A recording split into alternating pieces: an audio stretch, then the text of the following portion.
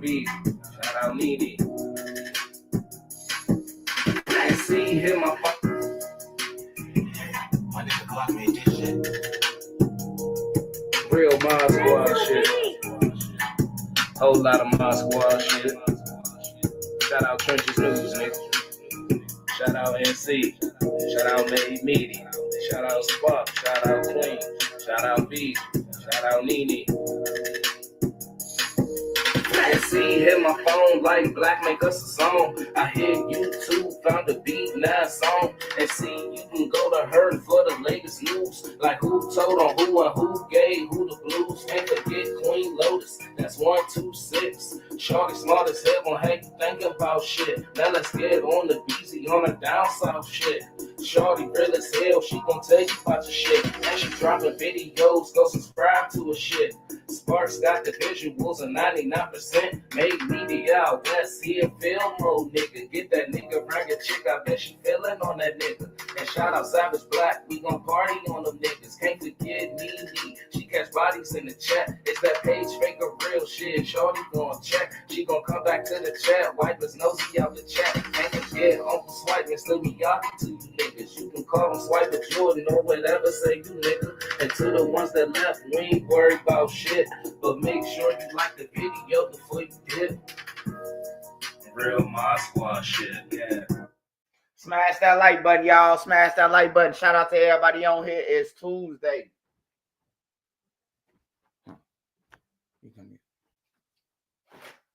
I'm finna switch over, and I'm gonna be right with y'all, man.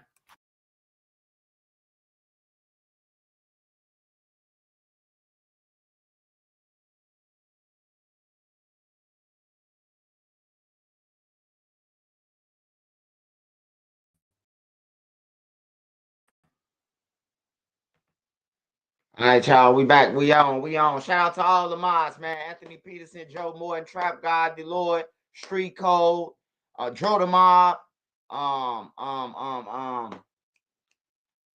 Mary Jane, God damn it, Sean Ward, Ray Cernez. Shout out to everybody. Bone Yak. Yeah, Bone Yak. Hey, I think that's the real Bone Yak right there, too, Nene, who he had a wrench. We just confiscated his wrench. Yeah. He said, "What's up, Mo?" That's him. He had a wrench already. If he ain't on here, if he ain't on here, he hit me in my inbox all the time. He be giving me stories in there, motherfucking thing. I forgot about Bone Yak. My fault, man. My fault, Mo. You got too many pages, Mo. Hey, what's up, y'all? Hey, man, I did a little research, man, on the girl. Now everybody in the comments talking about the bad Barbie, bad baddie, whatever her name is. You know, they saying that she rich and she ain't trying to get no money. Well, you ain't got to be trying to get no money with them type of allegations. Chief Keef could lose all his sponsors. Sponsors are money. Sponsors pay for bills. So if he lose all his sponsors, he lost his money, man. Like, what part don't y'all get, man? Like, some of y'all just one track mind, and y'all thinking about when I say shit with money grabbing. It's just, hey, money grabbing mean, goddamn it, you trying to destroy a nigga, you trying to break him. Yeah, she rich, but how rich is Keith? We don't know how rich he is. For all we know, it could be all the billionaire shit. The billionaire, hey, look, we seen Tupac get got, man. Tupac got, man. Tupac got the greatest catalog. That's one of the greatest catalogs. I ain't gonna say the greatest because Michael Jackson, them, and a lot of more catalogs. But Tupac, man, Suge Knight owned everything, bro. Everything was in Death Row name, man.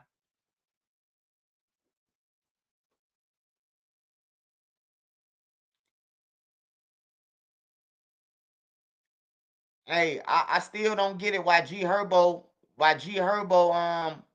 she brought the conversation up. I don't understand it, man. Ari, you know what I'm talking about? I don't understand why she even brought Chief Keef's name up, man. Chief Keef been doing good, bro. He's staying out of trouble. He alive and all that shit, man. Like, I still don't get her motive for that shit, man. It sound like it was a play, man. Yeah, that's what I'm saying. Hey, that's what I'm saying, D'Angelo. That's my point. Tupac Tupac had all them hits, bro, and didn't have no money when he died, man. Everything was in Suge Knight house. The mansion, the cars, and everything, bro.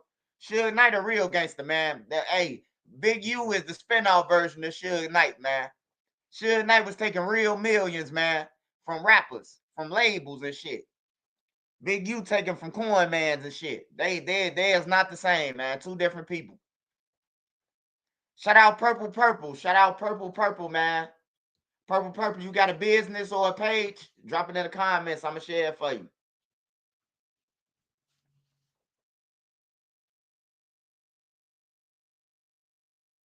But I think Chief Keef just need to move on.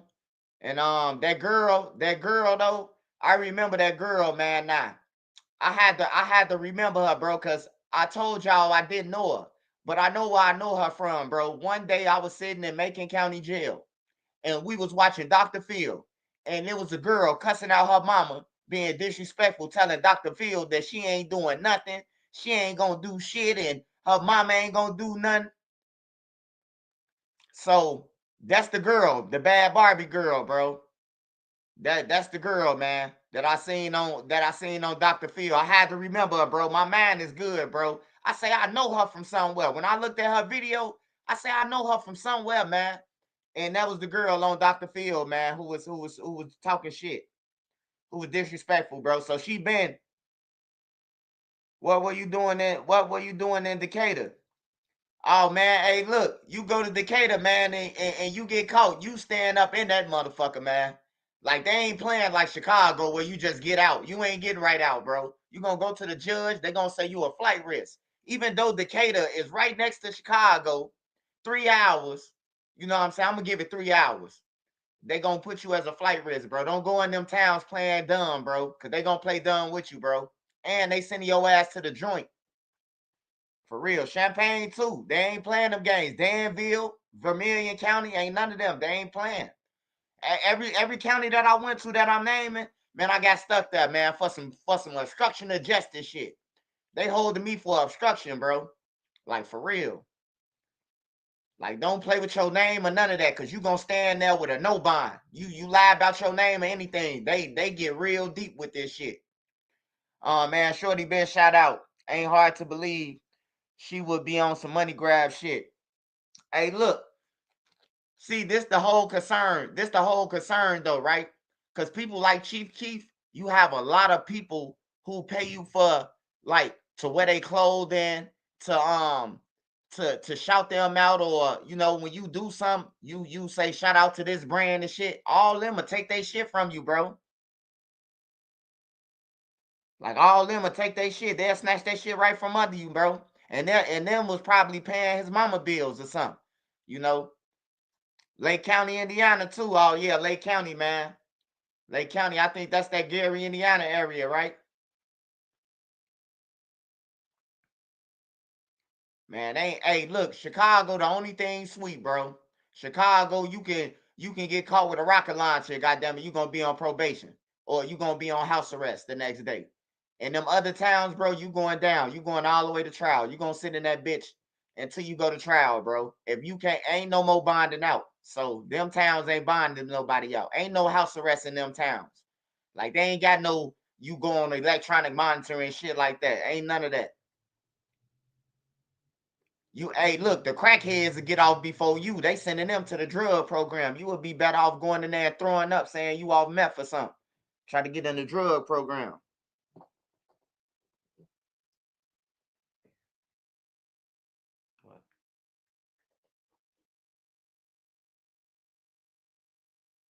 Yeah, so my advice to Chief Keef, man, just like leave that shit in the past. I wouldn't kick it with her. I wouldn't be around her. I will actually I will go and get an order of protection out on her ass, if you ask me.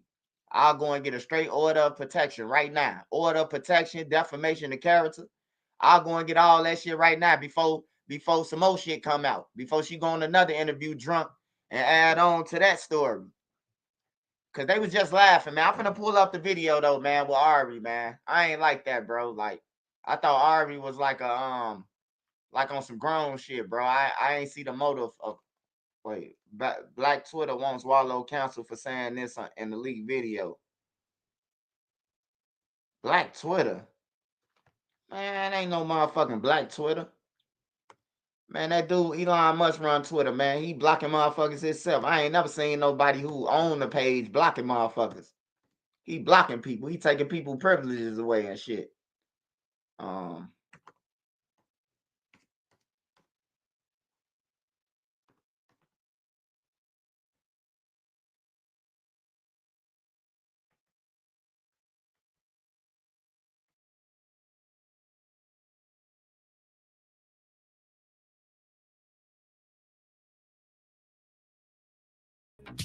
Connecting to a fridge that shows what you have and suggests recipes and sends instructions to arrange that keeps an eye on the cooking.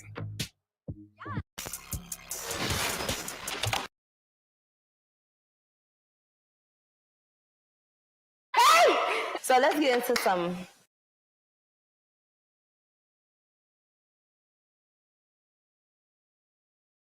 Three or four. Hold on, let me show you this one. 3 or 4. Hold on, let me show you this one.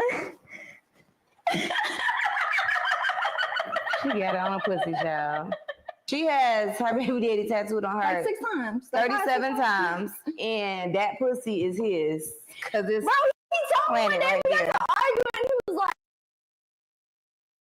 Hey, I don't even want to watch this shit. I ain't gonna lie to y'all, man. I ain't watching this shit, man. This girl is ratchet, man. Like for real, man. She needs some help. She needs some help, man. But yeah, Keith need to just stay away from her, man. Like when you see her, just throw up the peace sign. But then he might be in trouble if he do ignore her. If he stay away from her now, you know. Bill Cosby was rich. Bill Cosby was rich. Some of the people who were suing him, they was rich. It don't matter if you motherfucking rich or none of that shit. If a motherfucker want to destroy you, you know they gonna destroy you any way they can. Try the way they could try, you know. But if it ain't true, then it ain't gonna never go nowhere. Bro, I see 2 from every L we learn how to not get the L again. Yeah. She was on Dr. Phil though, man. I remember the Dr. Phil one now.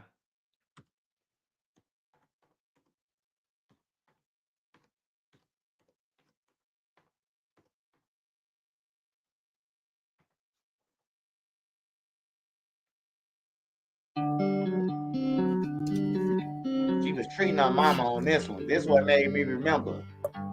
Today on an all-new Dr. Phil. My daughter is out of control. 13 years old, extremely provocative. Danielle vanished with the keys to my crew member's car. With her family, She's threatened you with knives. she's defiant. hi! Stop it. Oh, who is you? But has she met her match You want to do it again? Sit down. with Dr. Phil? You can threaten them, Good. but I'm your worst nightmare, girl. Let's do it. Have a good show, everybody. Here we go. This is a safe place to talk about hard things. Stand by. We'll count you I'll down. try to be an emotional compass and point you in the right direction. 5, 4. I am not. She's there with all? She's not going to come back. And what's scaring me more than anything is, you know, this girl who's being caught and everything. She put these niggas in that car. Stupid little girl. There's no saving her. There's just no saving her. Well, at 3 a.m. the next morning, Danielle finally returned home with the crew member's car.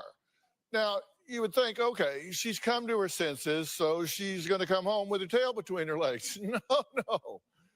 She comes home, but she refuses to give the keys back to the car that she stole. Danny. Give me the keys. Somebody's chasing me. Move. Ah! You want to play games with me, girl? You want to play games? Yeah, I get it. You want to watch me? Ow! Look at that lighter. Get off me. Yeah. Danny, get off me. We can't take these. He's gonna take. Deb, take the keys, please. No.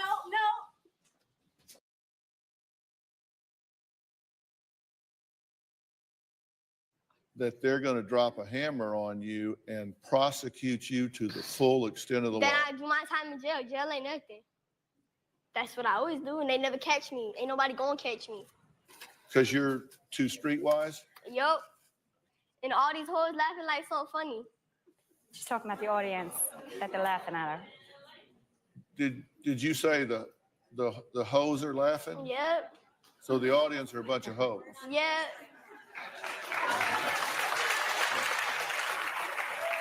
Catch me outside. How about that? Huh? Catch me outside. How about that? Catch you outside? What does that mean? What I just said. Catch her outside, and she'll go outside and do what she has to do. That's what she's talking about. Oh yeah, This yeah, is okay, all. yeah. This is all. But don't you see that this is all mouth? This is mouth. Oh, So you want to take this outside? Because I think they can bring cameras outside. Really? Because I think I flipped you. You want to do it again? Danny, don't get all tough. Please don't. This is not the place, Hey, and this is not sit the time. down. Sit down. All right then. sit down. Flip me now. Come flip me now. Sit down.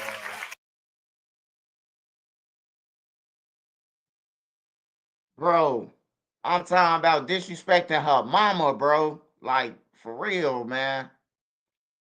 Disrespecting her mama. I remember this shit, bro. I remember I was sitting in the day room in the jail, bro, and everybody was watching this shit. It was on TV. The TV sits in the air. It's 2 TVs that's in the air on each deck.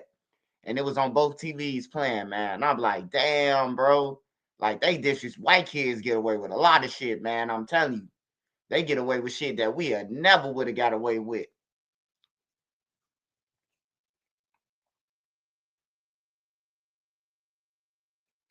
Oh, yeah, she on that motherfucker twerking and everything. 13 years old, man. 13 years old, bro. When I was 13 years old, I ain't gonna lie to you, man. We was going to skate rinks and shit. We was going to skate rinks. We was going there where the girls was, man. But like, we was kids, bro. We was kids, bro. Like, we went to parties as we got older, but it wasn't no parties when we was 13 and shit like that. Like, we weren't having no motherfucking parties at no 13. The older niggas was having the parties and shit. My mama would have been wearing my teeth, yeah.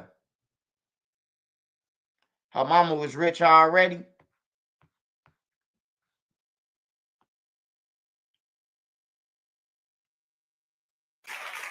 Come flip me now. Okay, we're going to meet Danielle's grandmother, Barbara, who says while she's scared of her granddaughter, she has a tough message for her own daughter. We're going to find out what that is when we come back.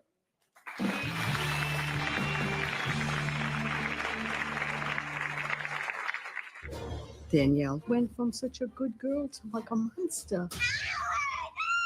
She calls me a bitch. I fear that she's going to get hurt. I want my granddaughter back. And later, I went there to do my job, and I ended up getting robbed. You was dumb enough to leave your keys in my room asking for it. it ain't her you got to worry about. New details in the infamous cold case. Colorado police want to speak to John Beday's now adult brother, Burke. Why do you suppose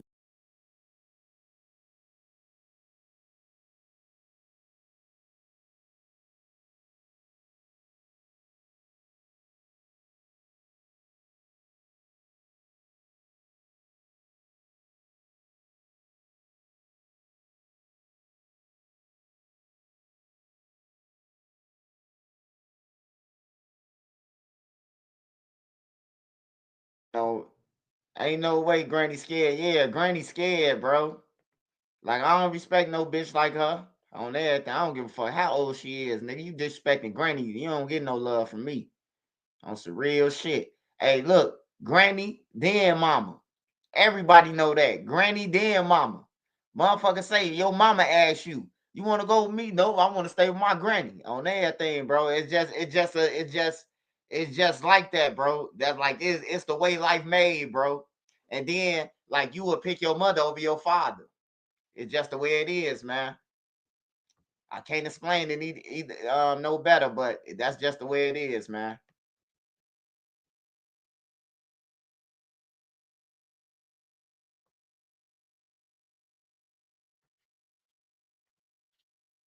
My oldest daughter, Camilla, 2 days old, she had to have open heart surgery. All of a sudden, she's on 5 different medications, but all right. Teenager is recovering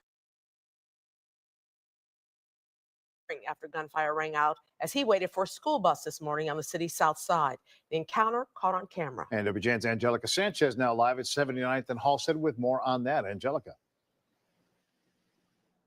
Good evening to you both. Neighbors we spoke with described being woken up by the sound of rapid gunfire. Video we're about to show you shows that teen boy waiting for a school bus when suddenly he has to run for cover.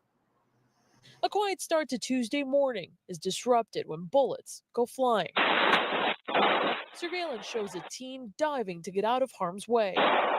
Chicago police say the shooting unfolded just before 7:30 a.m. They say the 18-year-old male on the video was standing on the 7800 block of South Carpenter when an unknown car with at least one unknown suspect began shooting in his direction. Police say the teen endured a graze wound on one of his legs. We've learned the teen was waiting for a school bus. He's an autistic young man, shot in the right calf. Police taped off the area for some time, placing several evidence markers on the ground. I didn't know they had. Bro, it's time for niggas to start going to get some jobs now, man. Like, for real, bro. It's getting out of hand, man. There was an autistic kid waiting on the magic school bus, bro. And the nigga that came through and did a drive-by at 7:30 in the morning, bro. Y'all ops must got y'all pressed, man. If you looking for them at 7:30 in the morning, they must have killed off your whole block on everything. You trying to get ahead of a motherfucker. You ain't even brush your teeth or none of that.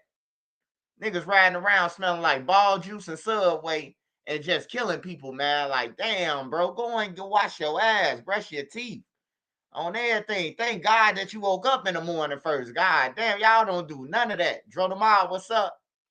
Hey, make sure y'all pray for Beezy, baby, man. Make sure y'all pray for Beezy, baby. Say some prayers for Beezy, baby. She going through surgery right now, man. Make sure everybody drop some hearts for Beezy, baby.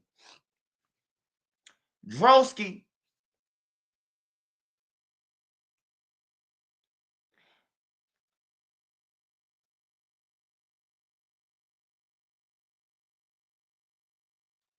I'm just glad he was able to react fast enough, for real. My son autistic. Yeah, my little sister is too, bro. I got a sister who autistic.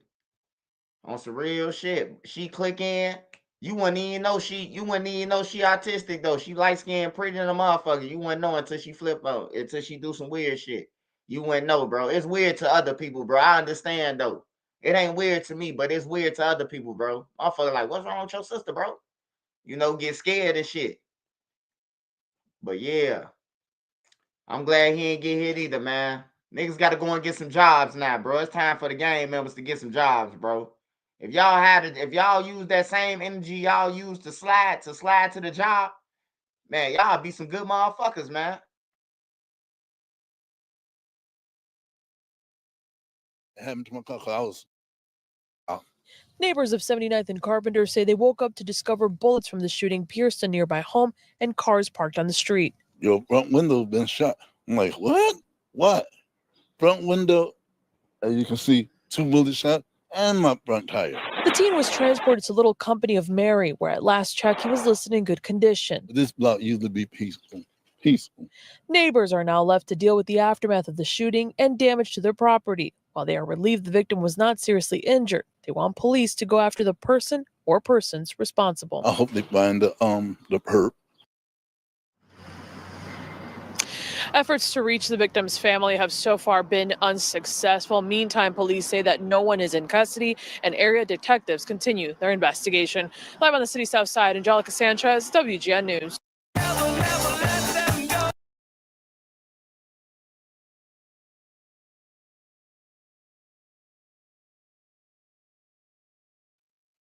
Smash that like button, y'all. Smash that like button. I'm rolling up, man. I'm rolling up.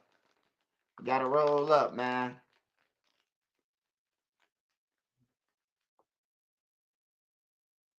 Got some Gusher animal mints. Gusher mints.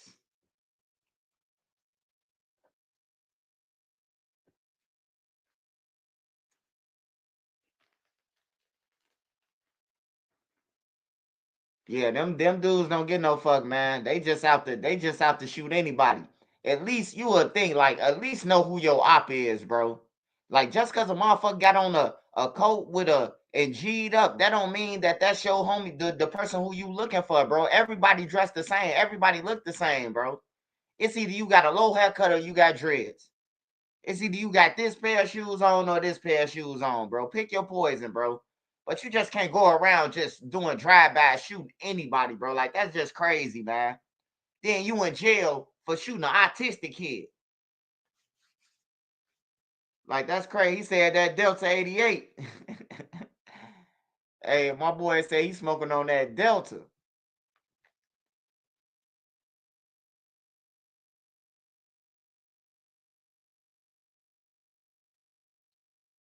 A Dallas school shooting and nobody in custody, man. This shit crazy.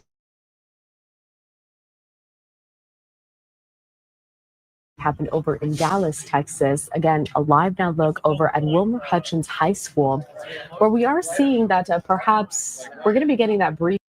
4 people wounded in a shooting at Wilmer Hutchins High School today. Dallas ISD officials say they have identified a suspect who is, they say, on the run, but officials declined to share much else about what unfolded. Fox 4's David Santendri has been trying to get more information from district officials, and he joins us now live. David? Yeah, Heather and Steve, that's certainly a key takeaway, that police have identified who this shooter is, but at this point in time, that shooter is not in custody. That's some key information, again, that came out of that news briefing from the district. But other than that, we really are not getting a whole lot of answers to many questions that we have and that parents here at the school have. So we were waiting for well over an hour for Dallas ISD to address dozens of media members out here on scene. And then when it came time for them to address us, we were told they were not going to take any questions. Then it turned into, oh, we're going to take just 2 questions. Keep in mind, there were dozens of us out here. So they were not really addressing some key questions that these concerned parents have, that we have. Right now, they're only saying that 4 people were injured. The district is not even confirming that those 4 people were shot, just saying that they were injured, even though Dallas Fire Rescue has confirmed to us that 4 people were shot, 3 with non-life-threatening injuries, and 1 who is in serious condition at a hospital. Those victims range in age from 15 to 18, according to Dallas Fire Rescue. Here's a bit of an exchange that was had between Dallas ISD and media members just a few moments ago. Do know that the gun did not come through during regular intake time, so it was not a failure of our staff, of our protocols, or of the machinery that we have. So it did not come in through regular intake. Can you expand on that? I cannot. We're not going to expand. We do appreciate your time. That was the second question that Dallas ISD took. Again, they're talking about a gun making it into campus, but they will not confirm that 4 students.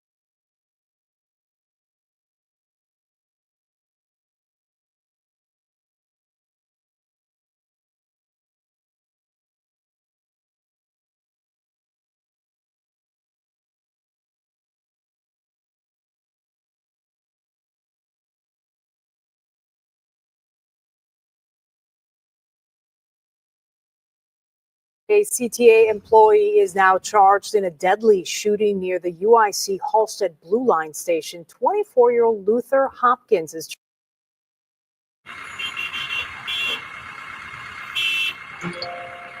Taxes was feeling so.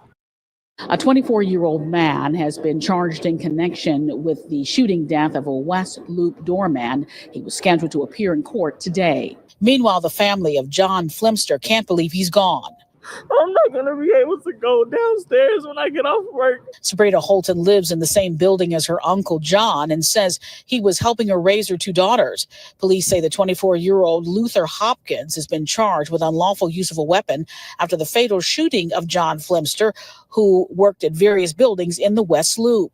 The Calumet City man now faces unlawful use of a weapon after he's accused of killing the 61-year-old West Loop doorman near the UIC Halsted Blue Line station during some sort of altercation. Hopkins has not been charged with first-degree murder.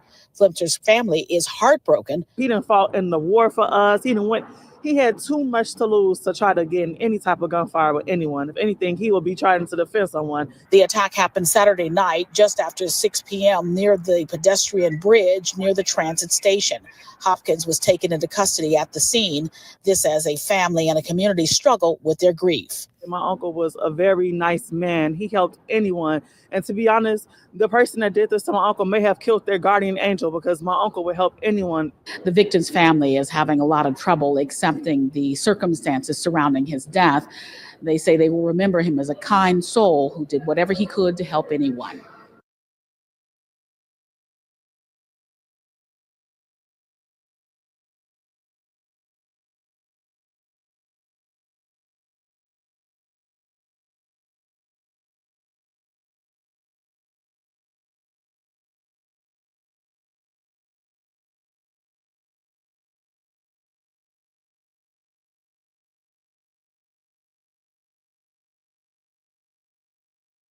Now, two young suspects are charged with murder and robbery in a deadly shooting on Indy's north side. It happened in January. CBS 4's Jesse Wells spoke to the victims' parents today. According to court records, the murder, which took place right here on this street behind me, stemmed from a date that turned into a robbery. The victim's family hopes both the 19-year-old woman who's accused of arranging the crime and her 18-year-old boyfriend who allegedly committed the shooting are held accountable for that senseless killing.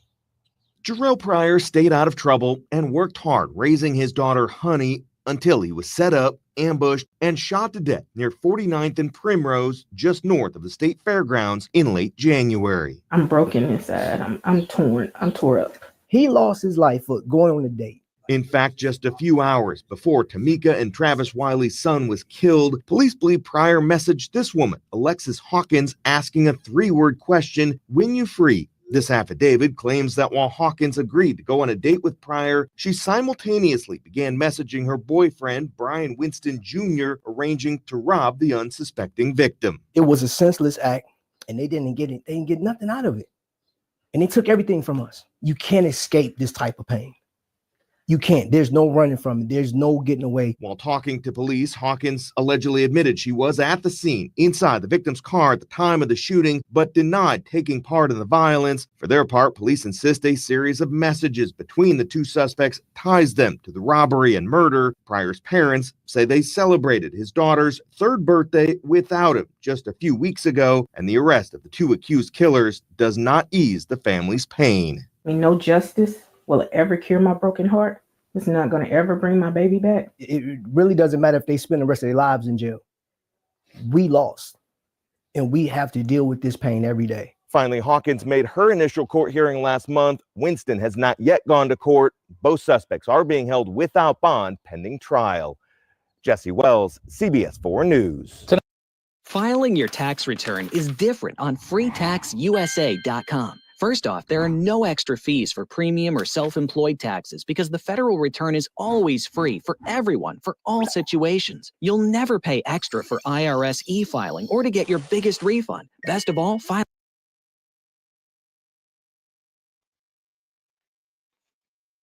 Hell yeah, you gotta watch out. I'm rolling my weed still, y'all, man. That's why I ain't on point yet. Just give me a little bit. Just give me a little second.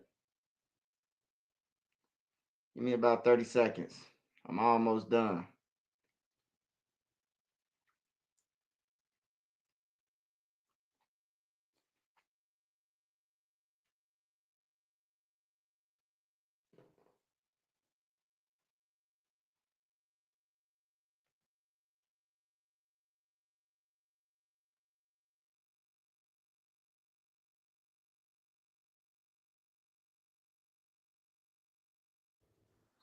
According to court records, the juvenile suspect and both victims agreed to meet at this mobile gas station for a shoe sale. That sale quickly turned into a gun battle with multiple people firing shots. But so far, the 17-year-old suspect is the only one facing criminal charges. On a Sunday night in late March, in the parking lot of this gas station at 42nd and Midhofer, 17-year-old Taiwan Jones was shot and died after running from the scene. A second 17-year-old was shot and critically wounded. According to these court records, 17-year-old Tamarian Stokes is accused of shooting both victims, but he didn't act alone. Surveillance video from the store allegedly shows Stokes and 3 other young men, all armed with guns, confront the 2 victims.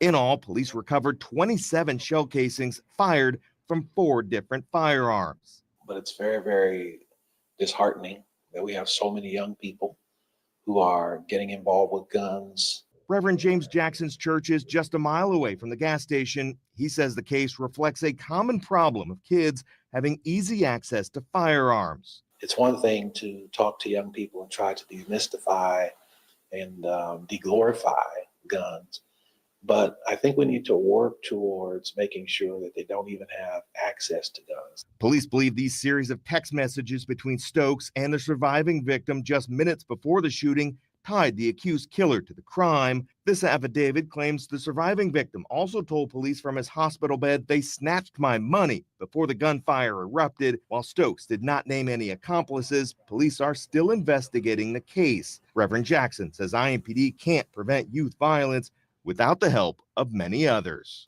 I think that we're going to really, really need our parents.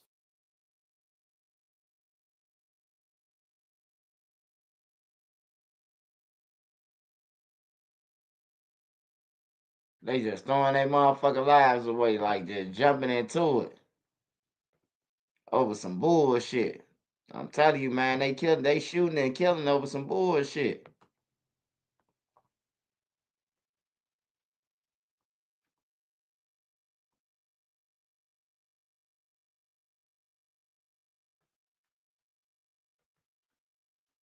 Nobody wins when the family feels. Give it in 31 plus years of this job. This ranks up there with the. Hey, smash that like button for me. I need y'all to smash that like button. How many likes in the building, man? I need y'all to get that them likes up. It's 488 people in the building. Smash that like button. 507 in the building. Smash that like button. Get them likes up, man. Y'all like everybody else shit. I be seeing y'all on Instagram. You know, when you like shit on Instagram, you can see what a person like. I be seeing all y'all liking everybody else shit.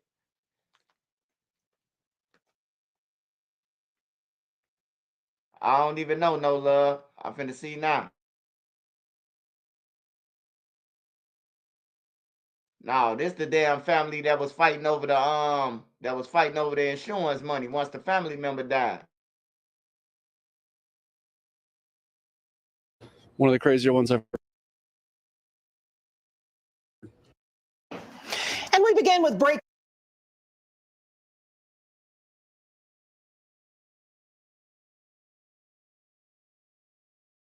Nobody wins when the family feels. Give it in 31 plus years of this job. This ranks up there with one of the crazier ones I've heard. And we begin with breaking news out of the west side of Detroit, where 5 family members have been sent to the hospital, all of them with gunshot wounds. Detroit police say there was a fight between family members and then things escalated into a full-on shootout. You're my worst enemy. You know, I wouldn't do it. I wouldn't do it. This is one of the most difficult weeks for the family of London Thomas, the 17-year-old known for her big personality and passion for all things hair. She's this big, but she ate this big. 14 from Inkster, the search party made up of family and friends working to find this young person who vanished, apparently without a trace, a week ago. Fox 2's Scott Wolchek has more on their unrelenting push to bring London Thomas back home.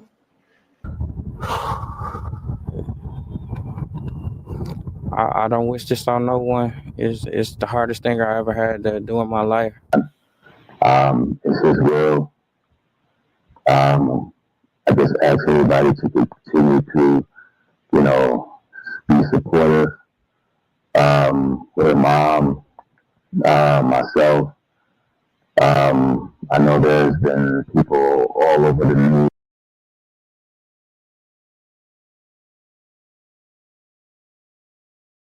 and things of that nature. London, has one dad. Her dad's name is Damon Thomas.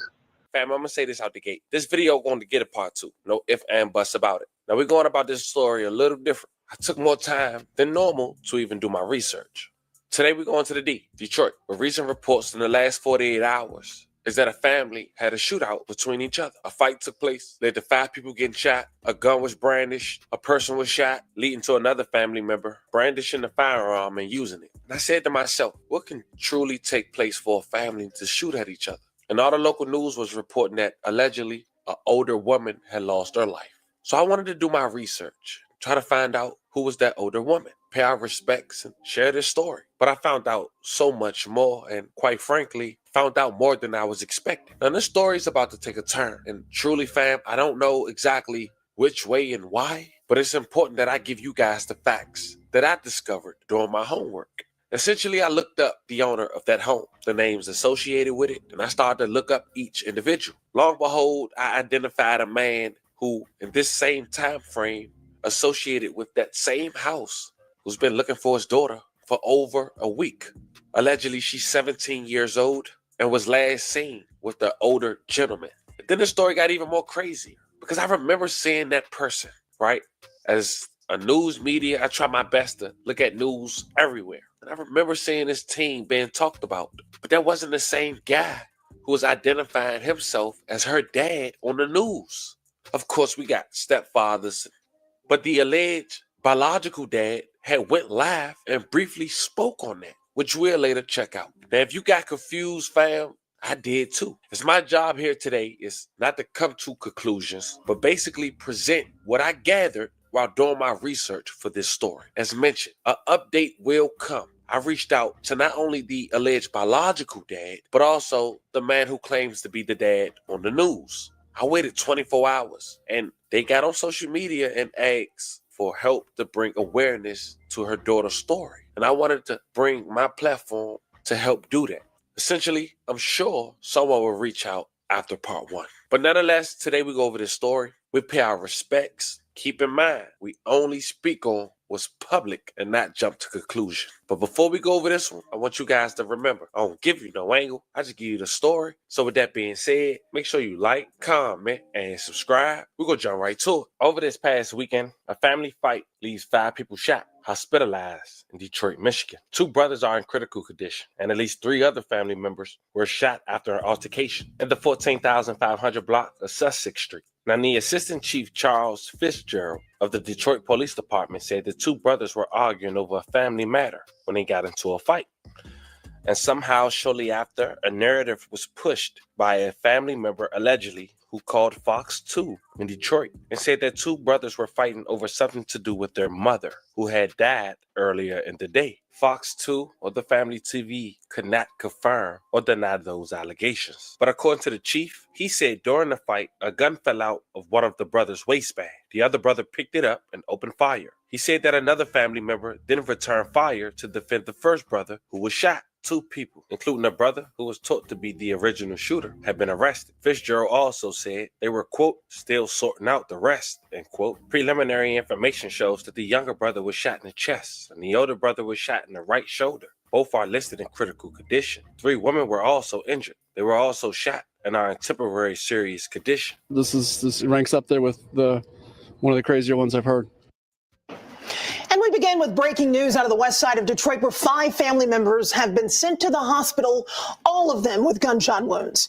Detroit police say there was a fight between family members and then things escalated into a full-on shootout. Good evening. Thanks for joining us. I'm Hillary Goulston. And I'm Dave Spencer. We are learning more now about the conditions of those multiple victims. Fox 2's Camille Mary joins us live from the scene. Camille, so much to unpack here. Where to start?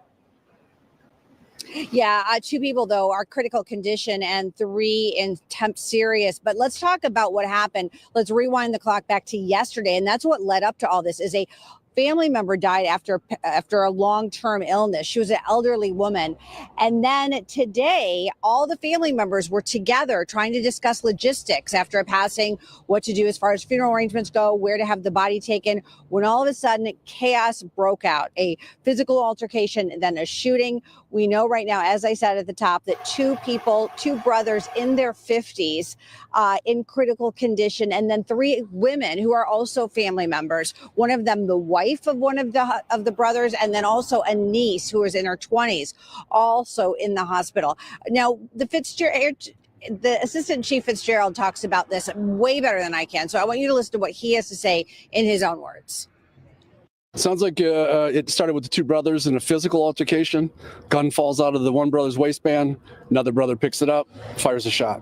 Others return fire to defend that person. And even when the original officers, the responding officers arrived at scene, they were still fighting on the front lawn. One of the family members had a broom, hit another.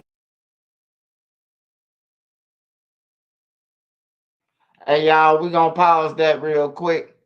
My wife, she's demanding TK be on the screen right now.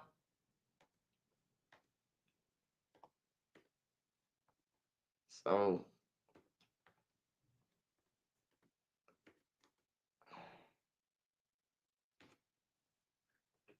we're going to get back to that.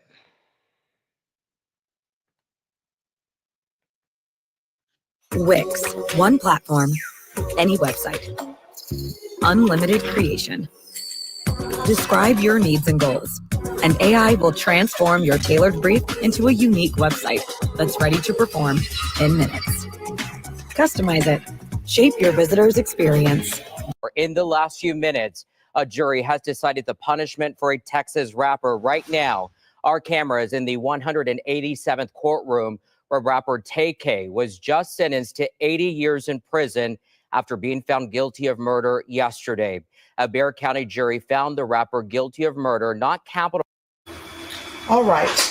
It states that we unanimously find that the defendant, Tamar McIntyre, did not cause the death of Anthony Saldivar under the immediate influence of sudden passion arising from adequate cause. It states that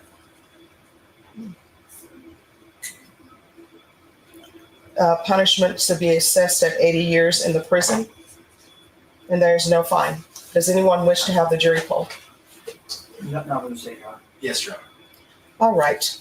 Ladies and gentlemen, I'm first going to start with your unanimous decision stating that there was no finding of sudden passion. If that is your verdict, I'll need you to respond yes. Does everyone understand? Yes. We'll start on the end. Is this your verdict? I'm sorry? Yes. Is this your verdict? Yes. Is this your verdict? Yes. Is this your verdict? Is this your verdict? Yes. Is this your verdict? I'm on the back row. I'm sorry. Is this your verdict on the back row? Is this your verdict? Yes. Is this your verdict? Yes. Is this your verdict? Is this your verdict? Yes. Is this your verdict? Yes. Is this your verdict? With regards to the sentence of 80 years in the prison and no fine, if this is your verdict, I need you to answer yes. Does everyone understand? Yes. Is this your verdict? Is this your verdict? Yes. Is this your verdict? Yes. Is this your verdict? Yes. Is this your verdict? Yes. Back row, is this your verdict? Yes. Is this your verdict? Yes. Is this your verdict? Is this your verdict? Is this your verdict? Yes. Is this your verdict? Yes. Is this your verdict? Yes. All right, ladies and gentlemen, I'm going to have you go back to the jury room, and I'll meet you back there shortly. Everyone, please rise for the jurors.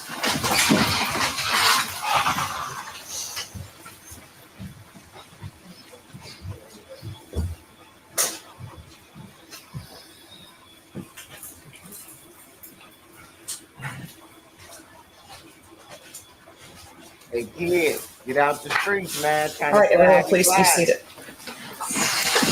That 80 ball ain't no joke. All right, Mr. McIntyre, the jury found you guilty of murder.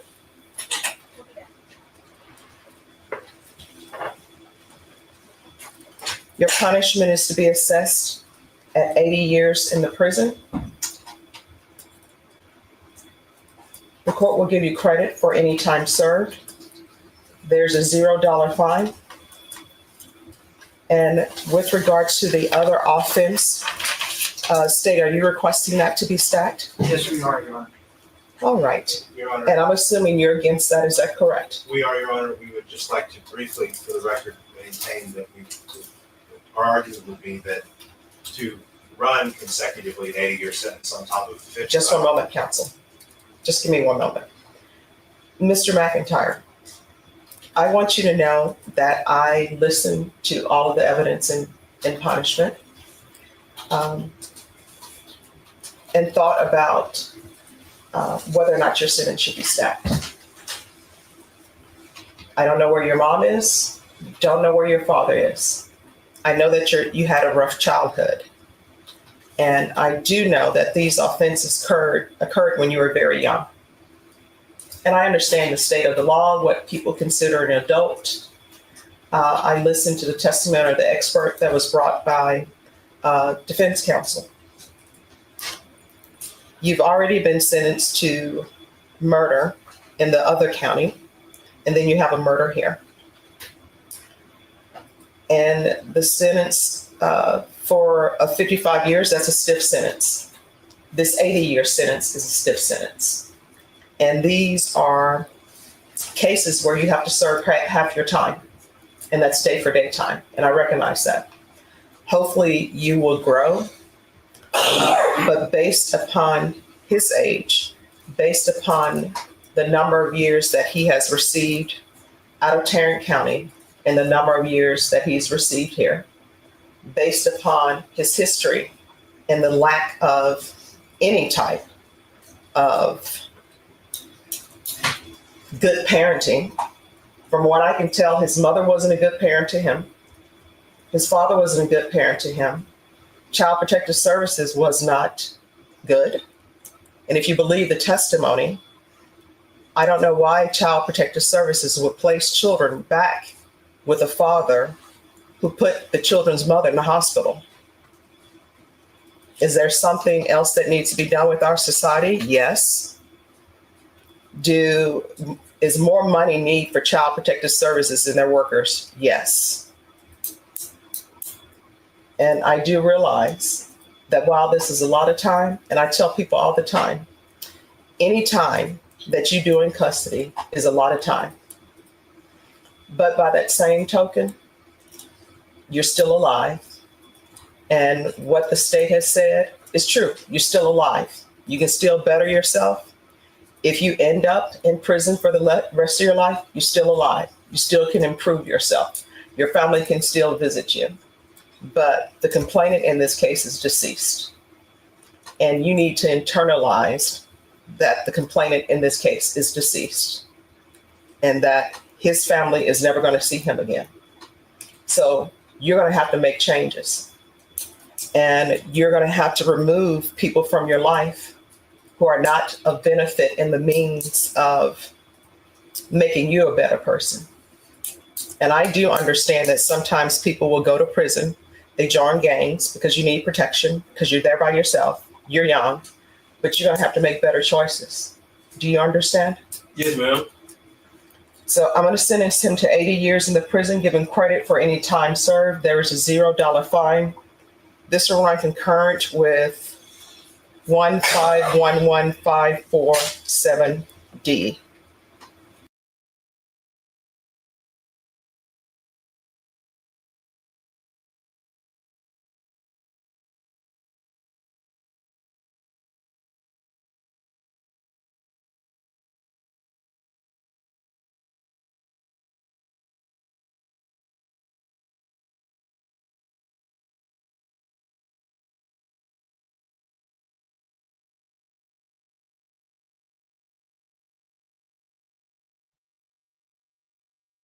Damn. Boy, he smoked turkey tail, goddamn it. Damn. Goddamn. Oh yeah, he got my brother beat shit. He got him beat. He got him beat shit. 93 years. That nigga got 130. 135. Something like that. At 50%. You still ain't going home. What he is? 20-something years old? What he is about? The shit happened when he was 16. So we'll say about 8 years ago. What, he 24? Yeah, it's over with.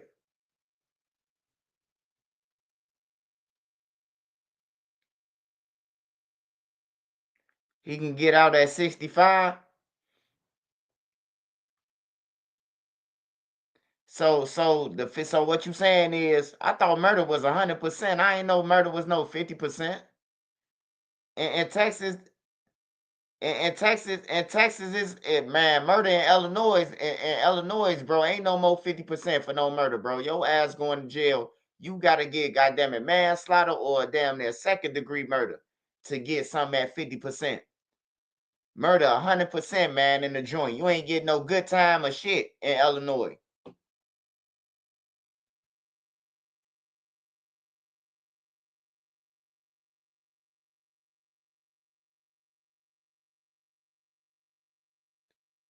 You got to do 65 years. Right, that's what I'm saying. Y'all saying that 50% though, like is a murder, like aggravated assault is at 85% at least. Like y'all sure he got to do 80? He got 50% on them cases because he got 55 on one.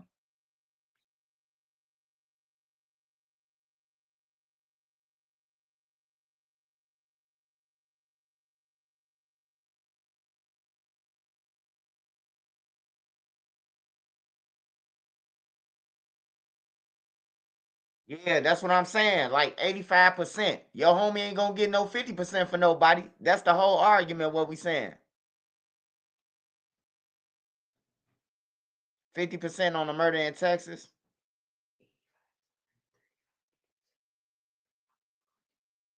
$85% is 114 years, and they saying that it's 50%. He still ain't gonna walk out the door. He like 24 years old already. What he gonna be? 84 years old? Damn near ready to check out. He'll be 67. 67 years on top of his 24 years old. Yeah, he gonna be dead in that motherfucker.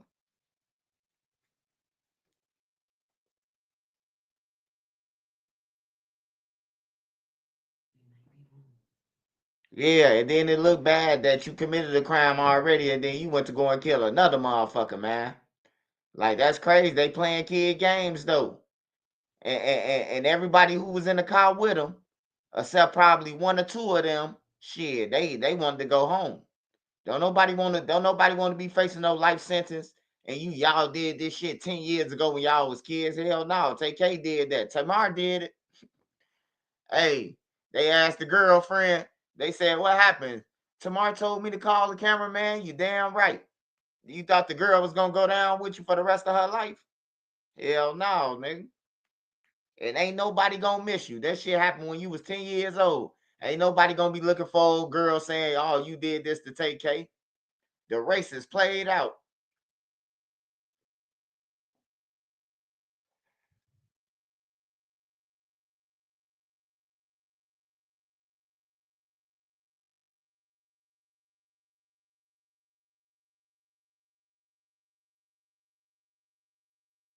Hey, if he would have got caught for that one murder, that 55 years, he would have had a chance for us to be talking about some, like, he'll be out, he'll be home at this time. But by him getting that other murder, bro, like, yeah, you could kiss that shit goodbye, man. That other murder with that 80 years just hung him. That's what just hung him. Well, I don't give a fuck if it is at 50%. That's what hung him.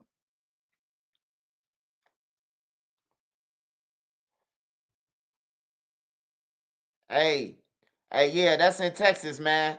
In Chicago, in Illinois, where we from, a murder is 100%. Soon you go to Illinois Department of Correction. Don't let the judge tell you that he gonna give you 50%. I'm telling you, bro, you gonna be mad at the motherfucker when you go to Stateville and they tell you, "Oh man, the judge lied to you." You might have to go back to court because we don't give out a 100% for a murder. I'm telling you. That shit over with. It's written all over IDOC walls. 100%, 85%, all that shit. 50%.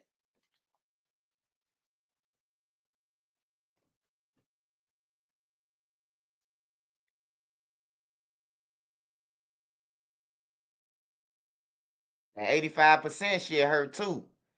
That 85%, that shit hurt. They say, man, you got 5 years at 85. That shit, You be thinking you finna go home. You count like 2.5 years now. Count more like 4. On some real shit, close to 4.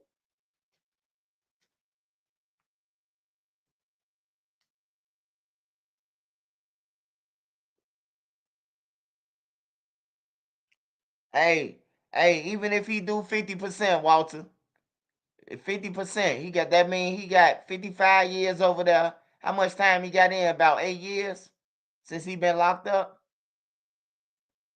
He been locked up for about 8 years, 9 years, some shit like that, 7. It's in between one of those. That still ain't good enough, brother. That ain't good enough, man. You got a 40 ball over here.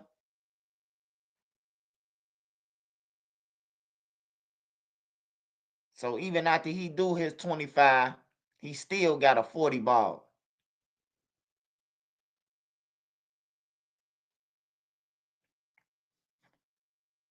Yeah, I ain't never heard of 50% either.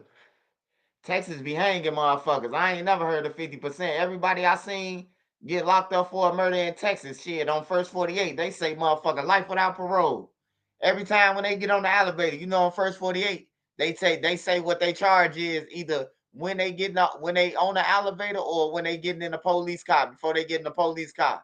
They say what he copped out for, what they gave him. Life without parole. Every time I see Texas on that motherfucker, bro. They hanging people in Texas, bro. My brother went to Texas, bro, when I was like in 5th grade, 6th grade. Man, I ain't see my brother until I graduated, until I went to college, bro. On everything. Got popped out with 2 keys in Texas. 2 kilos. I ain't see my brother for a minute, man.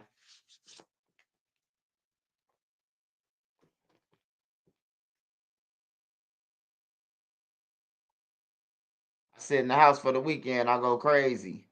And I can move. Yeah, that's crazy, man. Hey, I one thing I can say though is he look like he ain't even budge or none of that shit.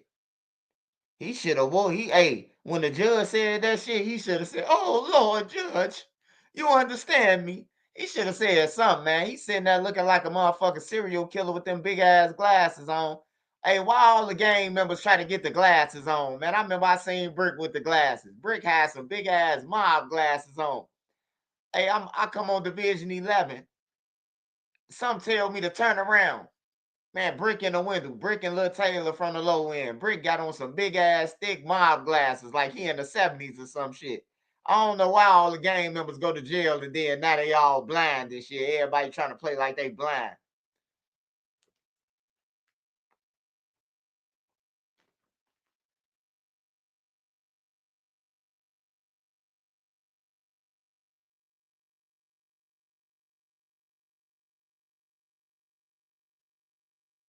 Now, for real, you got to show some remorse in that court, man. You got to show some remorse in the court, man. You can't just sit there like she ain't just said 80 years, nigga. You supposed to fall down to your knees like the law came. He's supposed to fall down to his knees like the law came, goddammit, when she said that 80 ball. Now, I think he probably could get back in court, though. He was 16 years old, man. You still a juvenile when you 16, bro, anywhere. You ain't no grown man when you know motherfucker 16, 17 years old, you going to the county. But 16, he was a kid, man. So he might get some relief on some of that. Like after he do about 30 years. They might give him some relief that he was a kid or some new laws might pass where he's 16. That's how a lot of people come home and from Chicago and shit. They was kids when they got sentenced to life. They coming home now for killing people. The nigga who the Mexican who killed the police officer, he home. He killed the police officer, shot him down in a little village somewhere. God damn it, he home now. Them new laws came back. He was 13 when they shot the police officer. But the grown people in jail though.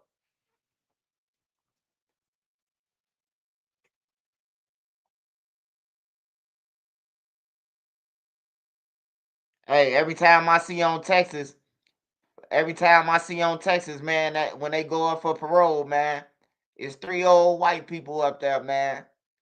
Or it might be a black person up there, but they old as shit too. And they be like, "What do you think?" I think he need to go and do back to the Grammy and do 50 more years on everything, bro. It's like the Klan up there. Everybody who I seen on the parole board here and shit, man, they hanging motherfuckers, especially in New Orleans, man. The way them people talk, I don't think you're ready right here. They sound like young boy and them, but prosecuting the motherfucker on everything, bro. My wife be watching that shit. Nene watch all that shit, bro. I just be sitting back watching that shit with Nene, like, you know, she always watching this shit. I wake up in the morning, go to piss at 3 in the morning, man, go to use the washroom. Dun, dun, dun, dun, dun, dun. God damn it, about to hide me throwing my shit and run through the wall or something, man. Thinking that old boy and them, goddamn it, chasing me. It's either that or the first 48. The first 48, man, on that motherfucker. Back in Overtown. I'll be like, God damn, Nene. He left the TV on, god damn it. I'll wake up in the morning, back in Overton. I'm like, damn, it's just murder. My pops got a book called My Midnight Years, Ronald Kitchen. Hey, brother, I'm glad that you promoted for your daddy, brother. But now I gotta send you to the sky, brother. Have a blessed day, my brother. No, I'm just playing. Don't block him.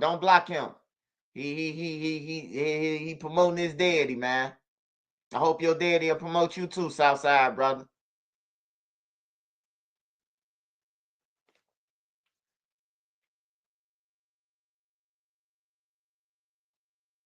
Yeah, man. I'll be in my sleep here in the first 48 dude, the narrator. Back in Overtown, it was 3 people shot. The friend said he didn't know what happened. The first 48. Oh yeah, first 48 Cleveland. Hey, look. Atlanta playing too. Atlanta now. But Cleveland, the best ones is in Cleveland. The one in Memphis when the shorty had shot around the tree. And Alabama. They're my favorite ones, bro. Martez C. I like that one. I like the Leicester Street. That was very like the whole time when I first seen the Leicester Street, I seen that shit when it first came on.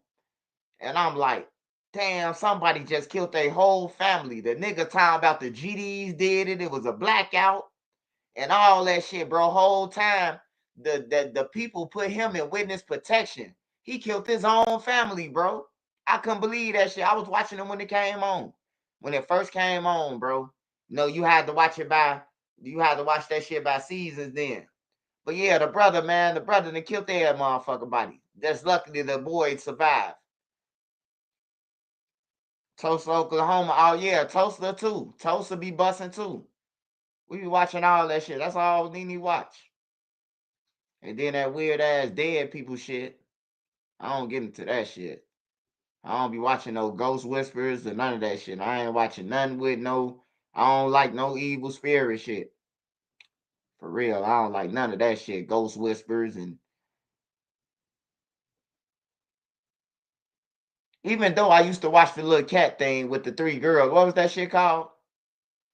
With the cat that talked, the black cat, Sabrina. Was it Sabrina? Yeah, Sabrina. Yeah, Sabrina used to be busting back then, bro.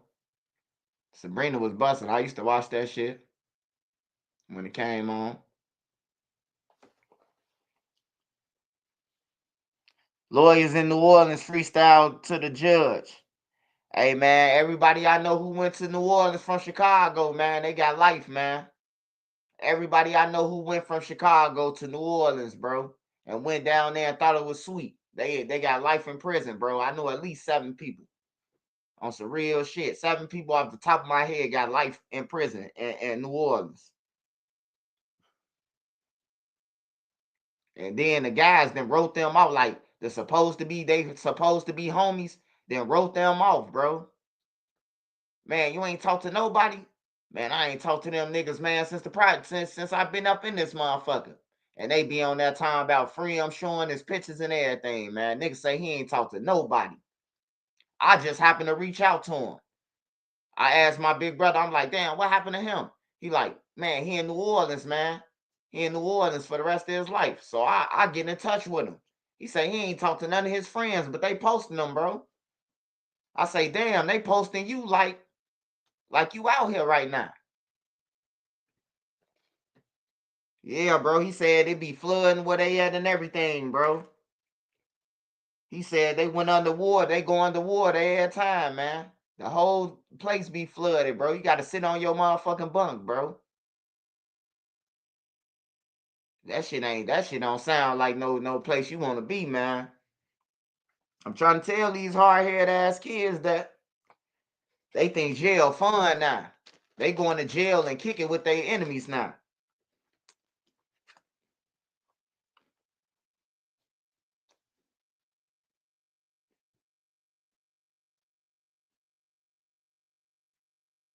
Hell yeah. But TK got 80 years, man. 80 years, man. Shit.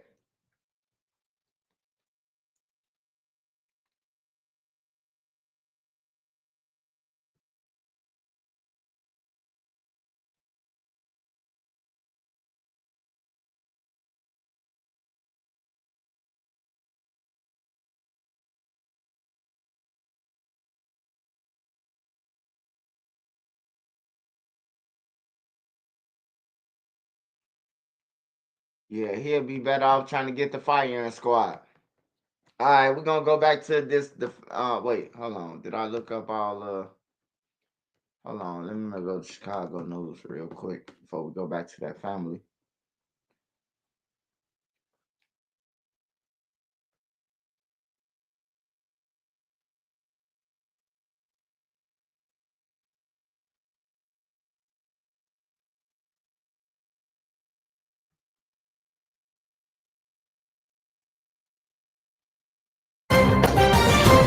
We start here at 6 with breaking news. A 17-year-old boy has been shot just steps from Chicago Vocational High School on the south side. Police say the teen was standing on 87th Street when someone in a vehicle pulled up and shot him. The victim was shot in the back and taken to Comer Children's Hospital, where he is expected to survive. The gunman got away.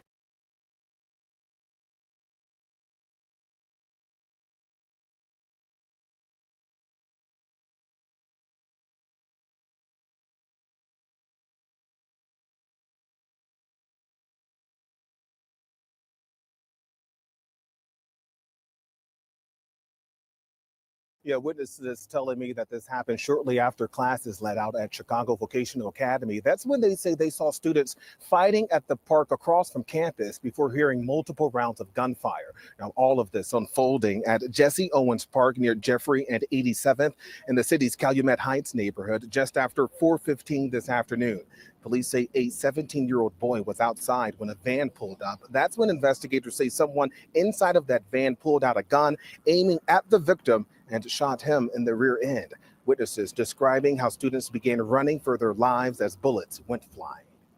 The kids, they just started running. They just all scattered. They all ran east, they all ran west, half ran to the school. They ran in subway. They just all scattered all over everywhere. Parents need to start doing something more too with their students, with their children, knowing where their kids are at all times. This is the end result of what it is we call as parenting. The 17-year-old was taken to the university.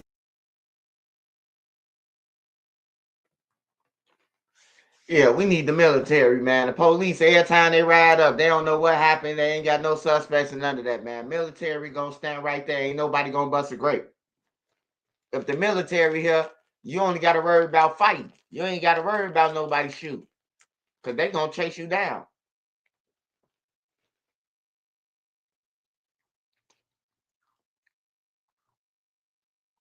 Yeah, it ain't never a suspect, bro. We can go through 50 news clips, and we have no suspects. They ain't never got no motherfucking suspect. What the fuck is the taxpayer citizens paying their money for? For them to pull up and start taping out shit?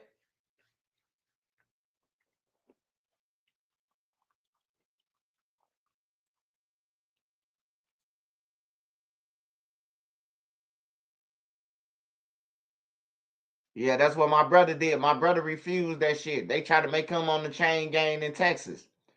When he was in Texas, he refused the chain gang. They put him in the hole. He sat in the hole for he did damn near 2 years and some change in the hole for not want to work, for refusing to work. I say, damn, see, in our joint, you ain't got to work if you don't want to. You ain't got to work. They got houses, certain houses to work. You got to put in the work. You ain't got to work if you don't want to. You ain't got to slave for that shit. But everywhere else, you got to work. Or they gonna, or 14 cent. Nah, it's 10 cent in our joint. You get $10 a month for state pay. Every month, everybody get $10. And then plus your job, whatever job you get paid for that. It's all slavery though.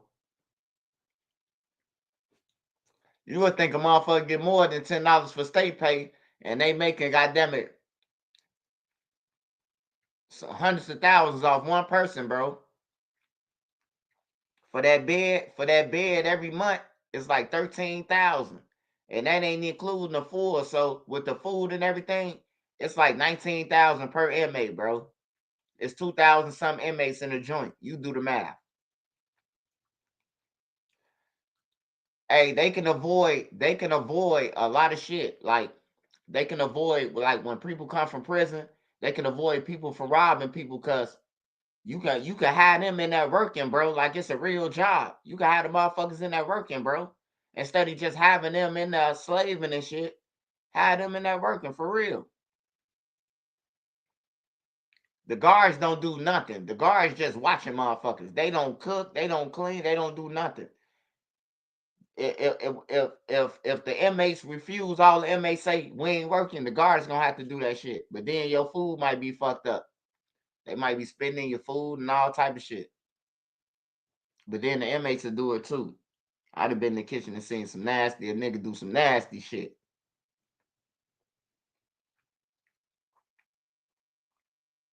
$38,000 per year. He said 38,000 per year.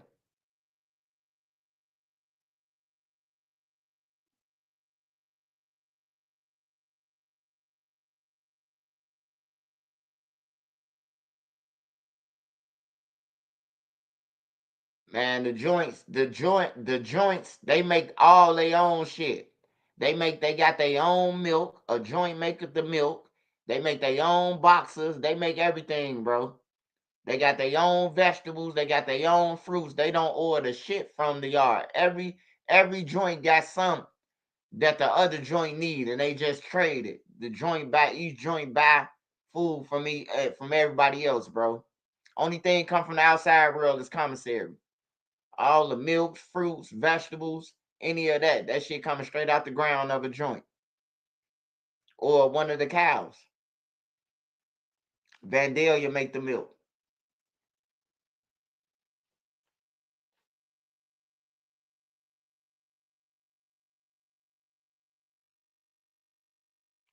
Hell yeah.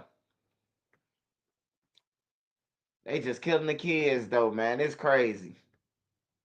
Like the kids ain't even got a chance. It ain't no need to go to school if you got ops, man. I'm gonna make me some shirts that say that. Ain't no need to go to school if you got ops, man. The kids still going to school trying to get a free lunch and getting shot.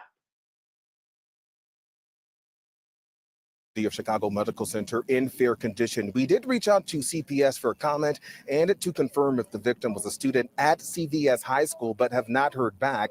This while police have not given a description of the suspected van at this time. There's no word of any arrests.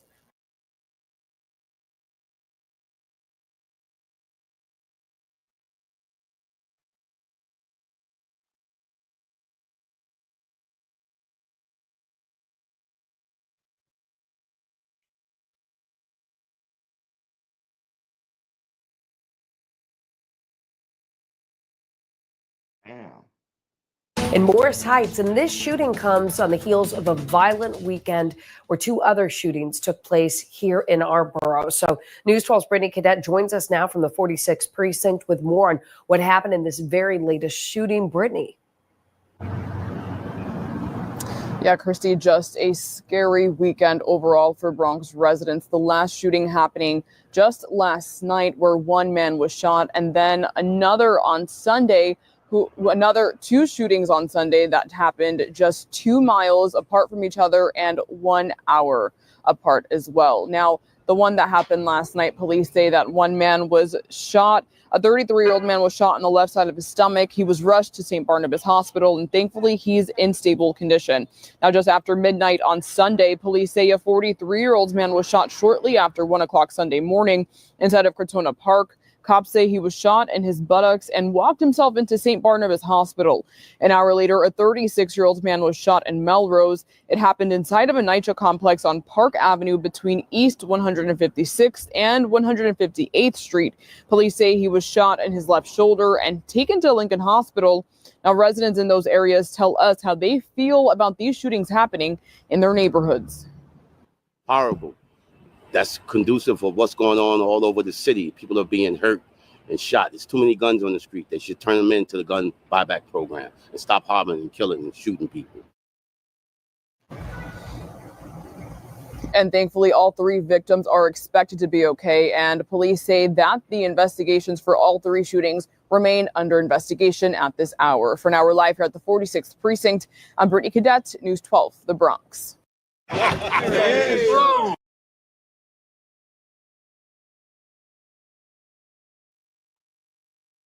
Hey, yeah, man, y'all be safe in the Bronx. This shit all around the world, man. I could go to any state news right now and find some shit that there's some people wounded, man.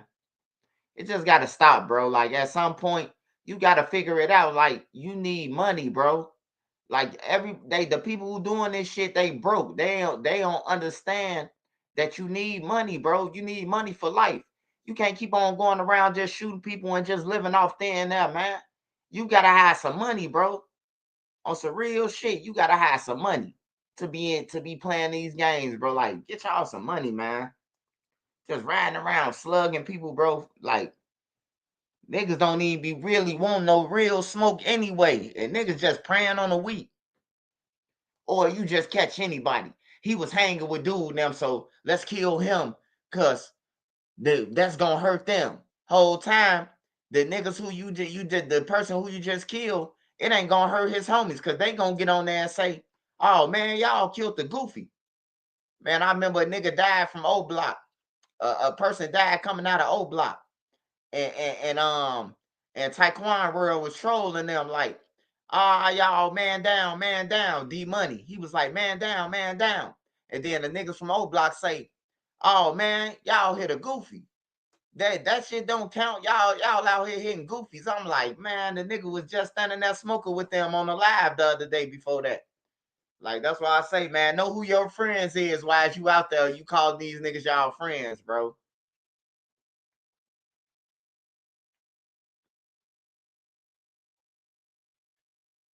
Hey, Kai, that be killing me too.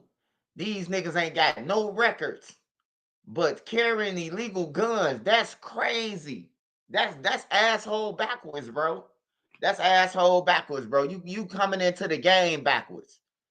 Y'all 18 years old, 19 years old. Hey, look, go and apply for your carry, bro. They don't be thinking that far though. They be needing that shit right now. We got ops right now. Instead of them telling the niggas who 21 years old, hey, look, go and apply for your shit right now, bro. Everybody on the block who ain't got their shit, now you ain't got to play offense. You ain't got to go and slide on nobody. You can play defense. You could be on your block having a barbecue. Somebody come through there shooting.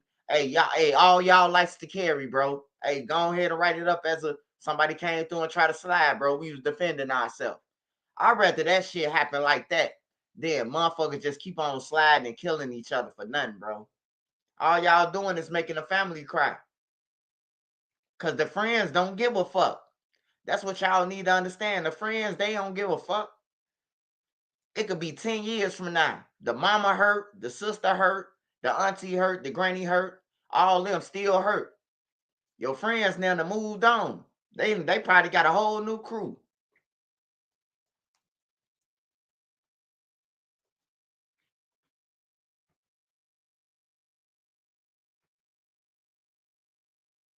And they say the guy Go Yayo out too, y'all. They say the guy Go Yayo out, man. I hope he start doing whatever he got to do to make him some money, man. Cause trying to go against Sauce Walker now right now and you broke his shit, it ain't looking good, man. And the way it's looking right now, it's looking like Sauce Walker, goddammit, it's looking like Sauce Walker, goddammit, putting price tags on your head, leave a nigga wait, stand. I'm the man. You know? That's what it sounds like to me from the police reports. Cause I'm still trying to figure out how that motherfucker who got killed, how that motherfucker who killed somebody in Memphis ended up in Houston dead. I'm still trying to figure it out. I ain't figured it out yet, but when I do, I will be dropping a video about it. Cause I gotta figure it out, man. How the hell, like, what would make him go to Houston after he done did this shit and his face all over the TV screens and shit? Like, for real. Like, what made him go to Houston after he killed somebody in Memphis? Like, out of all the 50 states that you in, why would you go to Houston? No, see, hey, see, you think I'm talking about he backdoored South. I ain't say he backdoored his artist, man. You ain't even listening to me. It's going over your head because you too busy got his nuts in your mouth. I ain't said nothing about that. I said I'm still trying to figure out what made dude go to Houston. Hey, Block One Messiah, get the fuck off my page on everything. Ain't nobody said Sauce Walker got shit to do with none of that. I said the way it looked. Get your dick sucking ass on, boy. That's what's wrong with you grown ass niggas. Y'all idolizing a nigga because he say Sauce drip. What you trying to get, a contract or something? Dick sucking ass. Your name Messiah and you worried about another nigga. Get your fake ass out of here. Ain't shit Messiah about your ass. Your name the Messiah. You ain't no motherfucking Messiah. You a dick juggler. A dick juggler. A ball juggler, motherfucker. Make a story about that. Yeah. Sauce Walker ain't got nothing to do with it. They be straight dick sucking. It could be in a paperwork, like with Lil Durk. It could be paperwork right in their face. I tell them, go on Pacer. Lil Durk ain't got nothing to do with it. Damn. Get Lil Durk dick out your mouth, brother. Like, god damn, brother. It's gonna be okay.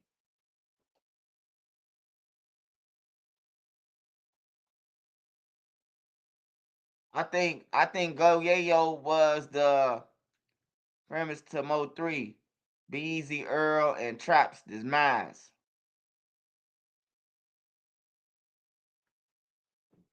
Yeah,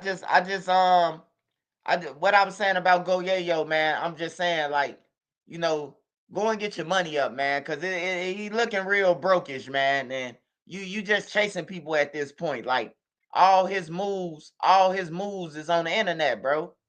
Like, we understand. We all know, the whole world know you into it with Sauce Walker. Like, you ain't gotta keep on broadcasting and shit. Get some money. That's all I'm saying about Go Yayo. Get some money. You need money, bro. Sauce Walker and them rich. Am I lying about that? Or is that a lie too? Sauce Walker ain't got no money? Cause shit, he always flashing a duffel bag full of money saying, ooh, we to me. Shit. All I'm saying is I'm still trying to figure out how the dude who killed Say So P, why would he go to Houston? Out of all the states that the other 49 states he could have went to, and Puerto Rico he could have went to, what made that nigga go to Houston? That's all I'm saying, bro. What made him go where Sauce Walker and them from? That's all I'm saying, man.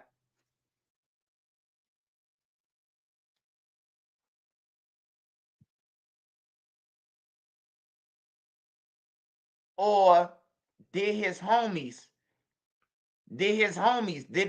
drive him down there and then make it look like it, since the internet said that Sauce Walker had something to do with it? Since they was like, man, they got your face on the news. Cause the nigga show jumped out the car without no mask on. The other dude was masked up. So to avoid to avoid any of them getting told on or something, they drove him down there and killed him. And to make it look like Sauce Walker and them did it, I don't know, man. But yeah, I ain't gonna lie, bro. I'm still trying to figure out how did he end up in Houston. I be looking it up every day, bro. I'm trying to figure it out. How the fuck did he end up in Houston with gunshot wounds to the head? Under the mall though. Under the mall though. He was under an old abandoned mall, man. Yeah, Southside. You know what I'm talking about. That type of shit. All right, we finna finish this story about this shooting yesterday over the rent money. And then Nobody wins when the family feels. Give it in 31 plus years of this job. This ranks up there with one of the crazier ones I've heard. And we begin with breaking news out of the west side of Detroit, where 5 family members have been sent to the hospital, all of them with gunshot wounds. Detroit police say there was a fight between family members and then things escalated into a full-on shootout. You're my worst enemy. You know, I wouldn't do it.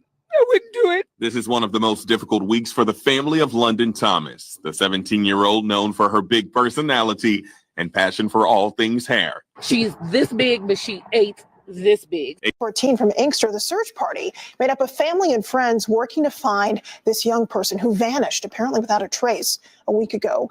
Fox 2's Scott Wolchek has more on their unrelenting push to bring London Thomas back home.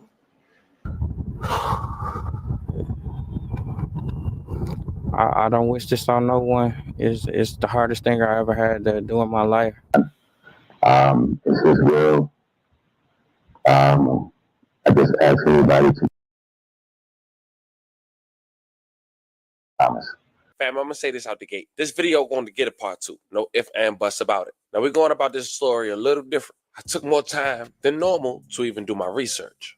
Today we're going to the D, Detroit, where recent reports in the last 48 hours is that a family had a shootout between each other. A fight took place, led to 5 people getting shot, a gun was brandished, a person was shot, leading to another family member brandishing the firearm and using it. And I said to myself, what can truly take place for a family to shoot at each other? And all the local news was reporting that allegedly an older woman had lost her life. So I wanted to do my research, try to find out who was that older woman, pay our respects and share their story. But I found out so much more and quite frankly, found out more than I was expecting. Now this story is about to take a turn and truly fam, I don't know exactly which way and why, but it's important that I give you guys the facts that I discovered doing my homework. Essentially, I looked up the owner of that home, the names associated with it, and I started to look up each individual. Lo and behold, I identified a man who, in this same time frame, associated with that same house, who's been looking for his daughter for over a week. Allegedly, she's 17 years old and was last seen with the older gentleman. And then the story got even more crazy because I remember seeing that person, right?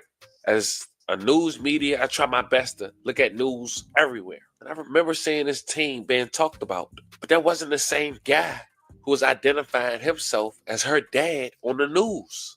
Of course, we got stepfathers, but the alleged biological dad had went live and briefly spoke on that, which we'll later check out. Now, if you got confused, fam, I did too. It's my job here today is not to come to conclusions, but basically present what I gathered while doing my research for this story. As mentioned, an update will come. I reached out to not only the alleged biological dad, but also the man who claims to be the dad on the news. I waited 24 hours and they got on social media and asked for help to bring awareness to her daughter's story. And I wanted to bring my platform to help do that.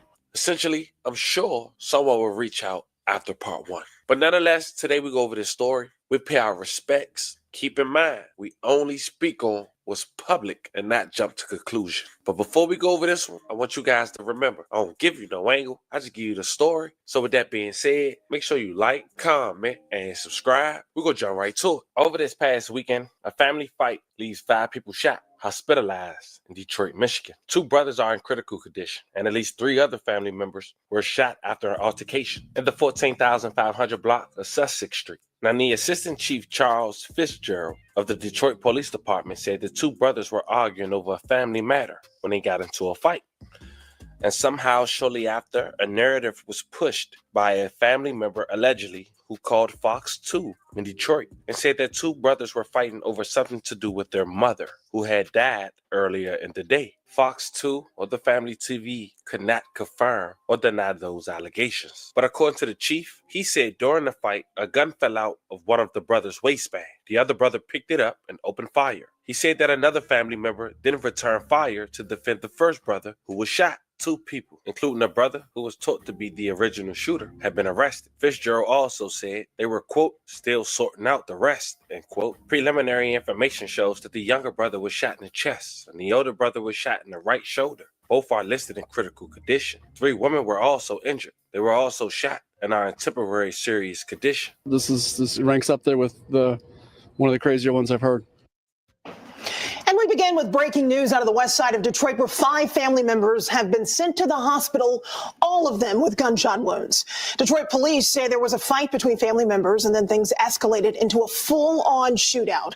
Good evening. Thanks for joining us. I'm Hillary Goulston. And I'm Dave Spencer. We are learning more now about the conditions of those multiple victims. Fox 2's Camille Mary joins us live from the scene. Camille, so much to unpack here. Where to start? Yeah, 2 people, though, are critical condition and 3 in temp serious. But let's talk about what happened. Let's rewind the clock back to yesterday. And that's what led up to all this. Is a family member died after a long-term illness. She was an elderly woman. And then today, all the family members were together trying to discuss logistics after a passing, what to do as far as funeral arrangements go, where to have the body taken, when all of a sudden chaos broke out, a physical altercation, then a shooting. We know right now, as I said at the top, that 2 brothers in their 50s in critical condition, and then 3 women who are also family members. One of them, the wife of one of the brothers, and then also a niece who is in her 20s, also in the hospital. Now, the Assistant Chief Fitzgerald talks about this way better than I can. So I want you to listen to what he has to say in his own words. Sounds like it started with the 2 brothers in a physical altercation. Gun falls out of the one brother's waistband. Another brother picks it up, fires a shot. Others return fire to defend that person. And even when the original officers, the responding officers arrived at scene, they were still fighting on the front lawn. One of the family members had a broom, hit another family member with the broom. Okay, so right now we know that there was also a person who was inside the house. This all happened outside, but who was inside the house, who is suffering from a stroke, who is recovering from that. Police worried that he could have maybe been hit in this, but he's okay. And then also a bullet hit another house. Luckily, no one was hit. Right now, it's kind of a hectic situation because someone walked up. He actually walked up to us first and then to police because he's trying to get to his house back there. He's screaming at police. Police are trying to get him to calm down. He doesn't appear to be related to all of this, but still kind of adding to the stress and the chaos of this scene. But for now, that's what's going on. Of course, we're going to stay on top of this and bring you the latest information as soon as we get it. Reporting live, Camille Mary, Fox 2 News. Yeah, Camille, whenever you're dealing with these domestic situations, we know emotions can run high. Do we know if the family members who were not injured are cooperating with the investigation at this point? Just imagine your smarter future home, where one machine does the washing and drying, connecting to a fridge that Well, again, interesting. And also, too, I didn't even tell you where this was. This is in Detroit, Sussex and Linden. Again, I apologize for kind of the chaos. You can probably hear the screaming behind me. But we do know that one of the people arrested, a woman, is also believed to be a family member. But who shot who? One of the people who shot is in the hospital, but police still trying to sort it all out. Just a very chaotic, messy scene. And again, this with this neighbor arguing with police is not helping matters at all. Yeah, David, Hillary, back to you. We know this happened a few hours ago, and it's still an ongoing investigation. So Now, here's where I say things took a turn when doing my research for this story. I waited 24 hours. I wanted to see a woman being reported deceased in Michigan. I didn't find that. So I decided to look up the tax records and who was associated with this home, which is also public records. And one of the names associated with that home is 48-year-old Damon Thomas. So then I decided to look up any public information on this Damon Thomas. Now, it's a broad name, but after going on social media via Facebook, I was able to find a Damon Thomas by the same age with the name spelled the same way, also from Detroit, Michigan. And while that incident went on, 24 hours prior, he mentions coming to Detroit. He also mentioned he is the father of a teenager who's been missing for a little more than a week now from the time of me doing this video, which I found crazy. And if we're not doing assumptions, I'll let you guys make sense of, is that a clear indication on why family will even shoot at each other? And possibly the reason the family TV didn't get a response from neither the biological dad or the dad who was claiming to be the dad via the news of this 17-year-old young girl who we'll later discuss. And on top of that, they has yet to make an appearance or post via social media. And the father also spoke on the man who was claiming to be her dad. Now, before we even play that and elaborate on this story, at this point, we still has yet to make an assumption. I'm telling you all public facts. Now, earlier in the week, a mom had went to Facebook and said the following. You see this stuff on the news, and never in a million years did we ever think we would exactly hit home. As of yesterday morning, my stepdaughter went missing. She was last seen with her boyfriend at his mom's house in Inkster. Her phone is being pinged from a field in Westland. Please repost. Contact the police. If you see her, we are worried sick and family wants her home. Please help. Now, shortly after, I don't know if this was the biological mom or the stepmom in this news clip, but someone who said there was this young girl mom has spoke up, and he said that the biological dad also went to the police. We don't know if the guy who was next to the biological mom, the guy they was referencing to as the biological dad, because if so, that would be 3 men who's claiming to be her dad. Check out this news clip. I wouldn't do it. I wouldn't do it. This is one of the most difficult weeks for the family of London Thomas, the 17-year-old known for her big personality and passion for all things hair. She's this big, but she ate this big. April 5th, around midnight, is the last time her mother says she saw London.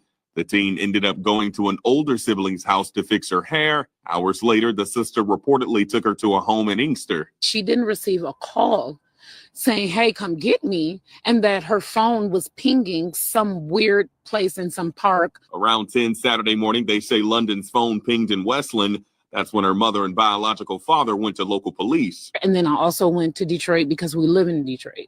Her family tells me they've searched high and low for the teen. They say she did have a boyfriend, but still, no leads have led them to finding London. Nobody has accused anybody of anything, not our family. Yeah. We just want her home.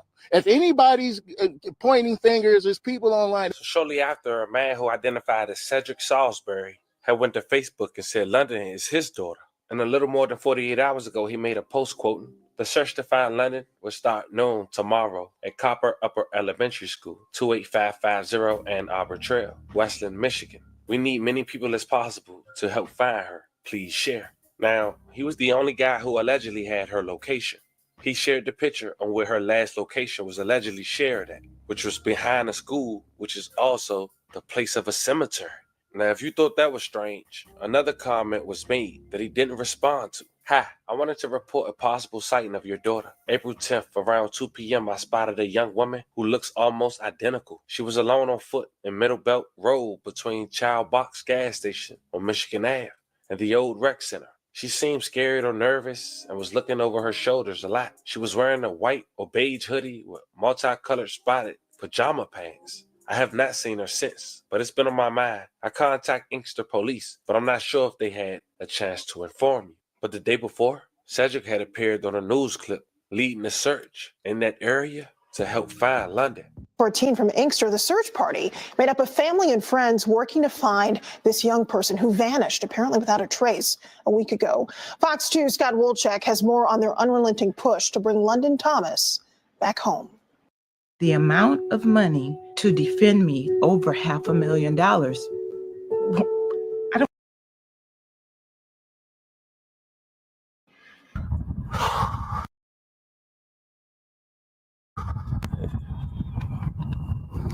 I don't wish this on no one. It's the hardest thing I ever had to do in my life, but we're not gonna stop looking.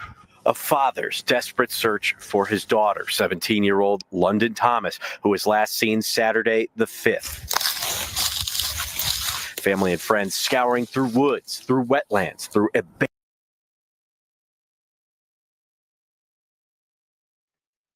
Hey, I'm confused. Shout out to Yvonne. Hey, I'm confused like hell, man.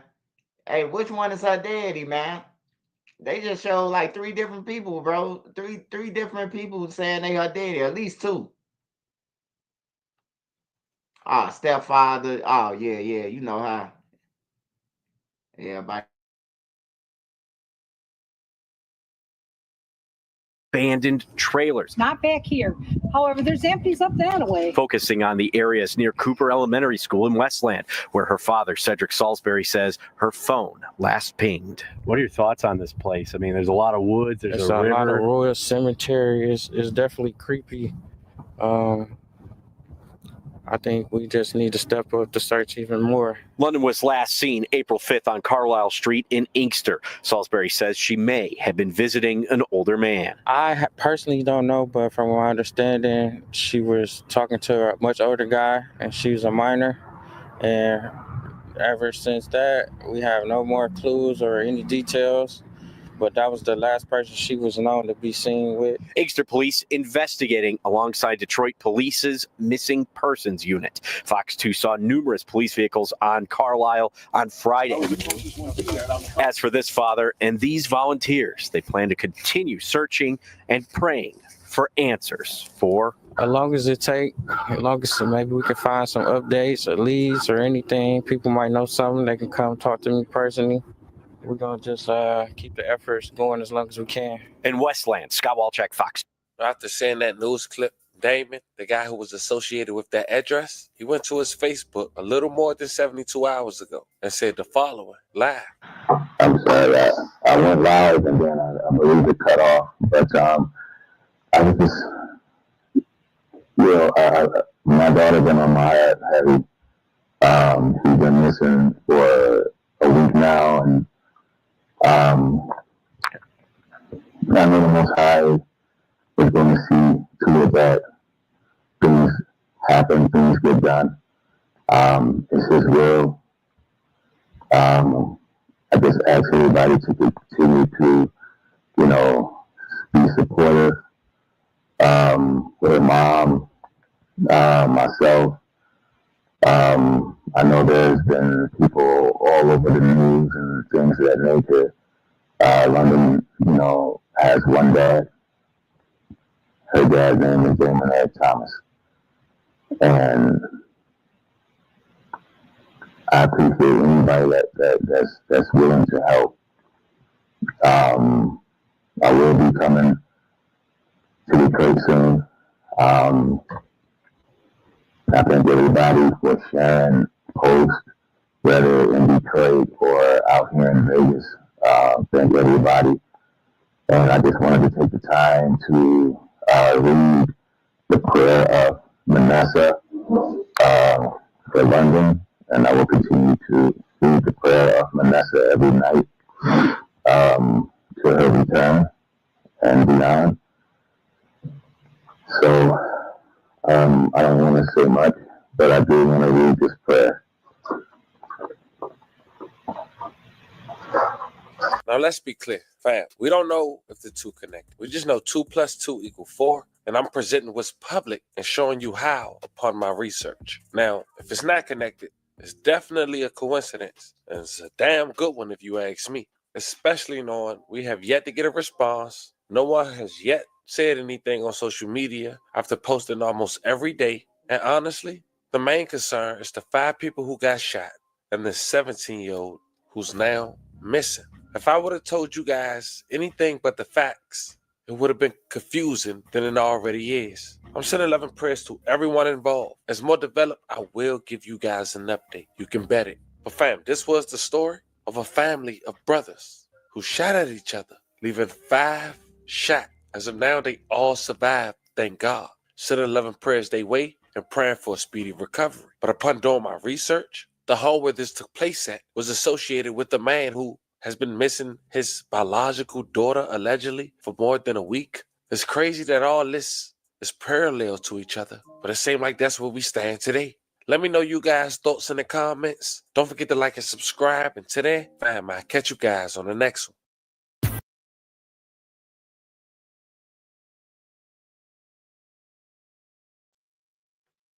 Smash that like button for me, y'all. You just coming in the building, smash that like button, take off your shoes at the door. So as they shooting at each other because of the girl been missing, I thought they were shooting at each other over the lady died, and they was trying to figure out who finna keep the house and shit. You know, that's what black people always, that's what they argue about.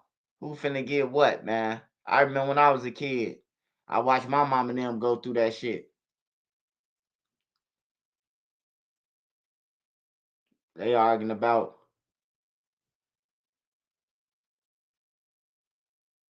No, if I watch their videos, I got enough respect. I got enough respect. I got enough money to buy that shit. Anything that I want to.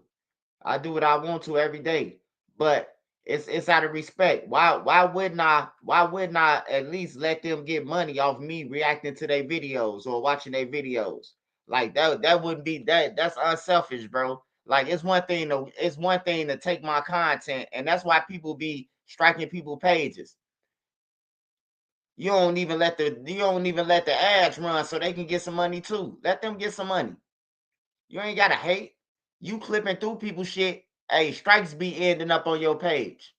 And you ain't gonna be here, lady, when I'm fighting 50 strikes. So, you know, you laughing. But hey, I ain't Lil Durk. You ain't gonna tell me to slide for Vine or none of that shit, and it's gonna move me.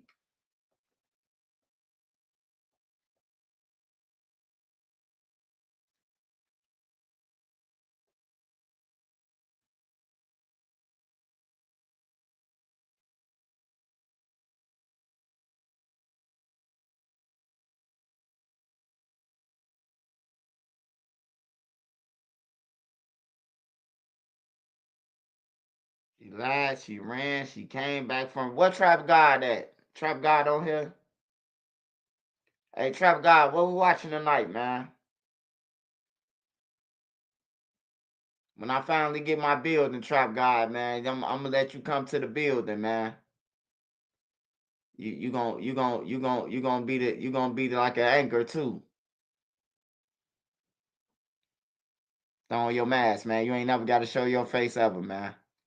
I paved the way for that.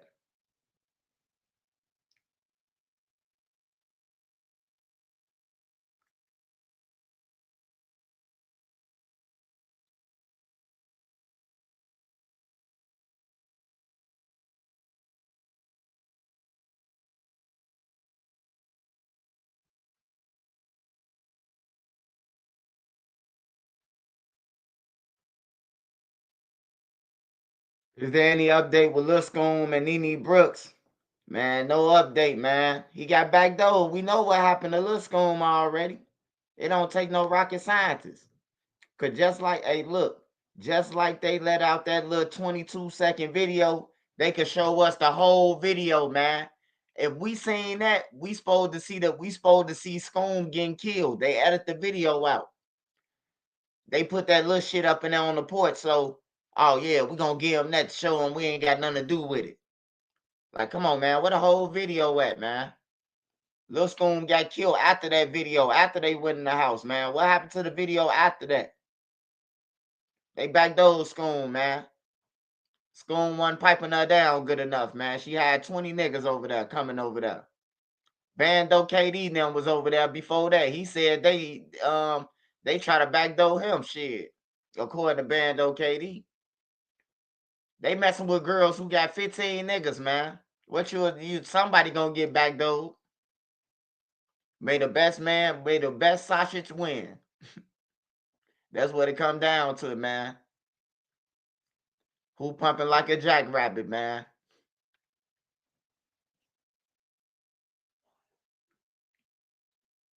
I still think the stepdad might did that. Yeah. Hey, look. You never know. First of all, look, you got to think about it. You never know. I Trap God. Let me put this on let me highlight that. I got you, Trap God. I highlighted it. Yeah, you just got to think about it, man. Like they set Scoom up, bro. It ain't hard to figure out, bro. It's just that one girl saying that Nene Brooks did it, and then the other girl, and then Nene Brooks saying that Journey did it. But Nene Brooks on the run though. She the only one that ain't talked to the police. Journey done went in there and told them, her little story. And now she on the internet talking about bodies and shit. Rapping in songs and shit. I'm gonna fix her little ass. She back door school though. The student that stabbed the old boy at the track meet got a bond reduction. Yeah, he got a bond reduction. He got a bond reduction, man. He out in the world, man. Condolences to that boy who got killed and him, bro. It's a fucked up situation, bro. Hey, but we gotta teach our kids, man. Hey, if you don't own that shit, don't argue about it. On some real shit. We just gonna say it like that. If you don't own it, if I didn't buy it or you didn't buy it, we gonna agree. Do not argue with some shit that you ain't paid for that ain't yours. Such as a seat, such as anything. Cause motherfuckers ain't playing, bro. Especially if somebody tell you like, hey, bro, if you touch me, bro, it's home. That's a warning. That's called a warning in the hood.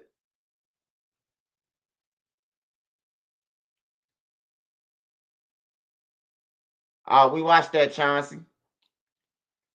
We watched the kid with his mama. His mama was in the room. His mama say he got to go down like a gangster, man. His mama said, you did it. Now you got to figure it out, man.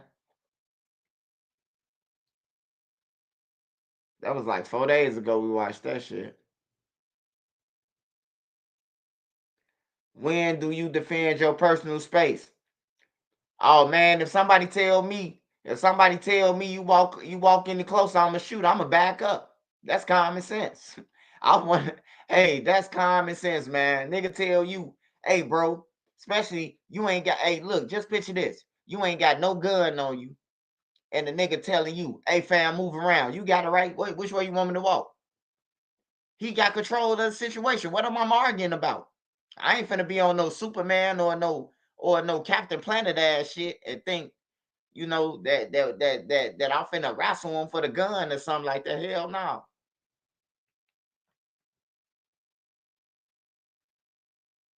Hell yeah. All right, so he said, wait, which one I highlighted? I started. Hold on. EWU body cam.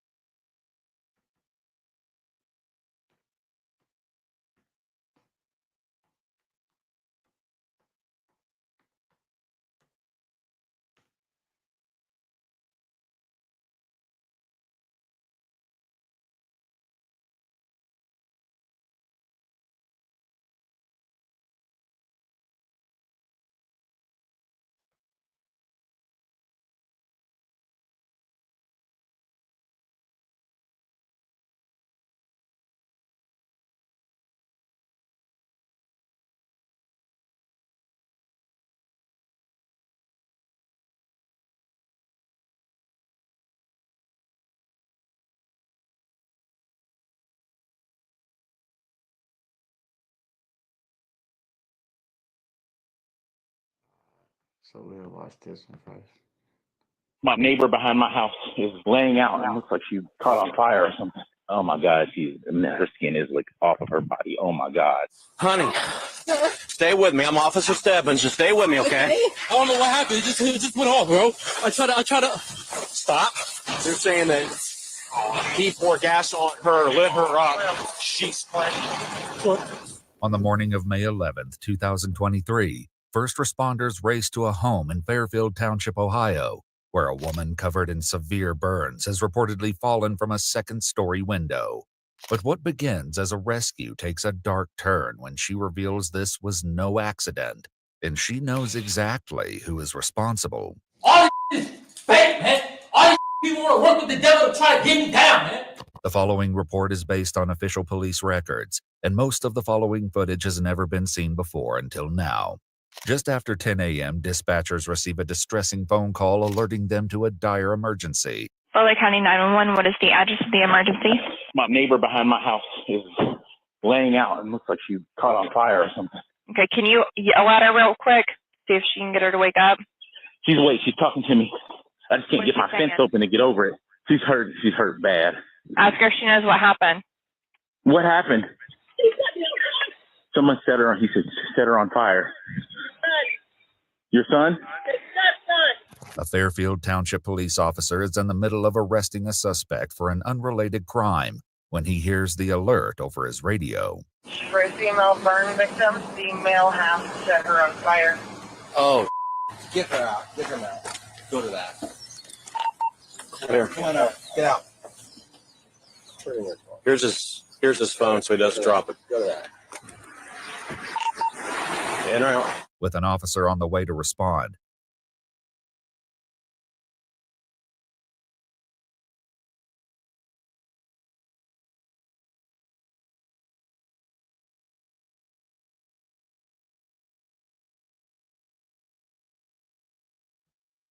Hey, that's why it's good. All them little baby Hueys that.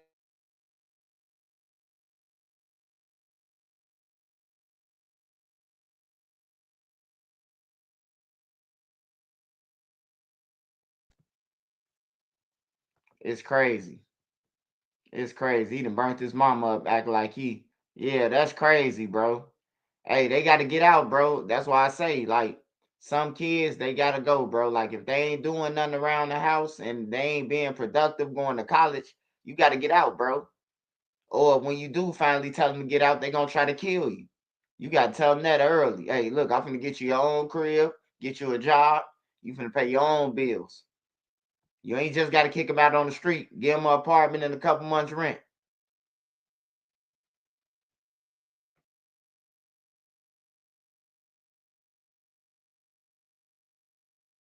the dispatcher continues gathering crucial details from the caller. Can you ask her son's name? Or if he has any weapons? Do you know if he had any weapons? Yes. Water with gasoline, he threw it on her. You said it was your boyfriend? Her boyfriend's son. Yeah, she said she's hurt. She's got asthma. She can't breathe. Do you see any burns on her? I do. Her skin is completely covered, burns, back, everywhere. There's actually smoke coming out of the house on the top floor. He set the house on fire. The house is on fire too. Oh my God. Oh my God. Her skin is like off of her body. Oh my God. The officer arrives and quickly locates the victim, 50-year-old Brenda Scott, who's in critical condition. 614, I've got the female in the back. Severe burns control. Give me an off channel. Go to 115. He stop 4. Back here on the ground, severely burned.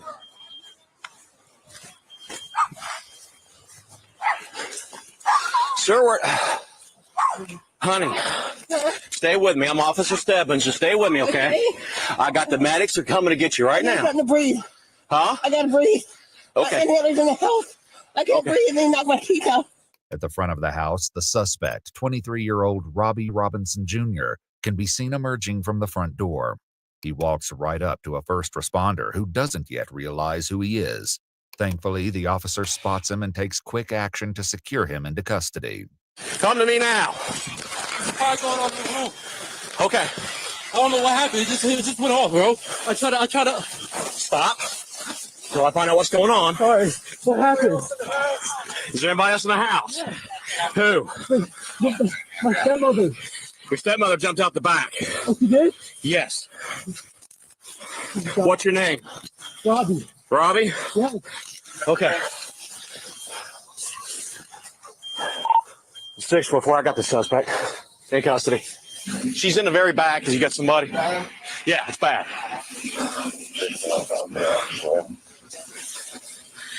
Are those too tight on you, Robbie? No, they're good. Okay. She says she needs her inhaler out of the house. She's burned bad. Do you need any medical treatment? I try to help. You breathing okay? Yeah. Okay. Listen, I got a whole hot mess right now. So here's what's going to happen. I'm going to set you back here with me for a minute, okay? I got some other guys coming. I'll do that back in a minute. Have a seat back here for me, okay? You sure those aren't too tight? You okay? All right, I got a lot going on. Give me a minute. Say anything about what happened? No. Allegedly, she was a domestic. They're saying that he poured gas on her, lit her up. She's Meanwhile, another officer keeps a close eye on Robbie, who begins sharing a version of events that doesn't quite match the victims. We're just kind of hanging out. I know they're going to have a lot of questions for you, okay?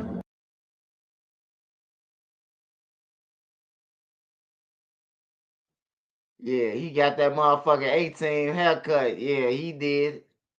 He did look like she pulled the plug out his shit. Look like she scratched his whole. Look like she tried to scratch his whole lining off. Appreciate it, Yvonne.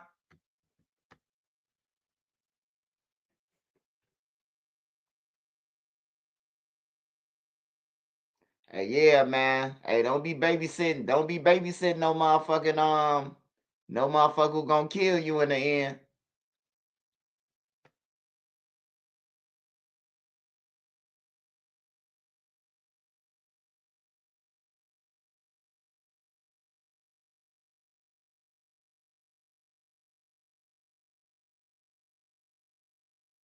Is she all right though? Like what? I don't know, man. I just got here. You tell me what's going on. Oh no, the fire! I just saw the thing, the fire, and I tried to get the fire extinguisher from my room. I tried to get the fire extinguisher and try to take it out real quick, but it was just all black in there. I couldn't see. When the sergeant arrives at the scene, the officer fills him in on what information he's gathered so far. He comes out of the house. Chief said he was in the house. It's Robbie. He's in custody. He's in the back of my car. I haven't talked to him yet. I get here. She said he knocked out my teeth. She's laying with a mouthful of blood, and she's burned all to hell. This is the gentleman that called. He's a witness. She jumped out of the second floor window. She's right here. You can see right here, Sarge. Her teeth are busted out. He physically assaulted her before he set her on fire. Alive and conscious, Brenda manages to answer what questions she can. Were they just fighting, I guess? I'm going to go with yes for now. Okay. Honey, were you guys, honey, did he set you on fire? Yes. What were you guys arguing about? Just fighting? What happened? Hurry to tell you. I know. We're working on it. Okay, you're fine. Though Brenda is unable to give more details, the grim scene inside her bedroom will soon paint a horrifying picture of what she endured.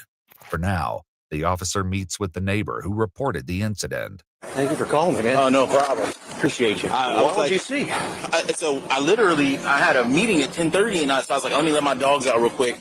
And I let the dogs out, and I just saw her there, and I saw smoke, so I come running over. And I said, what do you think? She said, help me, help me. This exact moment was captured on his home surveillance camera. I'm going to call 911. What happened? Back at the cruiser, the sergeant reads Robbie his Miranda rights before questioning him about the incident. I want to know, I've got her side of it. What happened in here, brother? What happened today? I see the fire started. I tried to get the fire extinguisher real quick to take it all out. So you didn't put her on fire? No. Well, why did she say that? She said you lit her on fire. Why did the fire start? I don't know. I just went in there trying to take it out. I heard a fire alarm go off, and I went in there with the fire extinguisher. Okay. Hey, man, what is she to you? Just my father's girl. Like, girlfriend? Yeah. What's your dad's name? Robbie Robinson. So you're also Robbie Robinson? Right. Was it just you and her home? Yeah, I tried my best to get her out of there. I tried my best, but there was like so much smoke going on. I just went like, I used the entire fire extinguisher just to get her out of there. I was going to call 911, but I couldn't find my phone. It was so smoky in the room. Okay. Yeah, I saw a lot of smoke coming out of there. Today, what time's the last time you talked to her? No, I didn't really talk to her. They came in. They go to work together. Where was she? Out of Muncie, Indiana, showing status all over. No clue. Probably in the bedroom. Okay. I mean, most likely in the bedroom. With Brenda on her way to the hospital for emergency treatment, officers begin searching the home. Though the footage has been redacted, audio from the officer's body cam continues to record as they step inside and make a series of chilling discoveries. Right behind you, Vic lighter. Who sprayed the fire extinguisher and all this? We think he might have. After setting it? Potentially, yeah. So if you just watch your feet here where the teeth, If you walk over to the other side of the bed there, you'll see where there's the potential bottles. Maybe there's been water bottles that she was drinking out of, for all we know. Here's the bottles that are filled with A potential accelerant. It's just discoloration because of the faucet. Right. There's liquid that's been used. I know that there's at least 2 deep up there that I've seen. Okay. I saw 2 right there. The one downstairs. You saw one downstairs? There's one right there. Potentially. That is. So my next question is, I wonder what was used. It takes a lot to knock somebody's teeth out. Be careful. I would say with her teeth being over here, this is where the fight started potentially. I mean, it could have been anything up here. There's a rock there. There's a speaker system. Yeah, there's that one on the floor over there. Which, the way he was lobbing the water, he may have knocked it over. If you walk over here, you can see the blood spatter trail. Here's where she grabbed a hold. She probably climbed out. You can see where she grabbed one. There's part of her skin. Here's blood. And she lowered herself down and dropped. See the print? And that's from her mouth. And she was bleeding from the mouth when I got her. There's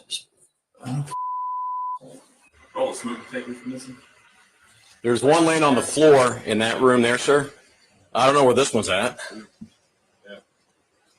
That's an interesting, I noticed that earlier. The evidence suggesting the smoke detectors had been removed throughout the home calls into question an earlier claim made by Robbie. I heard a fire alarm go off, and I went in there with the fire extinguisher.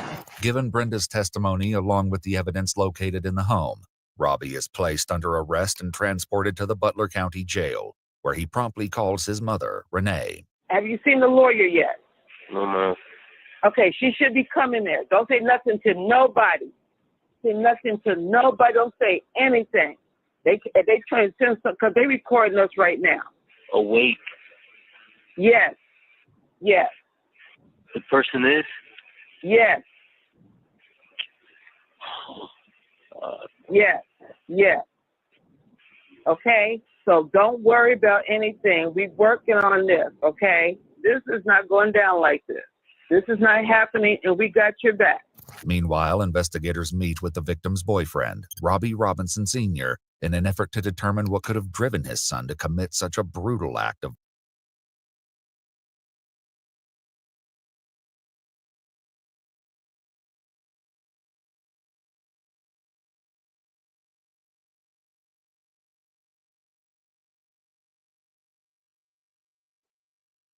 Yeah, that's crazy, man. That's crazy, bro. Now that make me feel like one of them sent them off to do that shit. That's crazy as hell though, bro.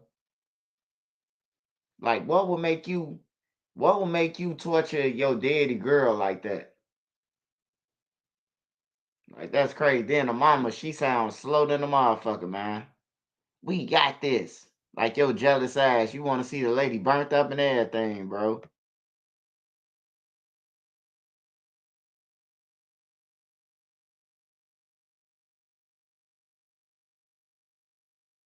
violence against Brenda. I'm trying to understand kind of more of a motive, as much as you are probably. I don't really understand. I know that he expressed to his mom that he didn't want to live there anymore for some reason. Yeah, that's what she was telling me. She was just saying that he needs to get out. And he said he had money problems. He lost his job, lost his car and stuff. Yeah. So he's probably had a lot going on. Right. But why would he do this? Why? Probably because she's come in the picture and he's also feeling like, I'm more happy with her and I'm not focused on him. 9 days after his arrest, Robbie receives an update from his mother about Brenda's condition, and he asks about his father's plans to visit him in jail. They had to do surgery on her because of the fall, and they had to put her into a coma so they can do the skin graft. He's there, but he can't go in to see her.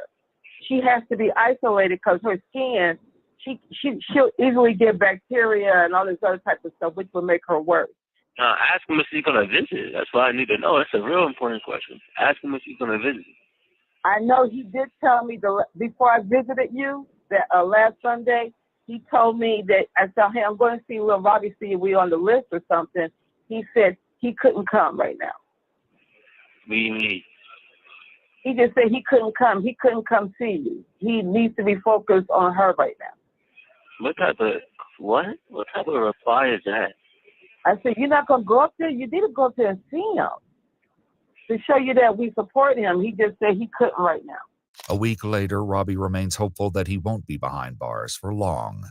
Hey, listen, I don't want none of y'all to come up here and see me, man. The only time I want y'all to see me is when I'm free. Tell everybody I know when I'm coming out, I'm conquering the world. The whole world gonna know who I am. Okay, I'll tell him. I'm gonna have a whole empire when I get out of here. I believe it. Internet fans, you feel me? Yeah, I hear you. Internet fans. However, his case is further complicated on June 9th, 2023, when Brenda dies from her injuries after surviving an agonizing 29 days, turning the assault into a homicide. At a court hearing a year later on June 24th, 2024, a judge rules that Robbie is competent to stand trial, leading to an unexpectedly volatile reaction. What else can we address this afternoon, counsel, if anything? I don't think there's anything over here for the defense, Your Honor. All right. Nah, it's all a trap, right? It's all a trap. Ain't none of it real. What are you talking about, man? All trap. What are you talking about? All conspiring against me and everything, man. What are you talking about? So for the they're all working with Satan right now to talk to me, man. They're all conspiring with him to talk to me, man.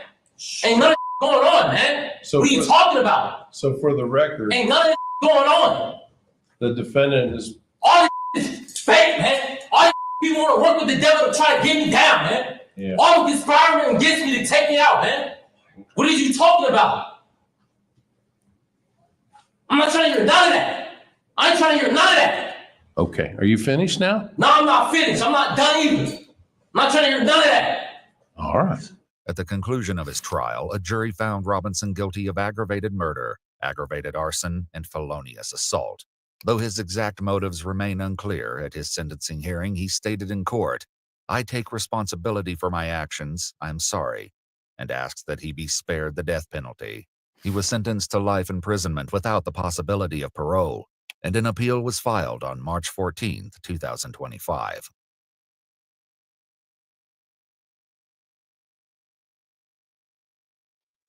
That's crazy. That's crazy right there. That's a wild ass story. Trap, where we at next, Trap?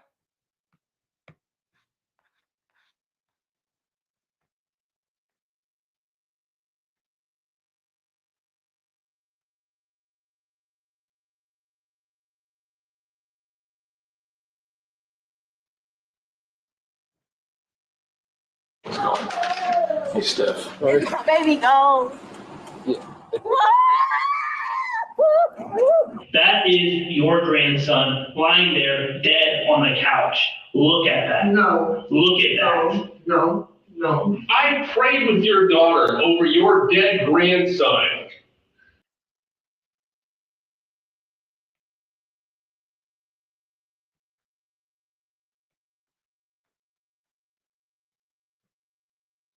Police inside or body cam watch. All right. Yeah, I don't want to see Granny. Goddamn it, Granny done killed one of the kids and shit on some schizophrenic shit.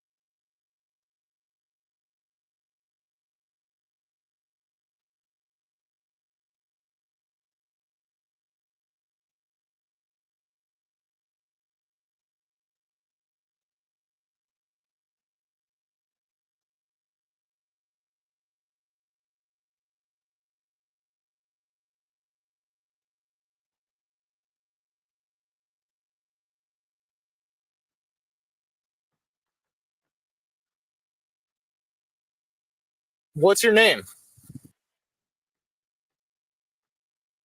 Oh. Step out of the car. What were you stuffing down there? Step out of the car. Get out of the car. He's taking off. You get out. Get your gun out as soon as you get out of the car. You understand? Show your ass! Show your ass! Put your hands up! I'll shoot you, motherfucker! When Michigan police respond to a domestic violence call and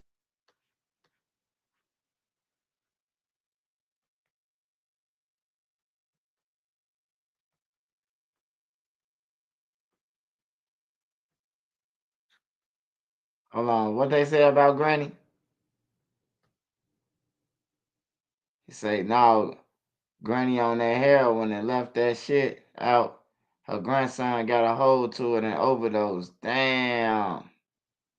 That's crazy.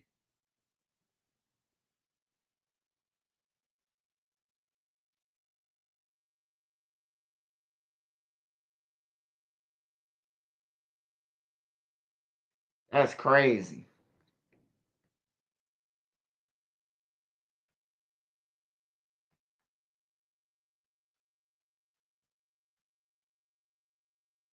I still think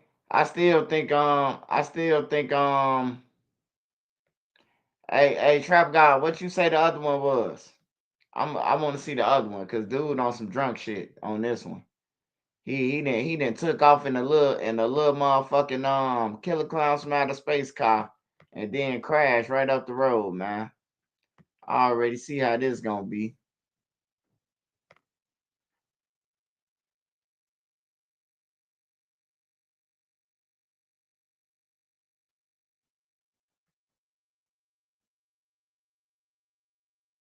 On February 4th, 2025, an officer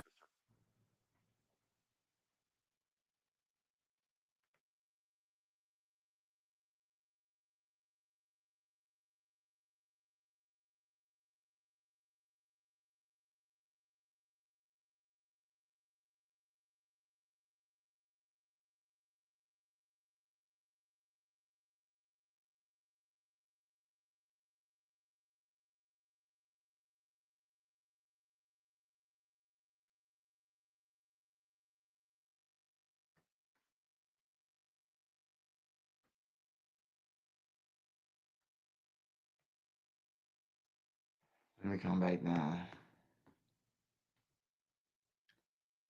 Law and crime.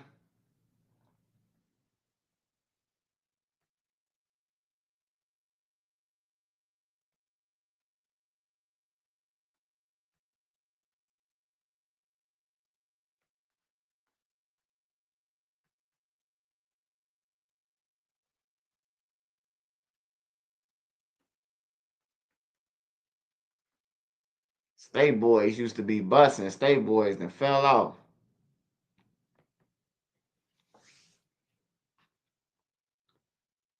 Law and crime be.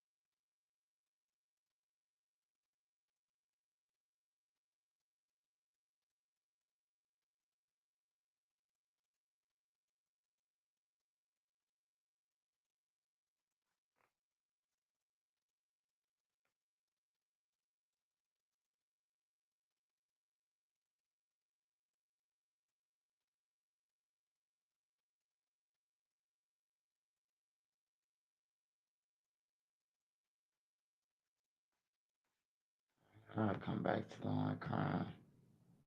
Let me see.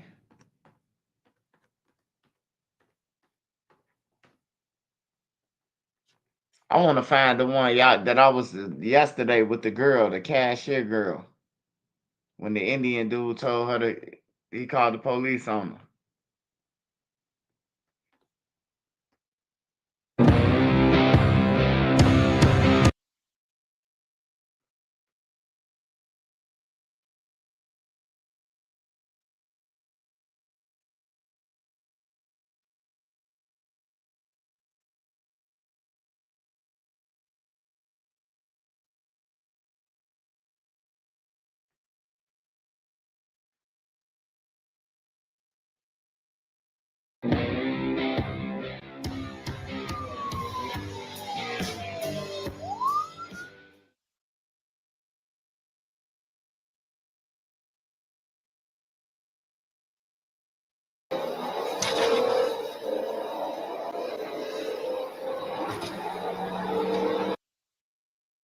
On June 23, 2024, a deputy in Ohio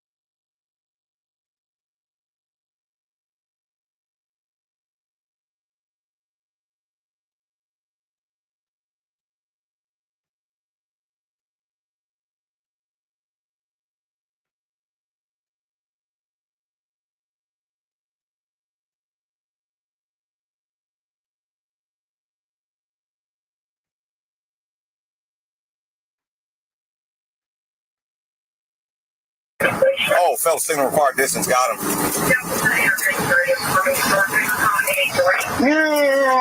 I'm on Edgefield.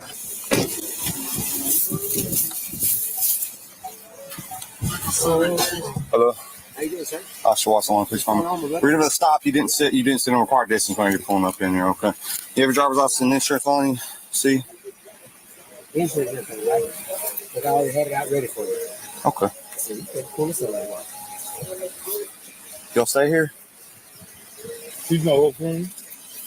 Okay. Hello. There's the insurance on this one. This is my rental, right? Okay. Damn.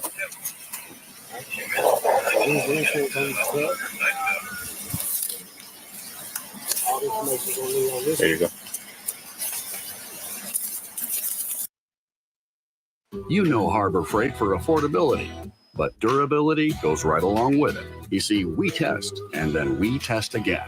Now, it's time for you to put us to the test. Whatever you do, do it. On March 15th, 2022, at approximately 8:47 p.m., the St. Louis Metropolitan Police Department received a 911 call from Naima Hinton, reporting that her husband had been shot at their residence in the Peabody-Darst-Webby neighborhood of St. Louis, Missouri. The dispatcher noted that Hinton sounded distressed but coherent as she provided their address at 1423 South 14th Street. Officers Raymond Decker and Mariella Washington arrived at the scene within 7 minutes to find 27-year-old Jelani Drayton collapsed in the entryway of the apartment. Drayton was bleeding profusely from multiple gunshot wounds, including a critical injury to the head. He was unconscious but still breathing.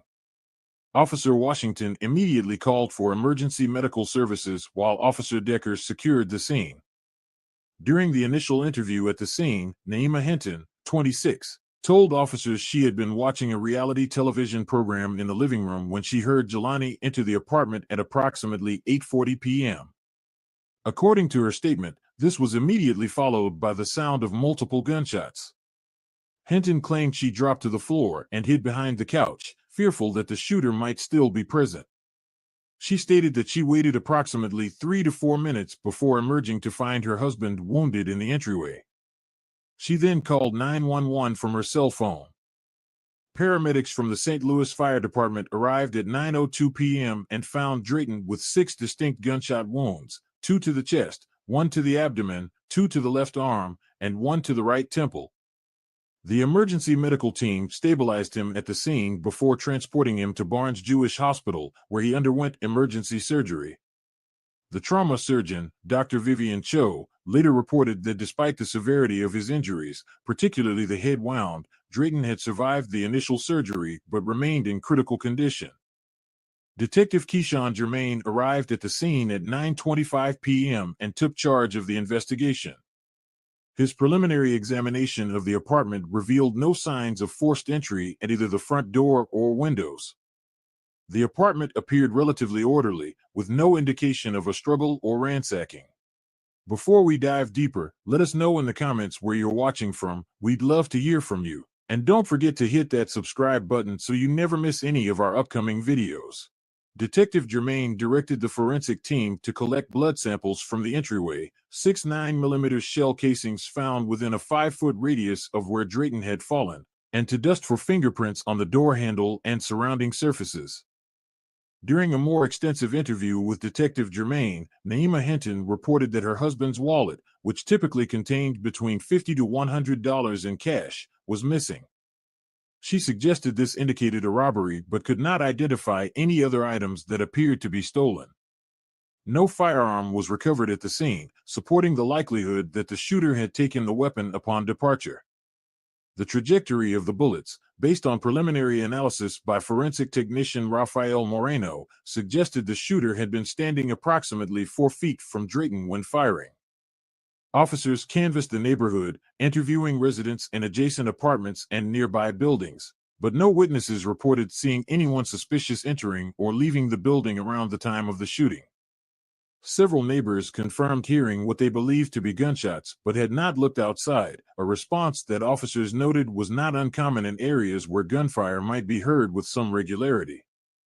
Background information gathered by Detective Germain revealed that Jelani Drayton had been employed as a warehouse worker at Gateway Distribution Center for the past 9 months, earning approximately $32,000 annually. Naima Hinton worked as a part-time licensed practical nurse at Mercy Hospital, bringing in roughly $28,000 per year. The couple had been married for 1.5 years after dating for 6 months. They had met through mutual friends at a barbecue in Forest Park during summer 2020. Naima disclosed to Detective Germain that they had been experiencing financial difficulties since Jelani's layoff from his previous position as a sales manager at Meridian Office Supplies in early 2022, a casualty of downsizing during the COVID-19 pandemic. His current warehouse position paid significantly less than his former salary of $58,000. This financial strain had reportedly caused tension in their marriage, though Hinton denied any serious conflicts. During the interview, Hinton also mentioned that Jelani had taken out a $250,000 life insurance policy in January 2022, at her urging, with Naima listed as the sole beneficiary. She explained this decision as responsible financial planning, particularly given their precarious economic situation. On March 15, 2022, a shooting that would soon captivate the attention of St. Louis law enforcement occurred, leaving Jelani Drayton fighting for his life. To understand the full scope of the investigation, one must first examine the relationship between Jelani and his wife, Naima Hinton Drayton. In January 2022, Jelani lost his position as a sales manager at Riverton Distributors, a victim of widespread corporate downsizing. Financial records would later show that this job loss created immediate strain on the household. After losing his primary employment, Jelani, 34, took on a series of temporary positions before eventually securing more stable work at the Eastern Gateway Distribution Center, though at significantly reduced pay compared to his previous salary. Meanwhile, Naima, 31, continued her part-time nursing position at Barnes Jewish Hospital, working 3 12-hour shifts per week in the intensive care unit. Break free with the new Opera GX, the browser that puts you in control with a brand new design that frees up even more pixels for personalization and an inventory of features to up your game at every level. Like GX Control to help rein in your resources with integrated limiters for RAM, CPU, and network. A sidebar for direct access to your favorite side quests, streams, and posts, and built-in privacy. Detective Keyshawn Germain.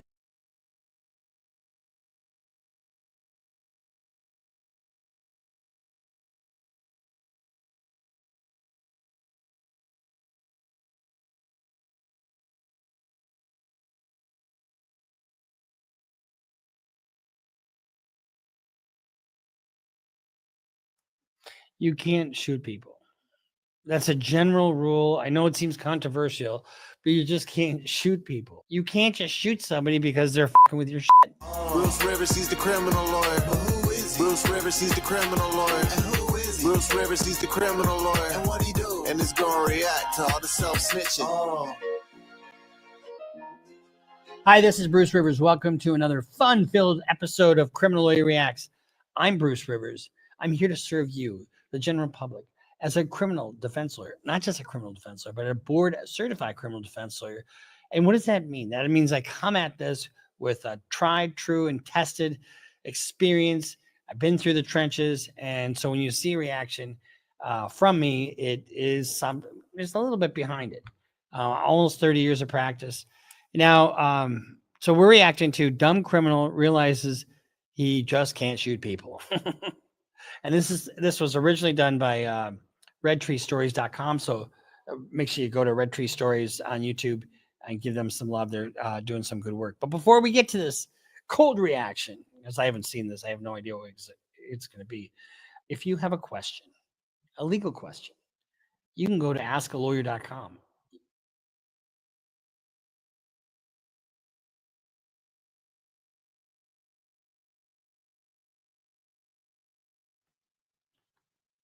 Detective Rivera, Midwest Crime, Mid Rush.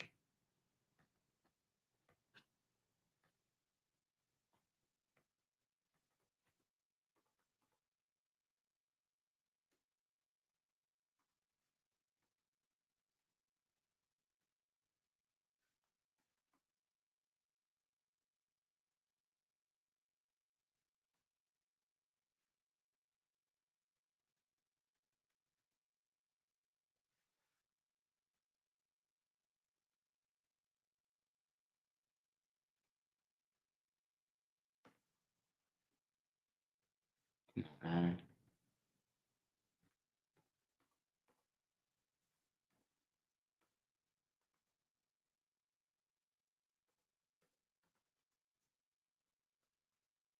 Let's see.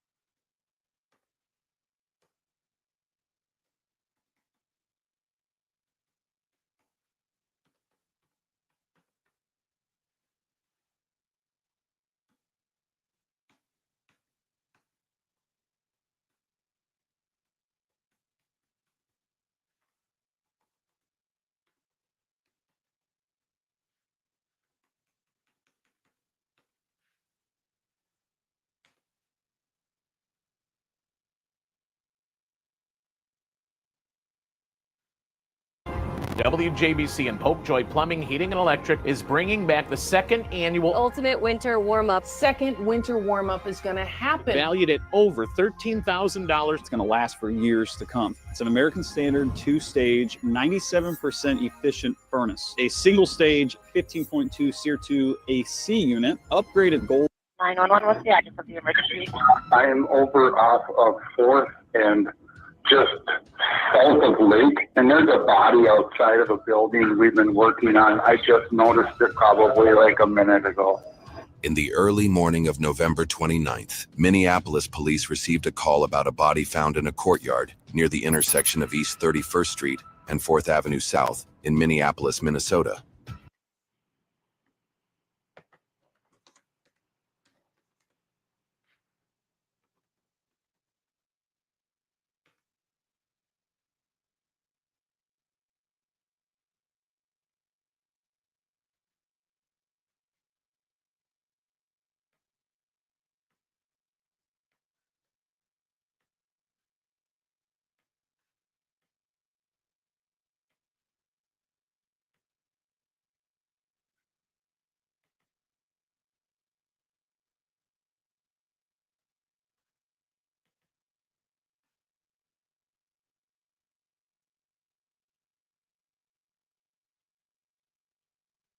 So Detective Rivera is one person. And Midwest Crime and Mid Rush, all them 3 different pages. All right.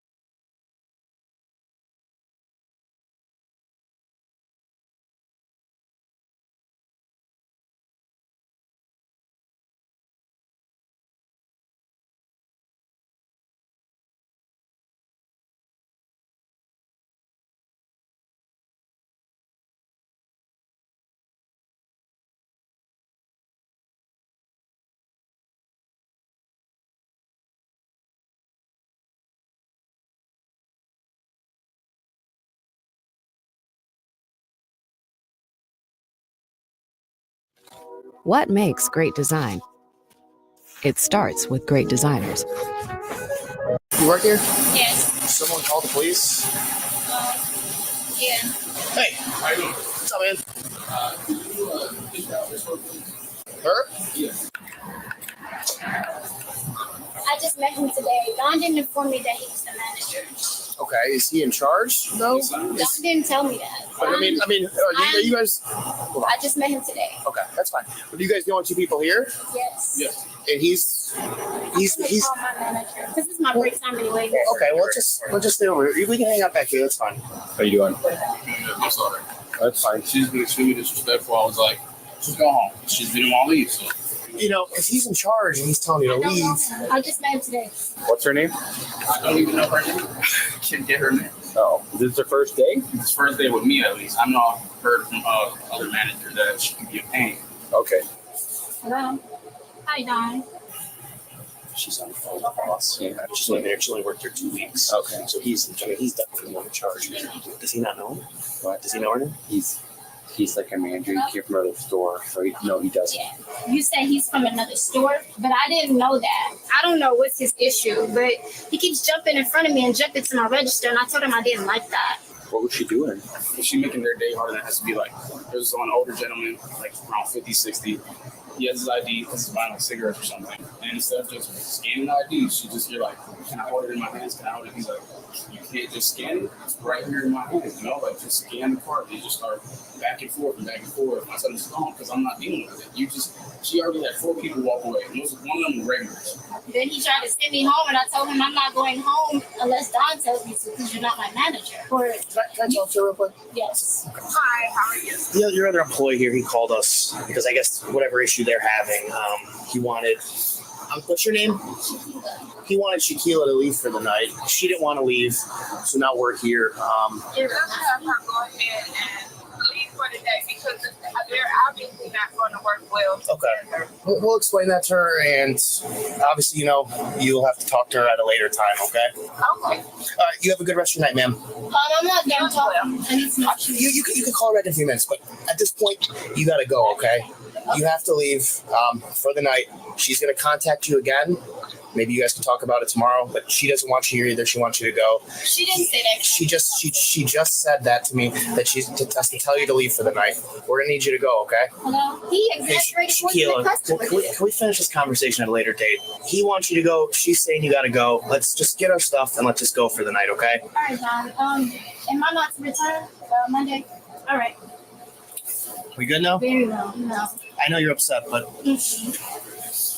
maybe you need to look for another job, find something else. You don't have to stand here like I'm a criminal. I'm not saying you're a criminal. I'm Okay, so why do you need to escort me out if I'm going to leave this number? Okay, Shaquila, you're not going to start arguing with me, okay? I'm just waiting for you to come. Y'all not going to stand here like I'm. They want you to leave. Okay, and I'm going to leave. Okay, well let's go. We'll leave when they leave. When you leave. We've been rude to you or any type of way to you. No. We've been very patient. We've been very patient with you. Excuse me. All right, let's go. You're not escorting me off the property. You're not doing that. No.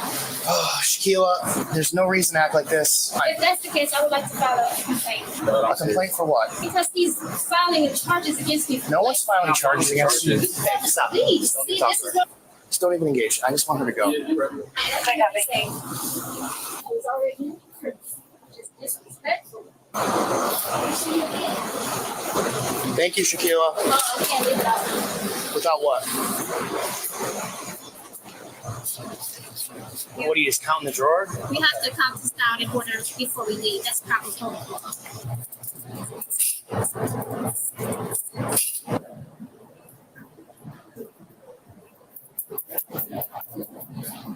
Are you almost finished? We can't sit around here waiting forever for you to get this done, okay? Get this done. He could finish for you if necessary. Shaquila, you've been doing this for about 5-10 minutes now. You just work me up. Well, he can get it done for you. We can't stand here and wait for you to leave all night. Did I hurt you? Did I hurt him? Well, I didn't say you did, but they want you to go. I didn't say that I was still causing harm. I didn't say you were causing anything. Did I say you were causing harm? But this is still private property. So if they say you have to leave, you have to leave. Hey, she's like checking out her drawer right now. Do you want her to be touching this, or do you just want her to go? Okay, so you don't want her to check her, you just want her to leave? All right, thank you. We ready to go? No. Well, what else you got to do? Because, I mean, we're on the phone with your manager right now. You said what? You can't disclose what? Your work day's done, okay? It's time to go. Okay. Hey, Shaquila, I just got the phone with your manager. She wants you to leave right now, okay? So she wants you to leave right now. Is it worth going to jail over this right now? Because you're about to go to jail. Hey, I talked to your manager. She said it's up to you. If you want her arrested now for criminal trespassing or pursue criminal trespassing charges, she will be arrested. We can't be here all day. You clocked out and we're about to walk out the door. You're not even getting paid to do what you're doing right now. You're just playing games. I just talked to your manager. She said it's up to you what you wanted to do. Okay, all right. You're under arrest. Turn around. Come on. All right, can we put this up? No, stop. you're done. Okay. This was really tough. In your Yeah, hands. You're under arrest. Turn around. Turn Stop it. Turn around. Like, this is so dumb. All you have to do is walk out of the store. Shaquila, stop walking away. Shaquila, stop it. It's on her purse. Oh, it's on her purse? Yeah, that's fine. You're under arrest. Shaquila, I'm trying to double lock your handcuffs. Stop moving. Get off me. Did nobody tell y'all to come here and do Yes, some people did tell us to come here. Your boss. I didn't do nothing to you. Okay, well, we explained it like 4 times. You just don't want to listen. Trespassing now. Trespassing. I work here. It's private property. You don't just get to stay here. It's not your building. All right, come on. Let's get that bag off her.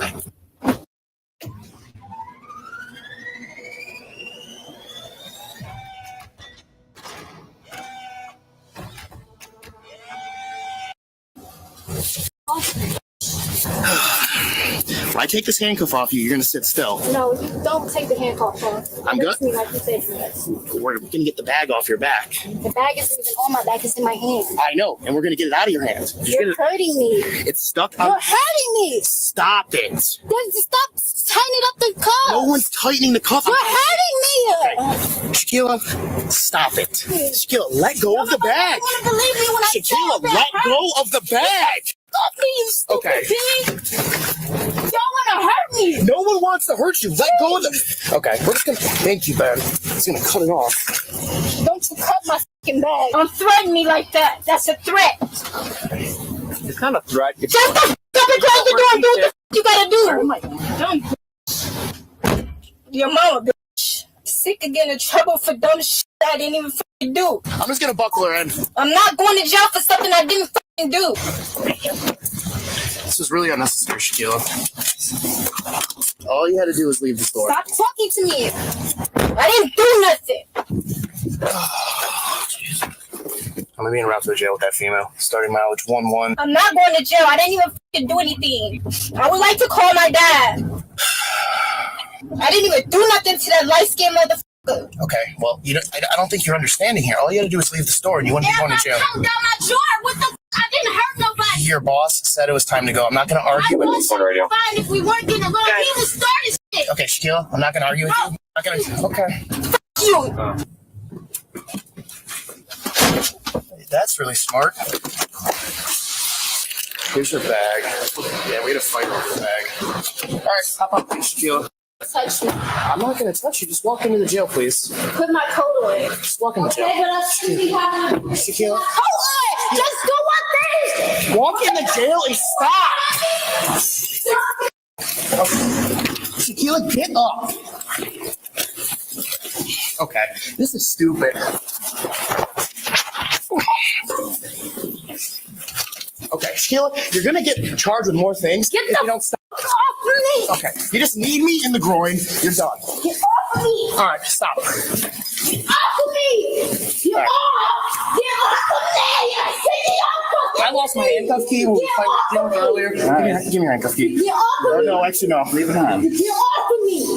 Y'all keep me! I'm tired of all of y'all! Shaquila. Get off of me! Turn over. Don't touch me! Okay, if you don't fucking touch sit on the ground. Don't touch me! The way you're acting right now is I don't give a you and your mama. Thank you for sitting down. I'm sick of y'all always f***ing with me. Everybody keep f***ing with me. Leave me the f*** alone. I'm dead ass serious. Okay, gladly. Can't even fucking do my job. What the fuck do you want? Stop staring at me. I'm not doing anything to you. Do your job then. I am. Looking at me, do your job. I am doing my job. We're waiting for the corrections officer to come downstairs. Stop acting like a child. You are a child. Yeah, okay. You your mama's child. You're right. You're right, I am. Where'd you find that? Oh, thanks. Right. I'm 24 from get-go. That deal I just, when they close at 29 hours. Trespassing. Oh, trespassing. This is my job. Stop saying that dumb shit. Better sit down. You're just gonna. No, you shut the up, you pig. Stop laughing like it's funny. I'm definitely not laughing. Trust me. I'm tired of this shit. I didn't even do nothing.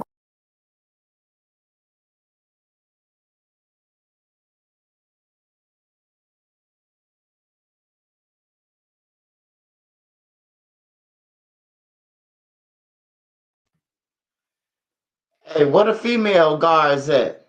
Like, I ain't seen no females walk up, come up. Like, I'm thinking a female finna come out the door to get her, and it's another motherfucking male. Like, they ain't got no females work there or something? She crazy. She crazy than a motherfucker. I ain't gonna lie. She crazy than a motherfucker. She a loose screw. She was sitting there counting money after they told her she was fired, man. I knew she was slowed in. But like, what are females at, bro?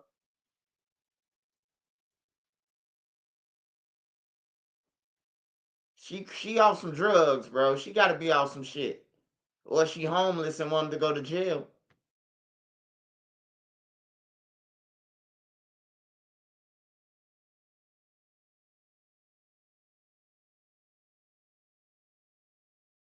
The charges are trespassing. I'm not trespassing. Just sit Stop down. saying that dumb shit. Don't touch me Then for a don't second walk in your at me. face. Then don't walk at me. Sit down and be quiet. I don't like you. That's I fine. saw you as a f***ing threat. Oh, I'm not threatening. I'm dead ass serious. I don't f***ing like you. Okay. All right, sit. Stay the fuck away from me. I'm dead ass serious. All right, listen. Are you gonna stop standing up and coming at Stop us? talking to me. You already know. I don't know anything. Stop talking to me. Don't say that. The sooner you cooperate, Just do your job. get out of here. Just do your job. All right. Just do your job. Just do your job. Looking at me stupid ain't gonna get you nowhere. Just do your job. I'll be back. Everyone should give their dog Fresh Pet. They're part of our family, so they deserve a quality meal too. Having your information freely available on the internet makes it easier for anyone to impersonate you online or even try to find. Don't touch my ass. I'll take your handcuffs off. Hey. Don't snatch my arm. I'm not moving, so get up. Trying to bite me? Get off me. Get off me. Get off me. Get off me. You trying to bite me? Get off me. Get off me. Get off me. Get off me. What the f is that smell?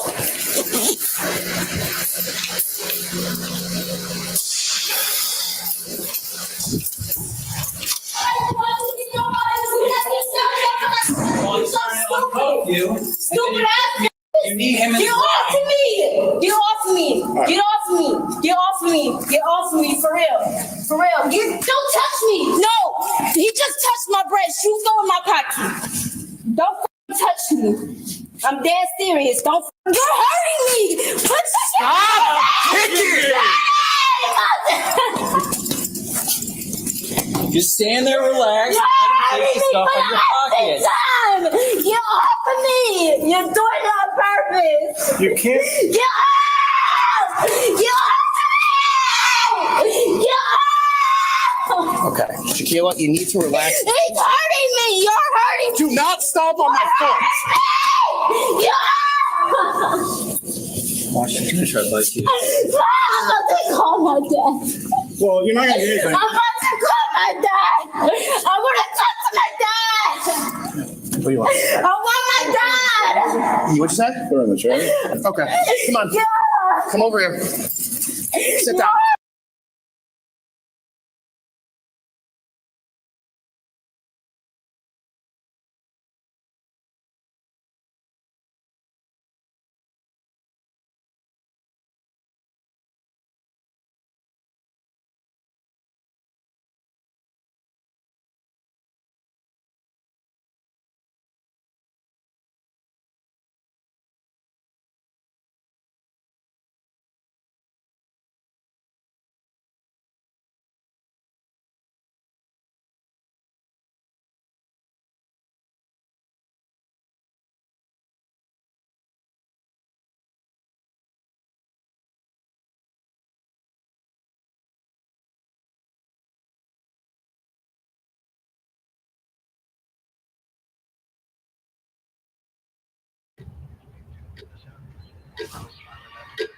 Too much Mac clutter? Hey, adrenaline junkies. Welcome to Mind Rush. Today's action is a little different. We're diving into epic moments when everyday heroes stepped in to help the cops catch a suspect. From bold moves to fearless takedowns, these civilians weren't just watching. They took action. Let's dive in.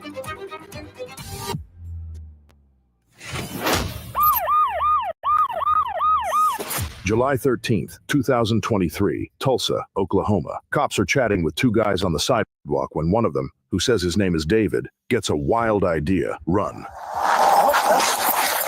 Spoiler, David isn't David. He's Miguel Hernandez, wanted for burglary, larceny, and packing illegal heat. As he takes off, a guy in a bright orange shirt spots the chase in his rear view, throws his truck into park, and body blocks Miguel like it's Sunday night football. Man, bro. Man, homie. Walk. Then he just strolls back to his truck like it's no big deal. Legend. Cops nab the runner, and the mystery man in orange, still unknown, but definitely MVP of the day. 11. Hey, can we...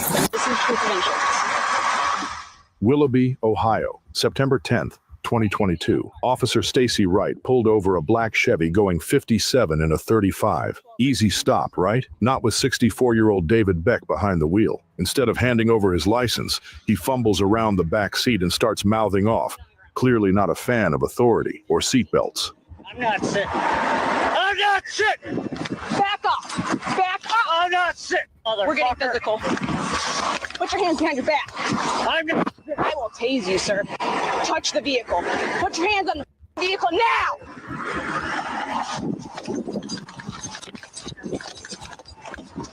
Things heat up fast, and just when Beck starts getting physical, a bystander flies in like a linebacker and takes him down. What the? Come on, bitch! Radio summon units. Roll over on your stomach now.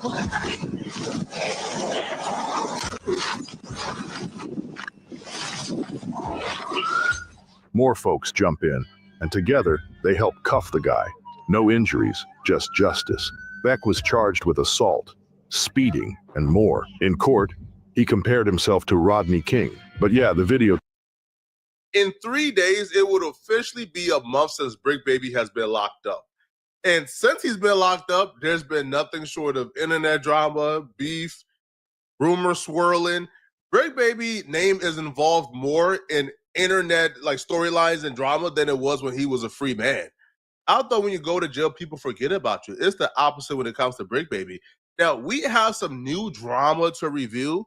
Now, this new drama and these new storylines is predicated on the old material that we reviewed in the last video. In the Fed's response to Brick Baby's bail package, they listed a couple of reasons why they believe Brick Baby shouldn't get bail. Nobody cared about those reasons, all right? When people read the paperwork, they really honed in and focused on one line and one line only. And that line that people was focusing on was on March 6, 2023, when defendant told his baby mama that the police were acting stupid, that he was tired of doing what they told him to. Chances are, if you are a civilian, if you wash your behind every day, that sentence means nothing to you, okay? But for the people who don't wash their behind every day, for the people who are really in these streets, trapping on a corner on a day-to-day basis, ain't changing jaws for 30 days, that means the world to you. Because when Brick Baby says, I'm tired of doing what the police want me to do, now, that statement is...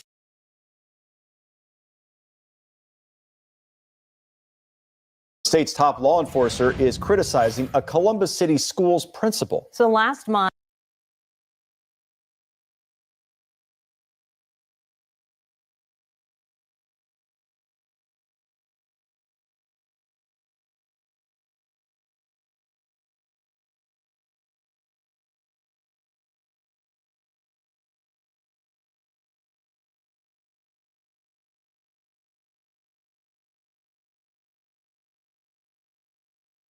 in the last few minutes, a jury has decided the punishment for a Texas rapper. Right now, our camera is in the 187th courtroom where rapper Tay-K was just sentenced to 80 years in prison after being found guilty of murder yesterday.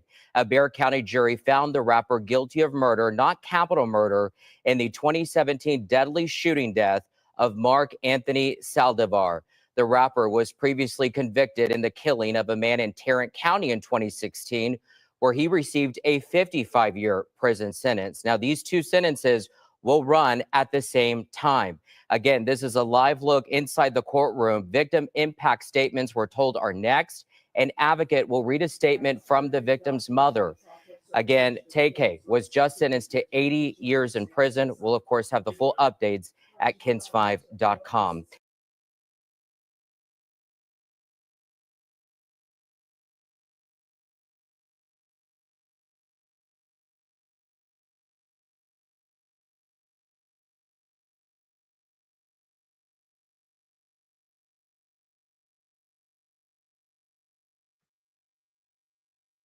$80 years ain't bad. Better than life. Shit. Shit.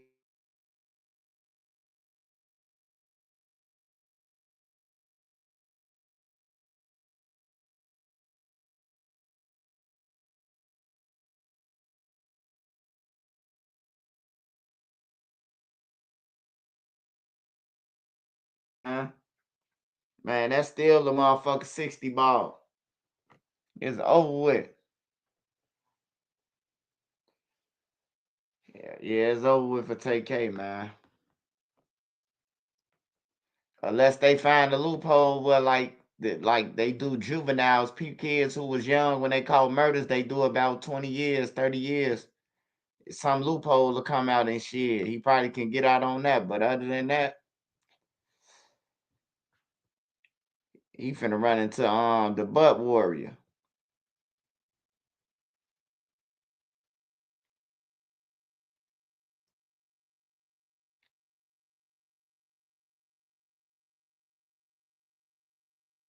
And he was lit wise. He was on the run. That's the crazy thing about it, man. He was lit on the run.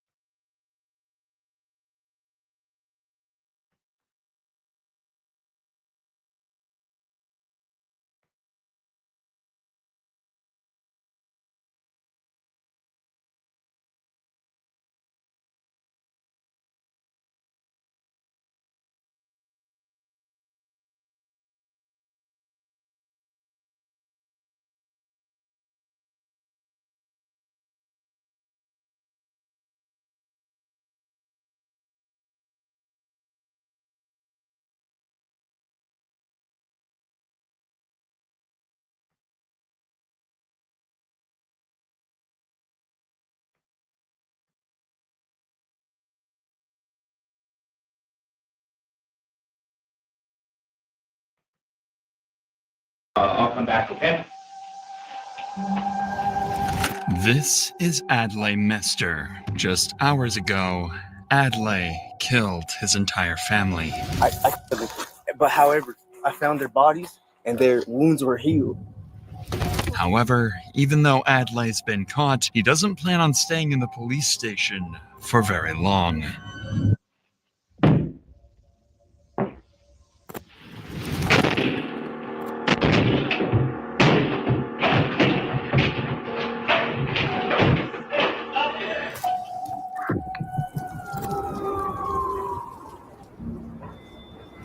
On October 13th, 2024, the town of Tijeras, New Mexico would forever be changed after officers received a disturbing 911 call from a scared neighbor. Officers were quickly dispatched to the address.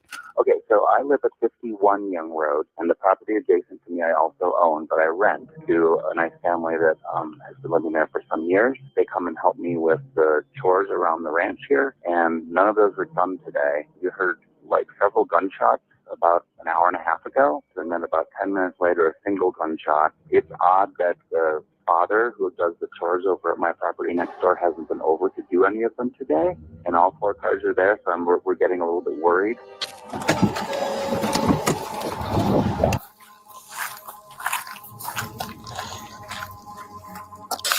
Hello, Sheriff's Office.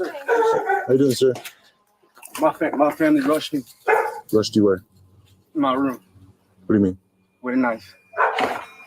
Come out here real quick then. Yes, sir. What are you talking about, dude? Yeah. Do you have any weapons on you right now? Yeah, I do. Hold on, no, don't reach. No, I do. Go on, I turn do. around. Yes, sir. You're just gonna tell me what's going on, okay?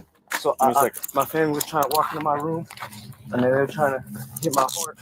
And my dad had a knife, and my sister had a sledgehammer, and then but however, I found their bodies, and their wounds were healed. Okay. Do you want me to show you? In a minute, okay? We needed to show you. I know, like, I shot them in the head, and then they're convulsing, they're biting their arms. What's your parents' names?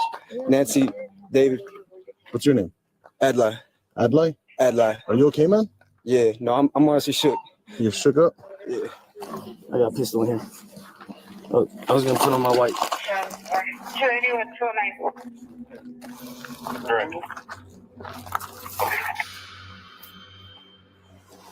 I don't know what happened. And then they're banging on my door. You have blood on your hands. What's up with that? My dad rushed me. I hit him, and then my mom was like, "You need to die." And I was like, Turn around. "No, I can show you where the bodies are." No, just hold on. Just hold on. Okay, so Hey, hold on.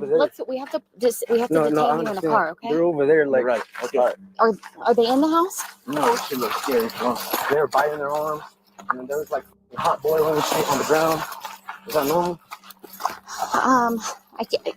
Just kind of hang out for me for a minute, okay? We have to figure some stuff out. Adlai appears to be in a state of insanity, claiming that his family attacked him, that he killed them, and that their injuries mysteriously disappeared. Clearly, something is very, very wrong. Terrified by the situation, the officers immediately call for dozens of backup deputies to help clear the house. Anyone could be hiding anywhere.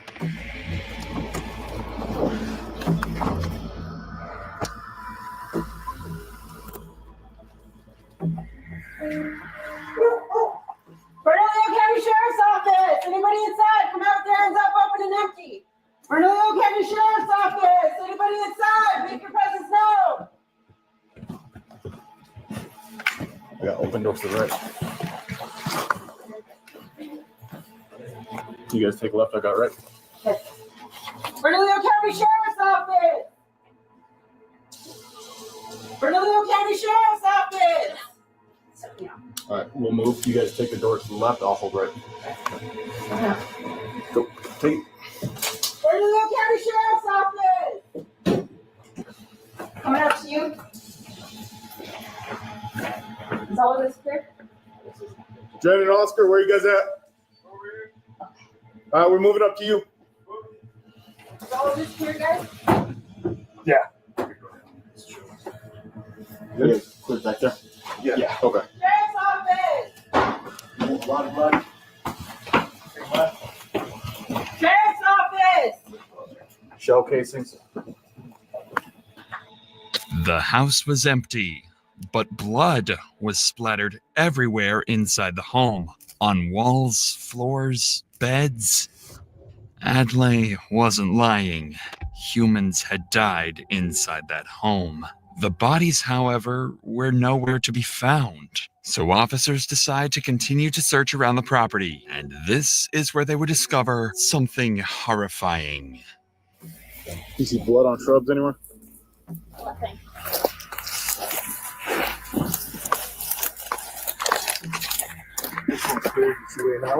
Yeah, clear. You gotta check out here if the jack marks are out here, dude. Blood. Blood.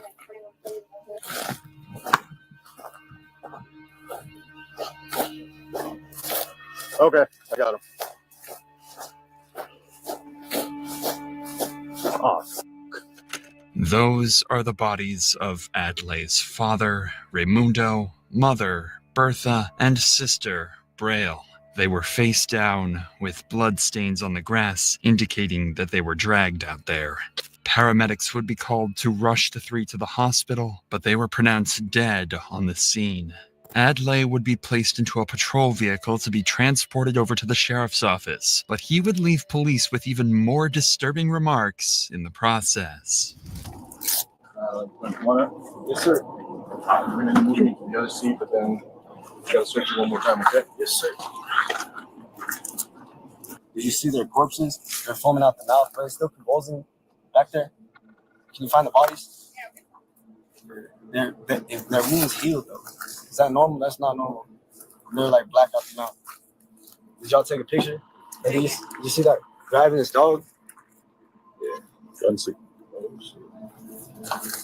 Adlai's strange demeanor can only be described as psychotic. His entire family was dead, yet he remained calm as if nothing had even happened. Whatever caused Adlai to commit these acts needs to be answered. So when everyone arrived to the sheriff's office, detectives would waste no time bringing Adlai into the interrogation room for intense questioning. Unbeknownst to him, this interrogation would cause the most chaotic day of these officers' lives.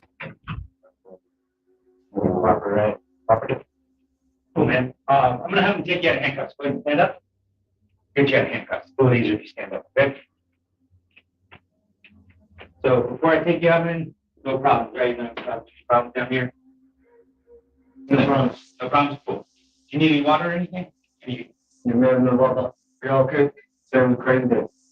Understandable. Given the violent nature of Adlai's horrific attacks, taking off his handcuffs is way outside standard procedure, something they would soon have to pay for. Hello. Again. Like I said, my name is Cameron. I'm with the sheriff's office. Okay, so I'm one of the detectives that's out here. Just gonna come talk to you about what happened today, okay? Okay. So obviously seems like a lot went on today. So I would like to ask you a few questions about what went down. So first off, is English your first? Around 9 p.m. we're like facing, there's like seismic waves. So I was just aiming at cell towers, top of Big Bend, top of Seattle. And then I was hearing a lot of seismic waves and a lot of women were hurt. So then I helped the woman pull coins out of her and then healed. And got a submarine. The next thing you know, the seismic waves would have stopped because they're only down for like 34 seconds. The next thing you know, the seismic wave wouldn't stop. My family starts convulsing. And then 9:30, convulsing, just lose consciousness, rush.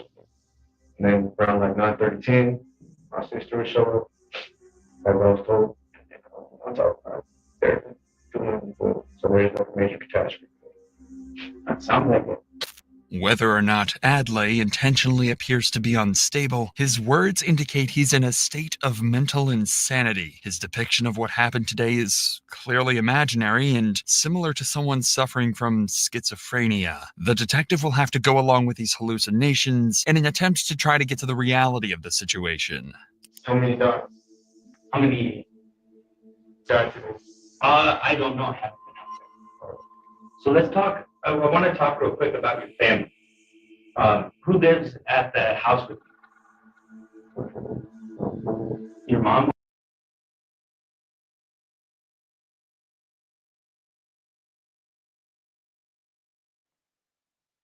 Hey, Oskino, straight concrete. You ain't breaking out no police station in Chicago. Somebody gotta let you out that motherfucker. You ain't escaping that. It's all concrete. Once you get in the back, once you get in the back from where the turnkey and them at, ain't no escaping. Ain't no roof. It's concrete.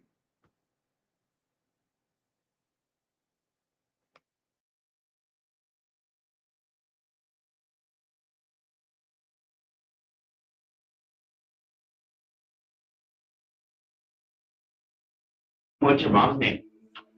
Let me just make sure I have that information.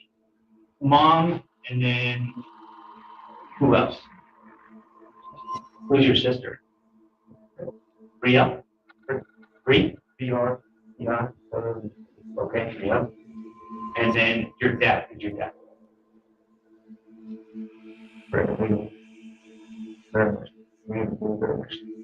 Raimundo? David? Okay. So I know you want to talk about all these ways and stuff, and I want to hear about those, okay? But I need to know, do you have any firearms? What kind of firearms? A Glock 19? Tell me what happened inside the house with your mom and dad and sister.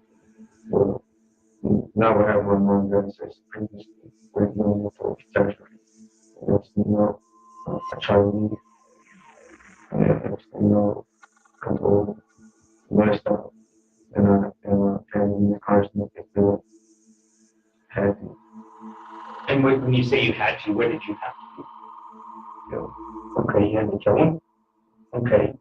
And they lost consciousness, and I don't know what they do. They're raised, they're like that.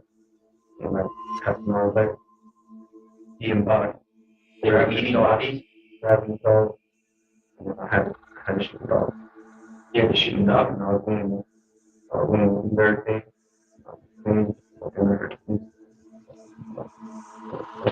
Yeah. Sounds like Satan. Okay. So today, and you're not in trouble if you did, okay? Today, did you take any type of drug or anything like that? No. So you've been sober? Yes. What were you usually on? THC? Okay. Have you ever been to the doctor at all for any type of mental health issues? Well, yeah, I went to the head and, cursed. You can use the curse and I feel like my family cursed. Oh, really? I don't feel like my family got cursed. And why do you say that? I don't know, it's just, I wish I found my family and my voice changed. Oh, wow. Okay. Well, so this is what's going to happen, okay? We have a few things we got to do today. It's going to be a little while. I got to go talk to my partner, try to figure out what all happened. We got to figure this out, okay? If you need anything, just knock on the door or just say hello, and I'll come back and help you with whatever you need, okay? All right? Sounds good. Thank you. May you please not alter? I will not alter it. You'll get a copy of these. You'll get a copy when we're done, okay?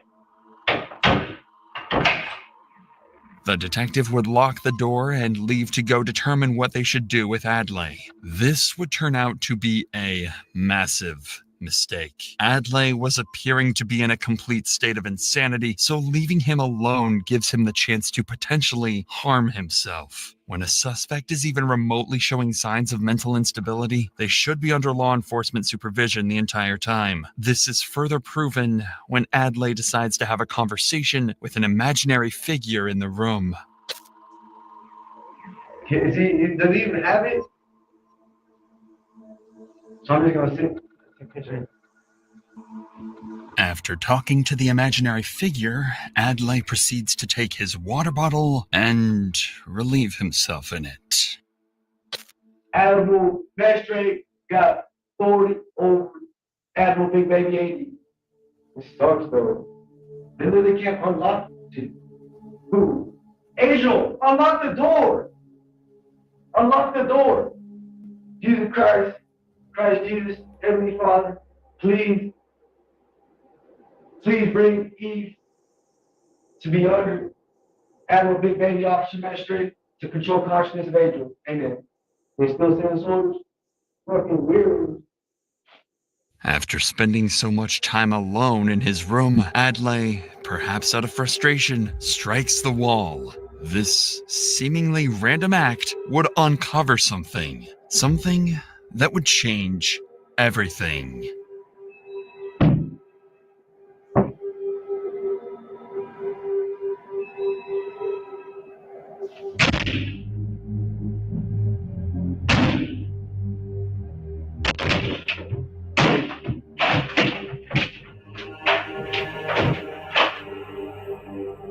Hey, Adlai would make a run for it down the hallway, but the loud noise had already alerted an officer, and he quickly rushed to stop the escaping suspect. Stop! Stop! Put your hands down. Turn around. We're gonna die back. Turn around. Put your hands behind your back. Turn around. Put your hands behind your back. Put your hands behind your back.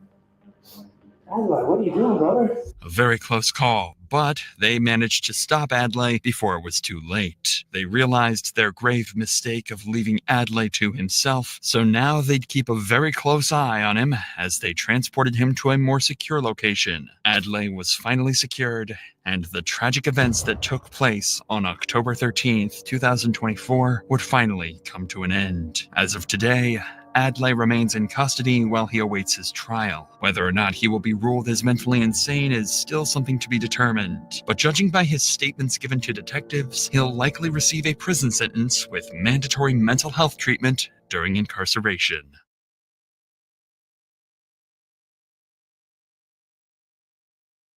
There was a truck. I was like, you don't even know if that's the right truck. And he just started shooting him. I told those fools no more.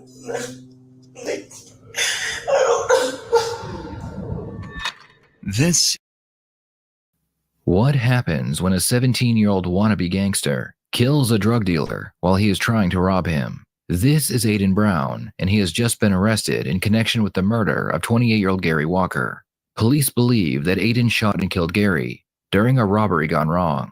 If they can prove Aiden is the killer, he could be spending the rest of his life in prison. So,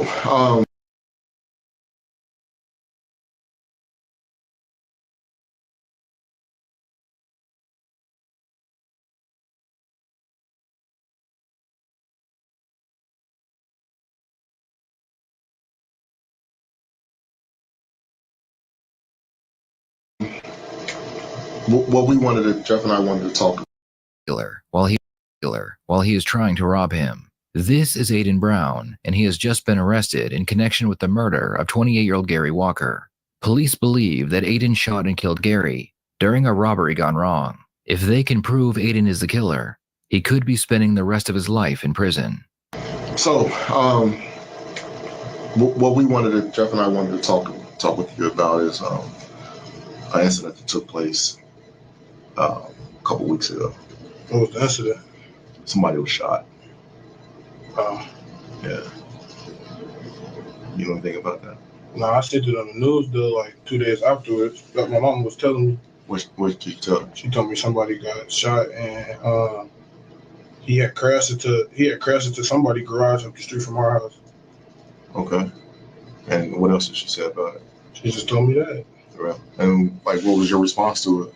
I'm like, dang, somebody just got killed up the street from our house. Yeah. That's interesting that you knew that without me even telling you what shooting I was talking about. What you mean? Like I just said somebody got shot and you immediately told me where it happened at. I just assumed that because what? Because you was talking about it. Yeah. So did that person die? I don't know. Okay. That person did die. The detective lets Aiden know that the victim passed away to see how he will react. Then he will begin accusing Aiden of the crime. Any reason why people would say that you were involved with that? Who said I was involved with that? I can't tell you who would say something like that.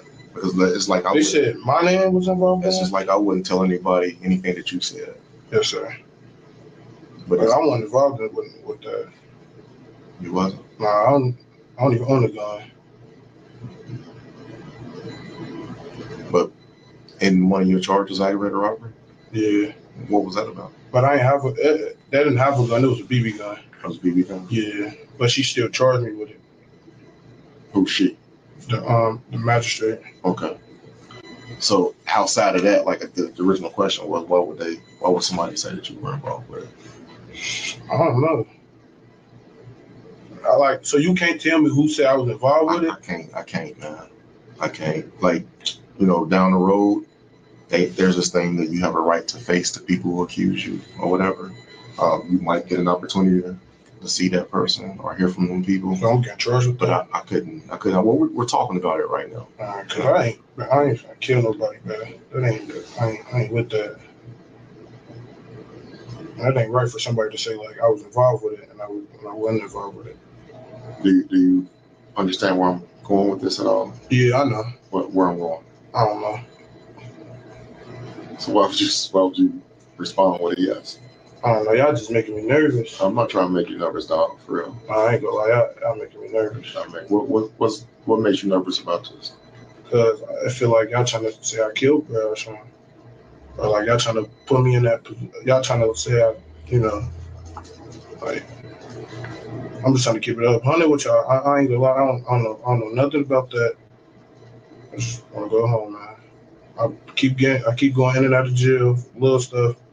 I just trying to get my life together, man. In this day and age, there are cameras everywhere. So one way a detective will get a suspect to confess is to tell them that what they did was caught on camera. Why would you be on video wanting me to take out? On video? Yeah. I ain't on video. Can I see the video? I can't show it to you right now, man. But what I would like to do is help you the best way that I can. But the only way that I can do that is you have to be honest with me. All right. Tell me what happened. If I tell you what happened, I'm gonna go home. Just tell me what happened, man. I ain't killing. Tell me what happened. Me. I'm from me. It wasn't even me, bro. I'm finna keep it a buck with you. Please do that. Please do that. I just want to go home. So if I keep it 100, I'm gonna be able to go home. Be honest with me. Tell me what happened. So, bro, this what happened, man. After the Super Bowl, my boy Dale was trying to cut some weed, but I don't smoke weed. So I guess he knew somebody in his phone. So he told me to go with him because I don't know, but I don't know. He told me he woke me up. He woke me up because I'm finna get this weed. You come with me. I'm like, bro, that's my boy. I ain't want to go with him. He making it seem like he don't know, bro. So I'm like, yeah, we could go. I'm like, yeah. But I told him, but don't give bro my house because I don't know, bro. I'm telling him, I don't know, bro. So don't give him my address. Then I'm like, he was outside. I'm like, bro, where we go? So we walked up the street and he ended up pulling up. So they was in there talking, we got in the car or whatever. They was in there talking about the weed or whatever. Then I'm looking, they just get to arguing. They just get to arguing in the car. I remember there's a gunshot going off. I just remember running back down to my house. So you said y'all was all in the car together. Where did you sit at? I sat in the back. Sat in the back. A four-door car? I remember so. So you sat in the back. Did you sit behind the passenger or behind the driver? I sat behind him. Who's him? Wherever bro was. So you sat behind the driver? Yeah. And your boy Dale? Yeah. Where did he sit at? In the front. In the front. What was the argument about? Man, I ain't gonna lie, I don't remember, man. I guess he was copping 4Gs or something, and they want 4Gs or something. They just got to arguing. Then I think he was drunk too, but he had some beer bottles in the back. And they was arguing for a little minute. And then what happened? I told you, I ain't gonna lie, I was shocked.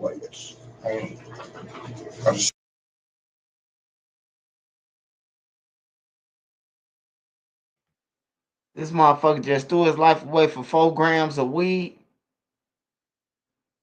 4 grams of weed. He just, I know Lil Ray Ray them who rolled that shit up and they broke. Lil Ray Ray them smoking 4 grams. That's one thing about Lil Ray Ray them broke ass. They got guns and they got weed. Guns and drugs. All the fentanyl, all the dope, everything. They got guns and drugs. They ain't got no money. I don't know how they getting bullets and shit, but they somehow keep on getting bullets. Just so happened, the YNs. But yeah, he got tricked off the bat though. Dude got him off the bat. He said somebody was shot and he said, yeah, they crashed that by my house. That was crazy.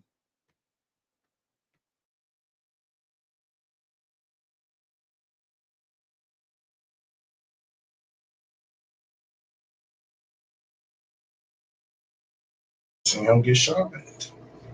You saw him get shot. Who did you see shoot him? Yeah.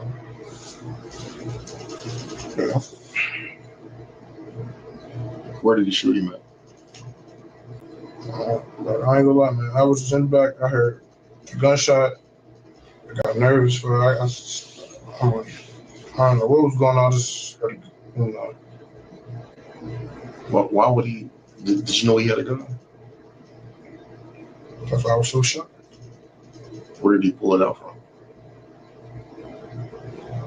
That's the thing. I don't know where he put. Like, I'm keeping it 100 with you now. Yeah, but so okay, go ahead. I'm sorry. I'm keeping it 100 with this. We got in the car.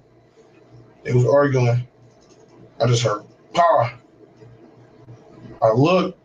I'm looking like, damn, did he just shoot him? Scout the car, went back down to my house. I was telling him he gotta leave and stuff. I told all of them they gotta leave. But this, I didn't do nothing though.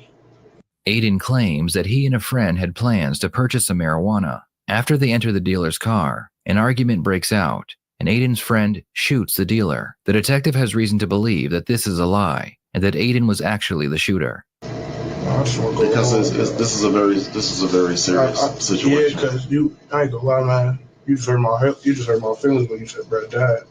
You didn't know that when the car crashed and your mom told you about it? By the time they put it on the news, it was put out that he was dead. I don't watch too much. So your mom just told you somebody got shot? Yes. And you're saying that they used Dale's phone to make the transaction, to set up the deal? I don't know. I think you do know, man. I think you do know. I don't think Dale and Cole, or whoever is up there, I think one of them may have went with you. I don't think it was them. So you think I shot you? I'm not saying that. I think you were involved with it, yes. No, I wasn't involved. I'm keeping it 100 with you. I just want to go home. But you're not being completely honest because I am. Because the phone number that was used to text him, that was your phone number. I thought you was gonna be honest with me, man. I am. I just want to go home, man. I understand that's a concern for you. I just want to go home. I got college too. I just send me to jail, and I'm like, I understand that's a concern for you, man.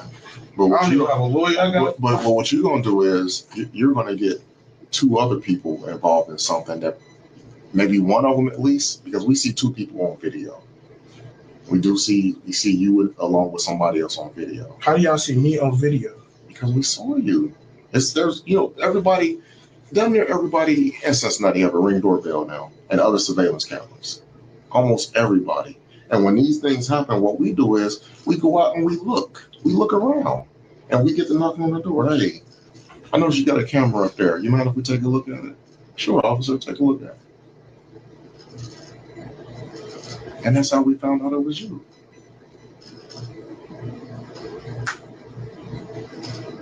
So y'all got me on camera shooting him. We have you on video, man. Shooting him. I'm not saying I have you on video shooting him, but we have you on video going and coming. People saw you get in the car. People saw both of y'all get in the car. People saw y'all get out of the car.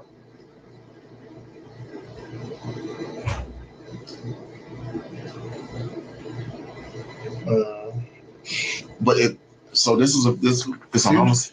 So can you tell me what's going on? Like, can you give me a clear, like, what's happening right now? This is a homicide investigation. All right, we're homicide detectives. You're in a homicide building. The information that we have leads back to you and your house. Okay, and in addition to the witnesses that we talked to, in addition to the cell phone information we got and all the video evidence, this happened a week and a half ago. Today's the 23rd.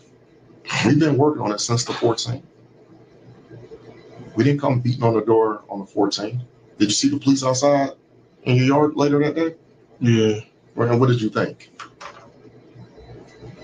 I thought they would. I don't know. They wouldn't look. I did see somebody in my front yard, but I'm thinking them the Jehovah's Witnesses or something. I didn't know them was the police. Oh, they're Jehovah's Witnesses. Yeah, like you know how or telemarketer or one of them. Okay. What was they doing? Did they knock on your door and ask you if you they was ready to go meet Jesus? Nah. So they didn't say anything? I don't know who they was. They was just in the yard. No, they weren't standing there. They were standing in the driveway. Right. But you thought they were somebody else other than the police. I'm just ready to go to jail, man.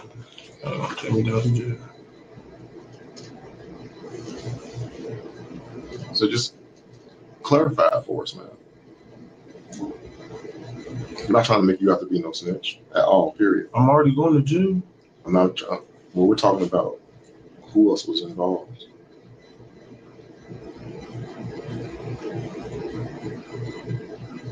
Because I mean, if the quarterback or the running back didn't have that involvement in it, do you think that's fair to them? But I didn't have no involvement either. I didn't shoot, bro, none of that. Right. So who shot him? You already said who shot him, right? Nobody shot. I don't know, man. I'm gonna talk to my lawyer. Now you saying nobody shot him? I'm gonna talk to my lawyer. Because y'all you.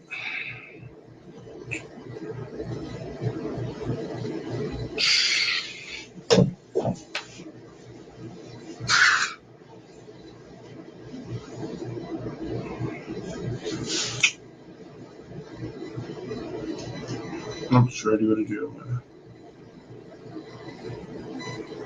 Can I call my mama? Okay, that's all I'm gonna ask you.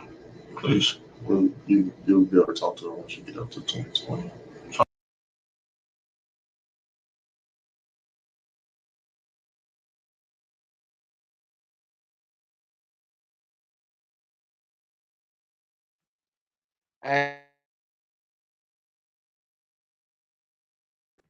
That police officer, he funny as hell. He asked his ass, he say, well, did they knock on your door and ask you, is you ready to go and meet Jesus? He crazy as hell. That's crazy, bro. He said, I thought them was them people. Who, the Jehovah Witness? Did they knock on your door and ask you, was you ready to go and meet Jesus? Hell no, he just tricked the fuck out of him. He said, man, we got you on camera. He thinking they got him on camera shooting. So he said, all right, I'm finna tell you the whole time they got him on camera going in the house, leaving the house, and coming back to the house, man. He just got him, man.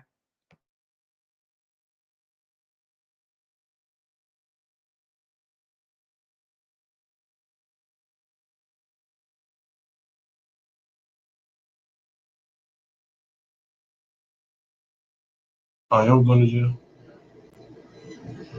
I'm just waiting to talk to my lawyer. I'm already going to jail. He just told me I'm going to jail.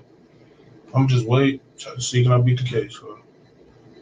So everything I told y'all was a lie. Okay. So wait, so how can y'all say how can y'all put me in jail? You asked for a lawyer, so at this point in time. No, come on, man. Come on, man. You gotta understand, I'm 17, y'all finna put me in jail for a murder charge. I'm not finna, then what if I get convicted for this murder charge? I'm not gonna see the light of day, and I'm never gonna see the light of day again. Y'all, you wouldn't even trying to work with me, work with you now.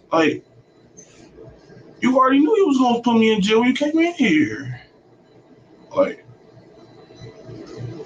So, I mean, what did you expect me to do? Man, they made it seem like y'all was just gonna interview me and I was gonna go home.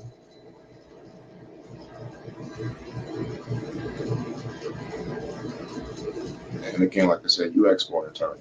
Come on, man. This point in time, I don't want no. Come on, by right. Come on, man. Please, man. Come on, man. By law, I cannot engage in the question and answer session. Come on, man. I'm only 17, man. Please, man. Come on. What are you asking me to do? You can't, can I go home, man? Let me home. That's up to the courts. So I'm going down for a murder charge. Today you will, yes.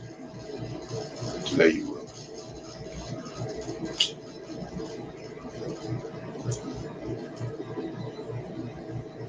So they got me on camera. They got my face on camera. I'm not going to go into the details about everything that we have, but what I'm explaining to you is that we have more than enough evidence. To say I did it. More than enough evidence. To say I did it. You were involved with this. So y'all went in my house today? You did. We did. My brother was home? He was. He was. Y'all looked in my room? We did. What did y'all find? We found a gun. A gun? In my room? We found a gun, and we found the shoes that we were looking for. You found a gun in my house? In my room? I'm telling you what we found in your house, okay? I'm not gonna go into specifics with you. No, but okay? please, like, you found it in my room? I'm not gonna argue with you about it, man. But just know that we found evidence at your house. That you what?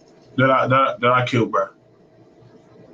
What I'm trying to tell you is everything that we were looking for, we found it today. Okay? You said somebody else shot him. Man, you could just throw them notes away, man. Like I said, I don't know how. Did them notes getting shown to anybody? No, those are his notes, but we are going to investigate it. Did what I said? Mm-hmm. This is gonna be brought up in court. Possible. That's what I'm saying. But them was lies. I don't have to. If I say I'm lying, why I still gotta show them what I said? Call it scope evidence. You just. I should not say. I thought you was gonna work with me. We have to work with evidence. We have to work with, just because you say something doesn't mean that we take it as the truth. We're still going to do our job and look for evidence and that kind of thing. Okay? Now, obviously, if you're honest with us, it makes our job easier. But like he said, you've asked to talk to an attorney, so we can't really go into everything and can't talk to you about evidence. Can't talk to you about. No, I don't want no attorney. That's what I'm saying. Like, talk to me. I don't want no attorney. You've already expressed that. Come on. I'm telling you, I don't want no attorney. I just want y'all to talk to me.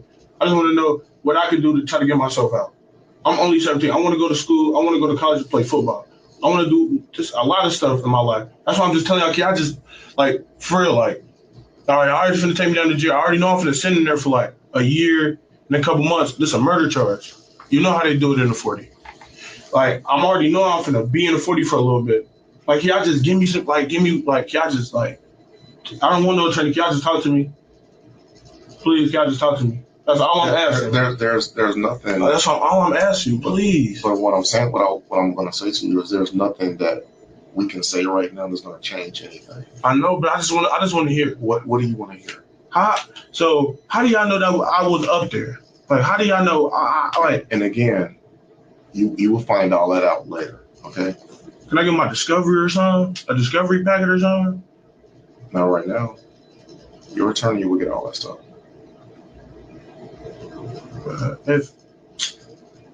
Because I got all that stuff on paper, like.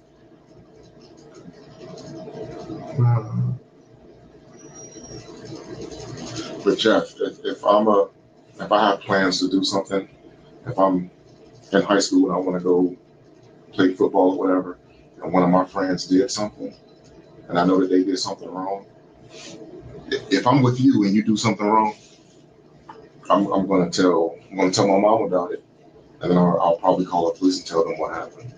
That's what I would do, Jeff, if you and I was to ever get involved in something. I mean, unless you and I were planning it together. Right. It wasn't. But, I don't know. Who knows what happened? So where my brother at? He's here somewhere. He in here? Yeah. He going to jail? I don't know that. Are you gonna take my brother Daniel to jail?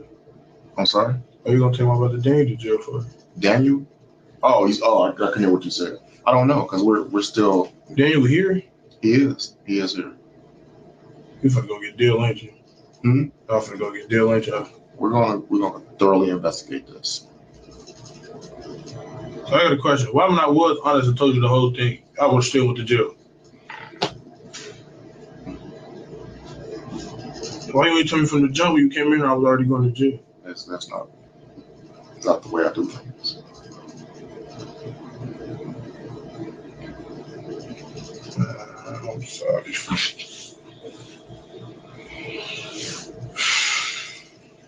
So y'all put this warrant out this morning? It's been out? It's not a warrant yet. So if it was a warrant, how y'all take me into custody then? It's called a ruse, trickery. The police are allowed to say certain things to make things happen. So basically, he lied to me. I guess you can look at it like that. He came upstairs. He said he arrested me. He put me in handcuffs. I said, "Dang, you read my rights? What I do?" My PO didn't even know what I did. She said, the nigga, "Yeah, what do you do?" He was like, "I don't know. The detectives ain't tell us yet." So Dixie, I did tell him. We don't go around telling everybody what we're about to do. We want to make sure we get an opportunity to do things the right way. All right. So what we're gonna do is we're gonna. I know y'all feel a little if you go to jail. Yeah, so we're gonna go upstairs and knock out a little paperwork and then get you those 2020. Man, you gotta be like that, man. My whole life gone now. You don't blame Jeff and I for that, do you? I do. Why? I blame myself too. Okay. But that's most important. All we are is fact finders. So you gonna be there in court and stuff? Mm-hmm. Every court date? I will. Just keep it about. I'm not gonna get mad or not. I ain't like that though. I don't want to hear y'all opinion. You think I shot him? Guns in your house? Was it in my room? We came down here to talk to you. All I know is they found it in your house. You think I shot him? I just told you what I think. So what happened? I did shoot him. So what charge is that? Do I still get hit with a charge? And again, that's something you and your attorney gonna talk about. Okay. I don't know. But you'll can you tell me what my mama said? You'll get. Well, I didn't talk to her personally. Other officers talked to her. Yeah, so I get. So this is my last couple questions. Go ahead. So this morning when I left the house, I knew I left the house. Pretty much. So y'all was watching. So there was a car already outside and see me leave. And again, man, because how did y'all know I was at downtown? I'm not going to go into that with you. Just know that we know. It's crazy, man. I'm finna go to jail for the rest of my life. So at this point, what we'd like you to do is stand up and then just face the corner, put your hands behind your back.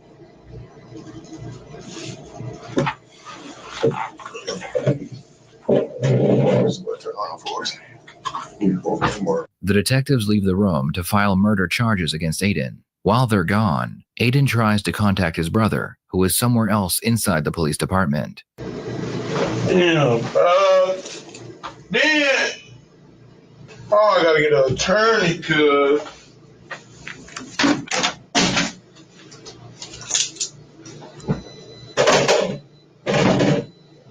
Damn, Hamilton County prosecutors are telling us Aiden Brown is now pleading guilty to involuntary manslaughter and a gun specification charge. Brown was initially charged with murder and aggravated robbery and set to go on trial in front of a jury starting today. Now, it's not clear exactly what led to this change, this plea. Prosecutors say that Brown was 17 years old when he shot and killed 28-year-old Gary Walker. Prosecutors believe the two were taking part in what they described as a small marijuana drug deal. The shooting happened on Dixon Avenue in North Avondale in February 2022. Although Brown was a minor at the time of Walker's murder, his case has been unfolding in adult court. A month after the murder took place, then prosecutor Joe Dieter said Walker was a violent criminal who had repeatedly been released back out into the community. We're told Brown had violated his probation 6 times since May of 2021. As part of his plea, Brown is now expected to be sentenced to 12 years in prison. That is not official, though, until the judge signs off on it. Aiden decided not to take the case to trial, and he accepted a plea deal from the prosecution. In exchange for a guilty plea to the reduced charge of involuntary manslaughter, Aiden received 12 years in prison. What are your thoughts on this case? Should Aiden have received more or less time? Please share your thoughts in the comments below.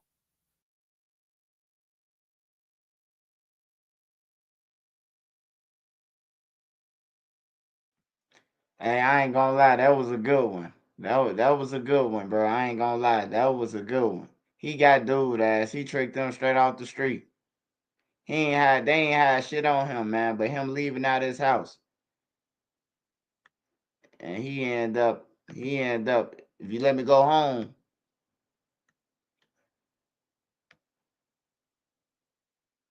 He said, y'all about to go and get Dale.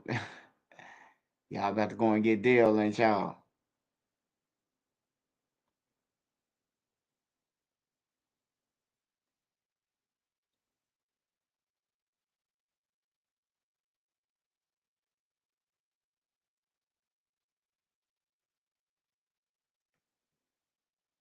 This is 19-year-old Shannon Johnson. The police believe that Shannon was riding his bike when he began arguing with a white male who was walking on the side of the road. The argument escalated and Shannon pulled out a handgun and he shot and killed the other man.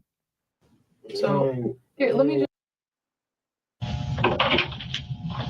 Hey, boss, I hope you don't mind. I just don't want to listen. I'm black. I don't want to get shot. Okay, I've seen too many stuff like that. Why would you say that?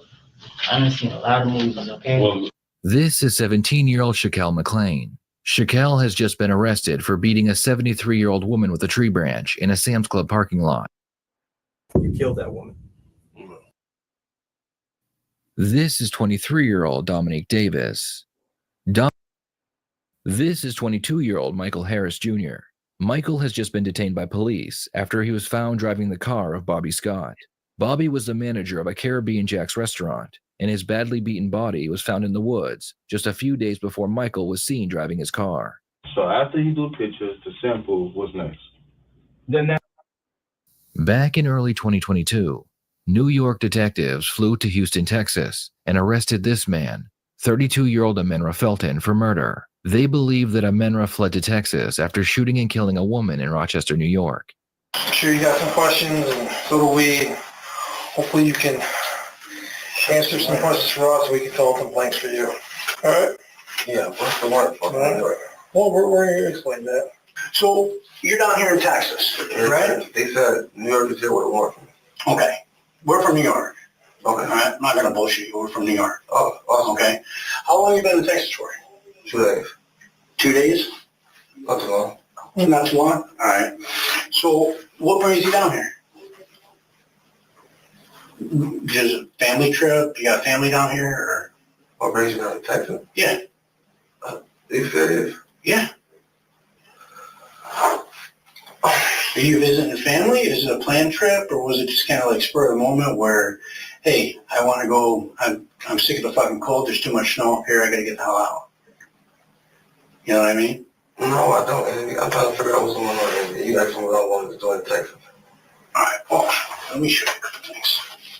The detectives believe that Amenra was exiting a smoke shop when he noticed a female inside of his vehicle going through his belongings. He began arguing with the female, pulled out a firearm, and then killed her. That's you, right? Is that you? Looks like you. Right? What you showing me pictures of me for? These are pictures of you, correct? Right? That you too?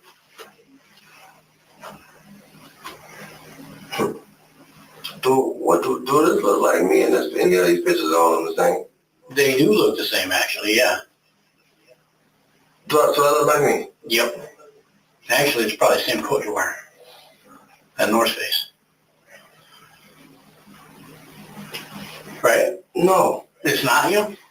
Let me ask you this. Did you ever go to the smoke shop on Mile Avenue? You go there a lot though, right? Sometimes, yeah. Okay. What did I got to do anything? Well, I think you know what we're talking about here, okay? Because you're not a stupid person, all right? You're an intelligent guy, all right? And you still not telling nothing. Well, I'm getting to it. All right? There was an incident that happened on Mile Avenue in front of the smoke shop back on January 23rd. All right? And you were in the store before it happened. No. That was on what date? January 23rd. What day that is? It was a Sunday. I've been here since the 23rd. You've been here since the 23rd? Absolutely. Oh, okay. Yeah, so. All right. When did you get down here on the 23rd? Morning, night? How'd you get here? I was here before the 23rd. Okay. In Houston already on the 23rd. Well, when did you think you got down here in Houston? Oh, man. What do you... Well, listen. Let's stop this. Sure. So now, what is I getting at? Well, that's what I'm trying to get at, because there's obviously two stories, right, that people tell, right? There's always another side. What story you got to me? Well, maybe we got the wrong guy. I don't know. If you've been down here, what time did you got down here in the beginning of January, or like what? When? Sir, you wrong guy for what? You showed me a picture of what? Well, what happened? Did you hear about anything at the smoke shop that you go to all the time? No. What's interesting is that Amenra has a very distinctive hairstyle, beard, and glasses, and he didn't think it was a good idea to change his appearance while on the run from a murder charge. After the warrant was issued, he was very easy to find because he looked exactly the same. Y'all playing games with me? So what happened outside? We're not playing any games with you. Yeah. But, so I think the reality is that, all right, I show you this picture, and you're like, that doesn't look like me. But I'm sitting here with a hoodie face with you. You don't own a hoodie? Sir, what is you saying? Does that look like me because I'm black? Or because I got a beard? No, I'm saying it looks like you because it's the same hair, same glasses, same pipe, you see? same jacket. I don't see no hair. I don't see no nothing. Hey, I see his glasses. Amanda, when you came down here to Houston, did you fly or did you take a car? Sir, I'm talking about a trick question. I want to know what I'm here. All right, there was a shooting outside of the smoke shop. Thank you. All right. So that's what we're investigating. So what I got to do? Well, that's what we're trying to figure out. You were in the store right before it happened.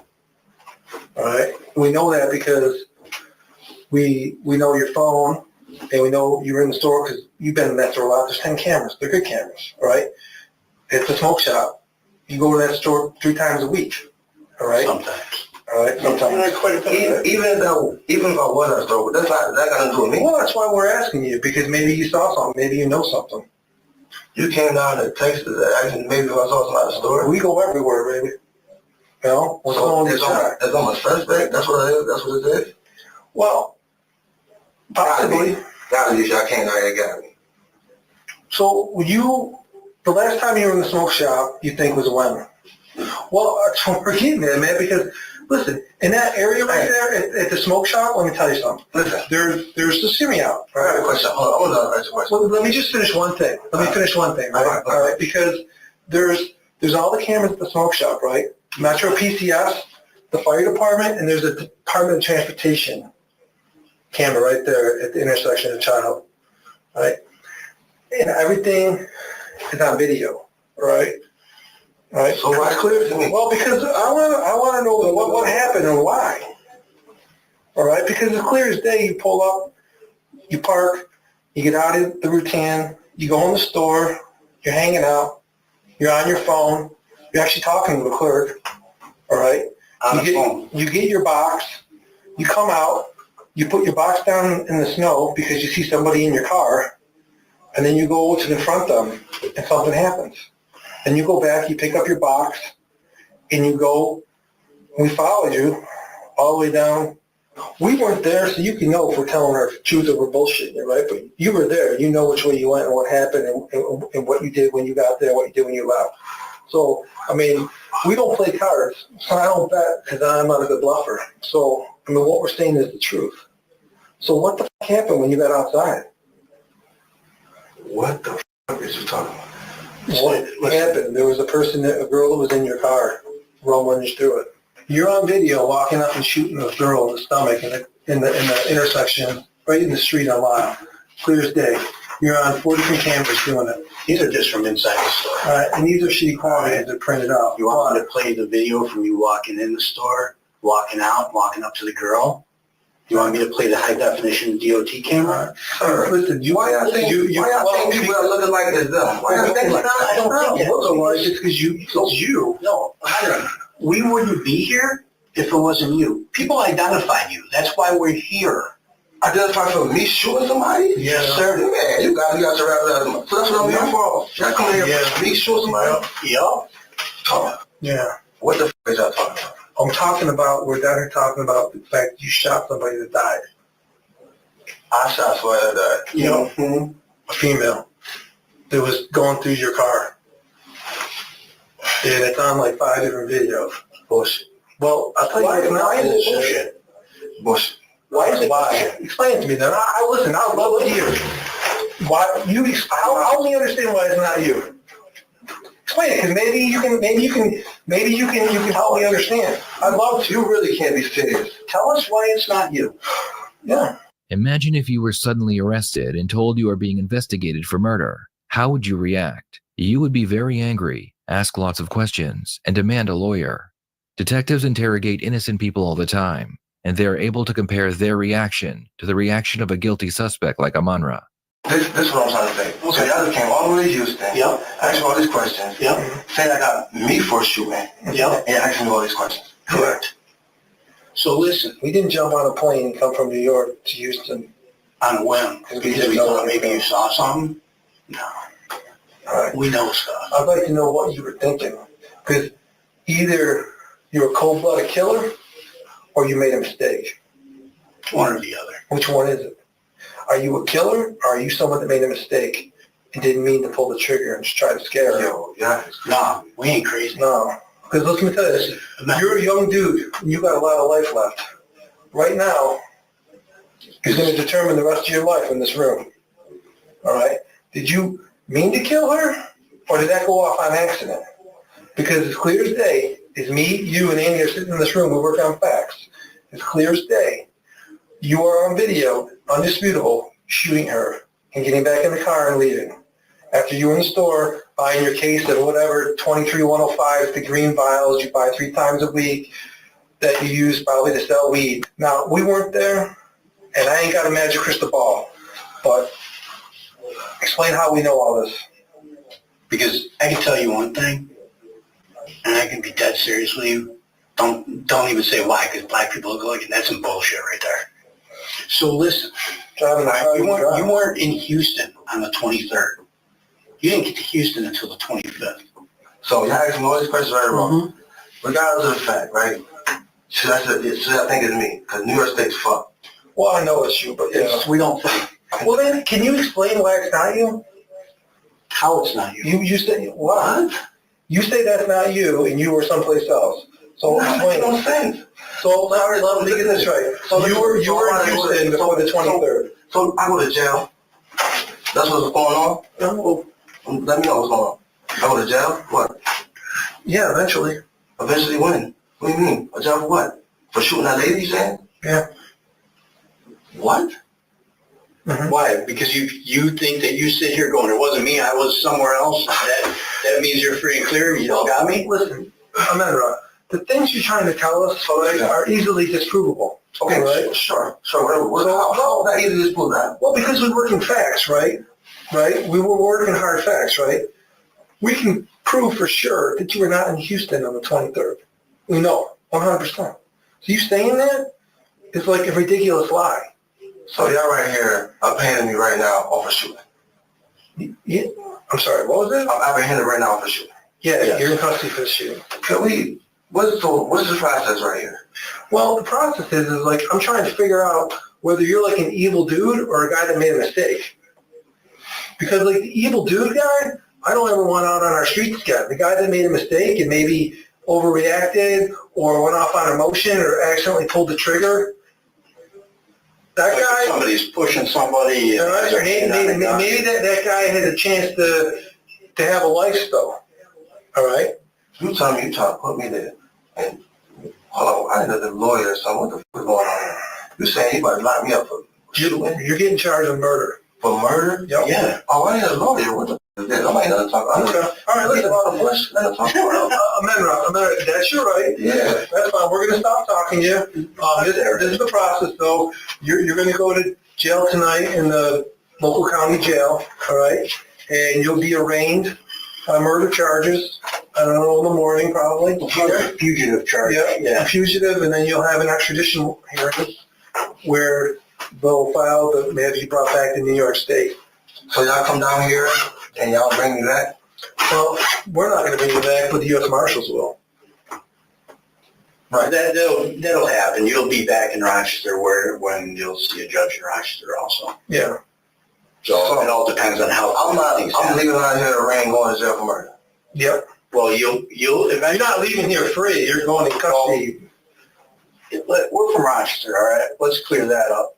All right, if you're not mistaken, we're from Rochester. I don't know how they operate the courts here, but you will see a judge as a fugitive from justice based on a warrant signed by a judge in Rochester, New York for murder in the second degree and criminal possession of a weapon.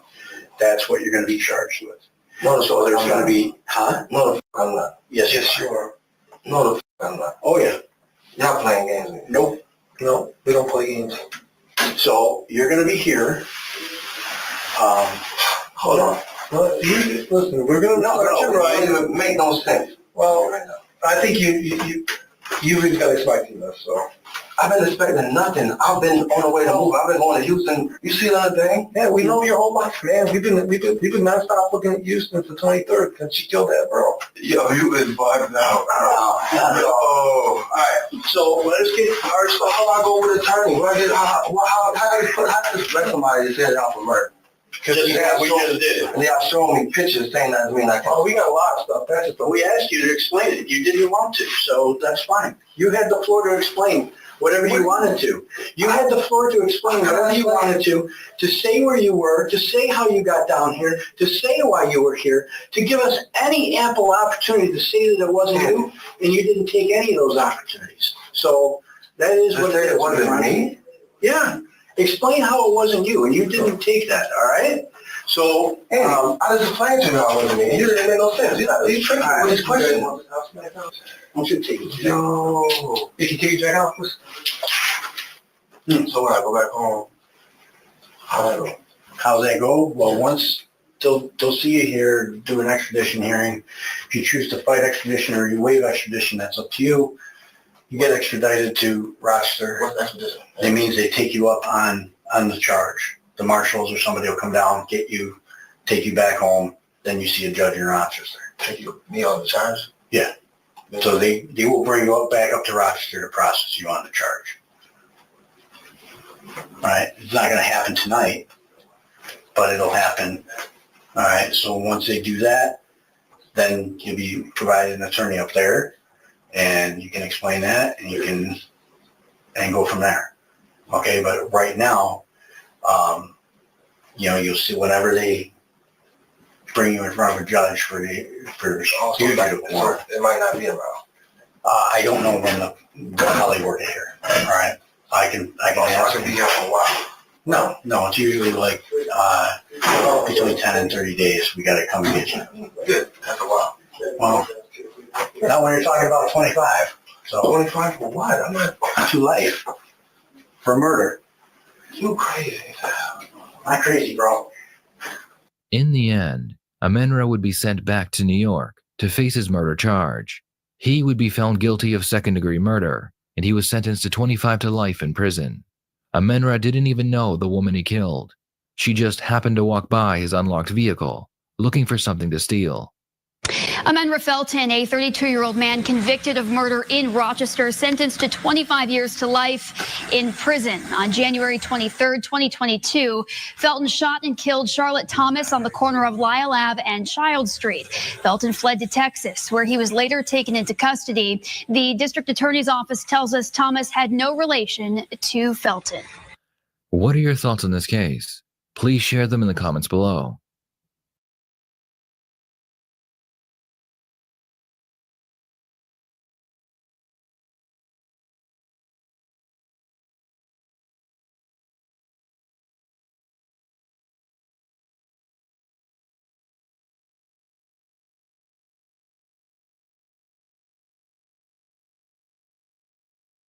Who is shot? Where's the victim? Oh my God! What's going on? Go stand over there, please. Okay. Oh my God! This is Nicole Lenway, a 33-year-old forensic scientist with the Minneapolis Police Department. On April 20th, 2022, she was on her way to pick up her 5-year-old son from a supervised parenting center on University Avenue in Minneapolis, Minnesota. Nikki parked Hello, I need someone to tell me what's going on. Help me! Late in the night on June 5, 2021, officers from the Woodbury and Oakdale Police Department in Minnesota receive a slew of 911 calls about a drive-by shooting that took place in a residential neighborhood at a high school graduation party. Dispatch begins notifying officers of a white Tahoe that is potentially involved. Multiple officers patrol the area, while others secure the scene of the shooting and gather information. Stay in your house. Hey, what house is this, guys? All right, hands. Show me hands. Show me hands. Don't move. Right here, this house. Okay, nobody move. Someone shot? Yeah. Where? I don't know. Walk to me. Walk to me. We didn't shoot. Walk to me. Okay. Just follow our orders and we'll figure this out. While this is going on, officers discover the white Tahoe speeding by. Again, Woodbury response, either white Tahoe or white Escalating.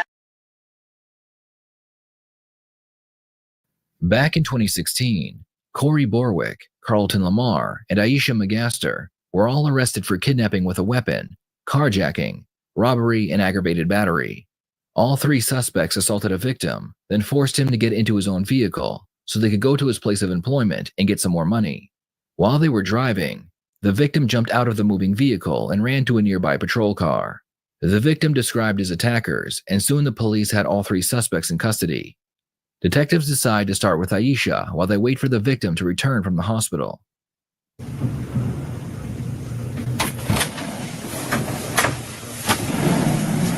right, Aisha.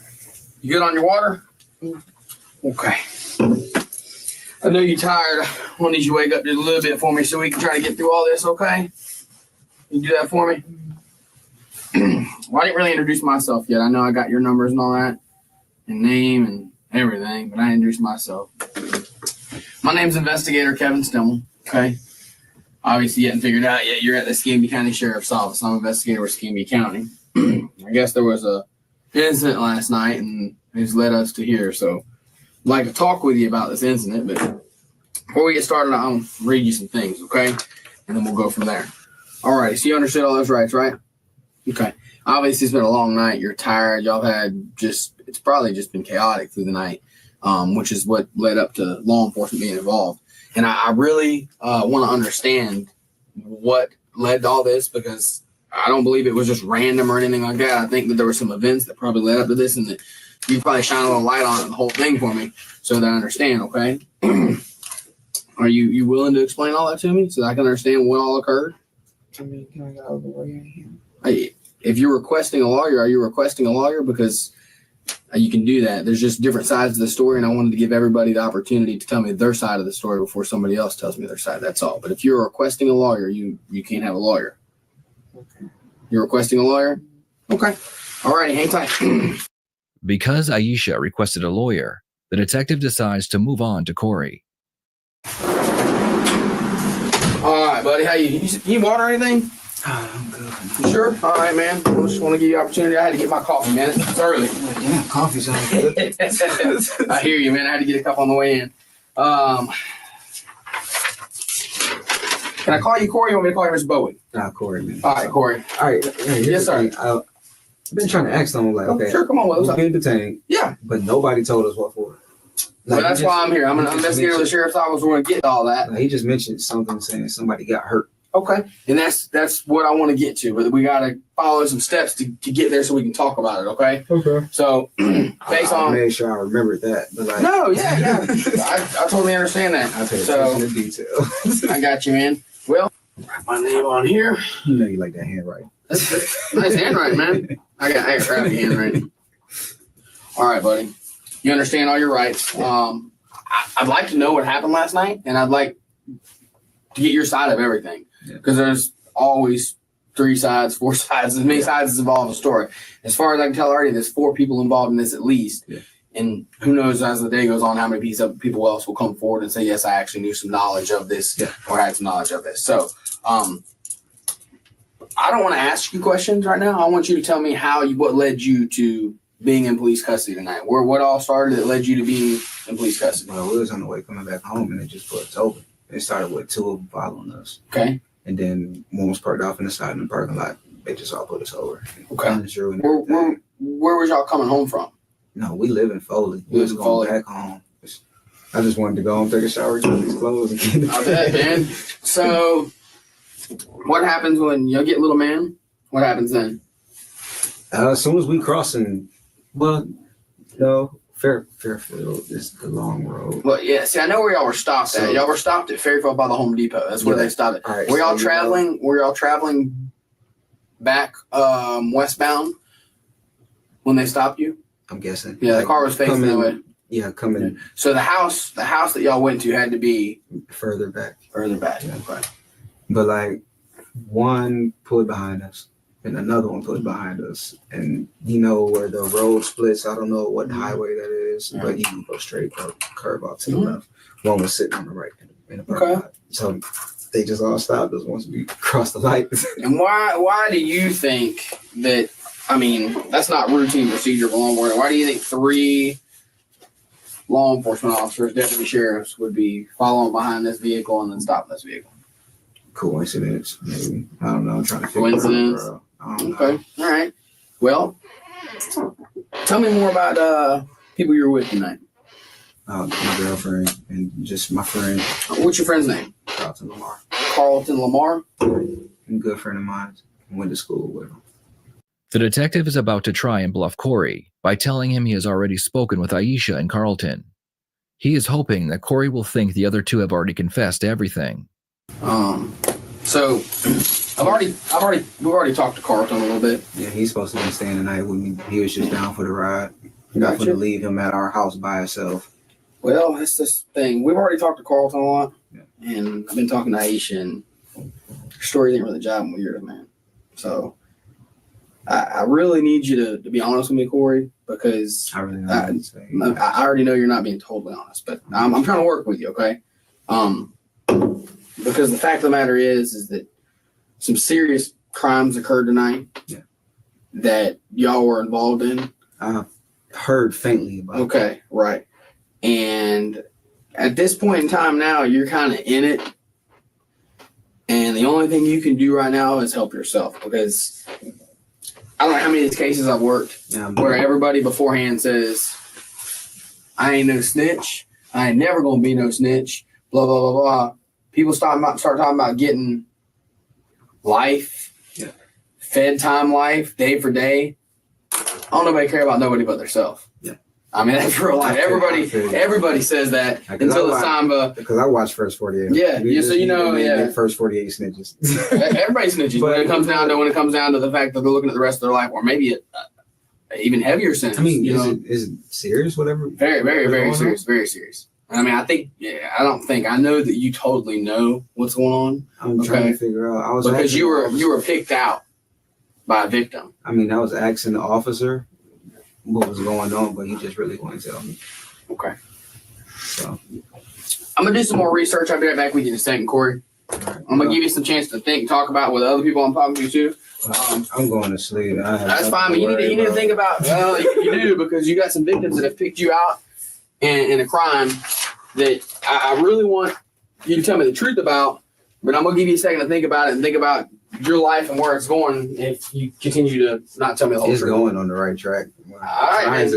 Hang tight, man. We'll be out there with you and talk to some other people. All right. Corey does his best to appear calm, most likely because he thinks it will make him appear innocent.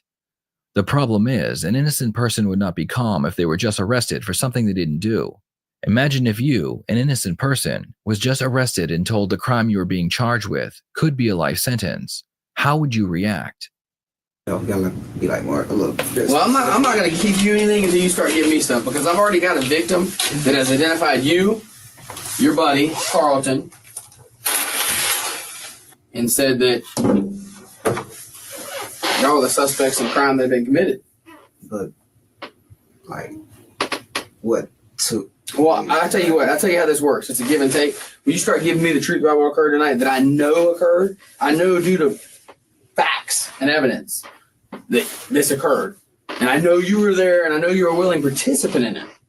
When you start giving me some of the truth about that, I'll start giving you the truth about what all the charges are going to end up being and all that. It's a give and take, man. I'm not going to come in here and sit here and show you my deck of cards straight up like you, obviously like you're not, because you're not telling me the whole truth about anything that happened, okay? And what I want you to think about is all of this started in Alabama. We know it started in Alabama, and it all came across state lines. So more than likely here in the next few hours, the FBI and the feds are going to be involved in this too. Right now, to the local level, it's probably going to go federal. You're probably going to be looking at some federal time. Yeah. Is that serious? It's very serious. Damn. Yes. It's very serious. That's wild. And I know you know what I'm talking about. And it's all the fact of the matter now is really if you want to help yourself or if you're just willing to be that guy that says, hey, I want to go to prison for life or for a long time for somebody else. I'm not going to prison. I promise you are if you don't help yourself on this. I promise you. And that's the only reason we're in here right now is everybody else going to try to help themselves. Yeah. It's whether you want to help yourself out or not. I'm going to help myself regardless. Okay. Well, how are you planning on helping yourself today? Because you're not helping yourself at all yet. I'm trying to think. I don't know. I really don't. I don't know. Okay. Have you come to any conclusion on what you think this is all about? Or are you still just totally just blind at what's I'm going on? trying to I'm trying to figure it out. But Okay. Keep thinking, man. I mean, why we would have Aisha, Carlton, and you all here at the same time. So, what other cars were y'all in tonight? Not another car earlier? Dodge Avenger. Dodge Avenger. What other cars? That's her car. That's her. What other car were y'all in earlier? I just did Dodge Avenger. Is that the car registered to her? Yeah. Okay. Well, we seized that car because it was used in the crime, and we're getting a search warrant for that car to search the car. What is going to be in that car that we need to know about? Nothing really. Guns? A BB gun. BB gun? What was the BB gun in the car for? In the car always. You always keep a BB gun in the car? It's just a BB gun. I mean, I have a car, but I have a couple cars, but I don't ride around with BB guns in the car. What's the reason for the BB gun in the car? Oh, no reason at all. Just anybody try to press us, use that to get them off.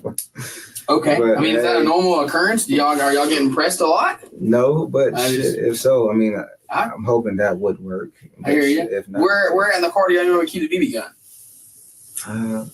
Either just in the middle glove. I mean, not, yeah. I guess. The console? Yeah. Like underneath where your arm sits, you lift it up? Yeah. I mean, it's just a BB gun. I hear you. Realizing he isn't going to get any information out of Corey, the detective leaves the room. A little while later, another detective comes in to try his luck with the suspect. So you're aware that we got a guy that's been kidnapped, right? God damn. They tell you that? No, they didn't. They didn't? All right. You got a guy that's been kidnapped. All right. I'm listening, bro. So, in his own vehicle, he gets over to your lady's house. Yeah. All right. And then he gets kidnapped by you and Carlton. And then he gets put in the back of his own car as y'all drive the car. All right. That's some shit right there. It is. It is. So, the lucky thing for him is that the trunk has a trunk release and he can pull the trunk release and he bails out of the car and he runs up to a cop. And he tells the cop what happened. And then they get behind the vehicle. Yeah. And then this is how it all starts because your lady comes and picks y'all up at the Firestone there on Pace Boulevard right up here. Firestone? A little tire store, whatever it is. Oh, that's where he was at. Right. Oh, okay. Okay. So does that sound familiar at all? Corey, let me put it to you blunt. I mean, I'm not trying to sound like a dick to you, son. You just doing your job. Yeah, I am. I'm not mad at you. I am just doing my job, but the playing stupid part ain't gonna cut it. The detective spends the next few minutes explaining that if Corey doesn't confess, his girlfriend Aisha is looking at some serious time. Corey knew he was screwed from the beginning because the victim knew Aisha personally, so he needed a way to justify his actions.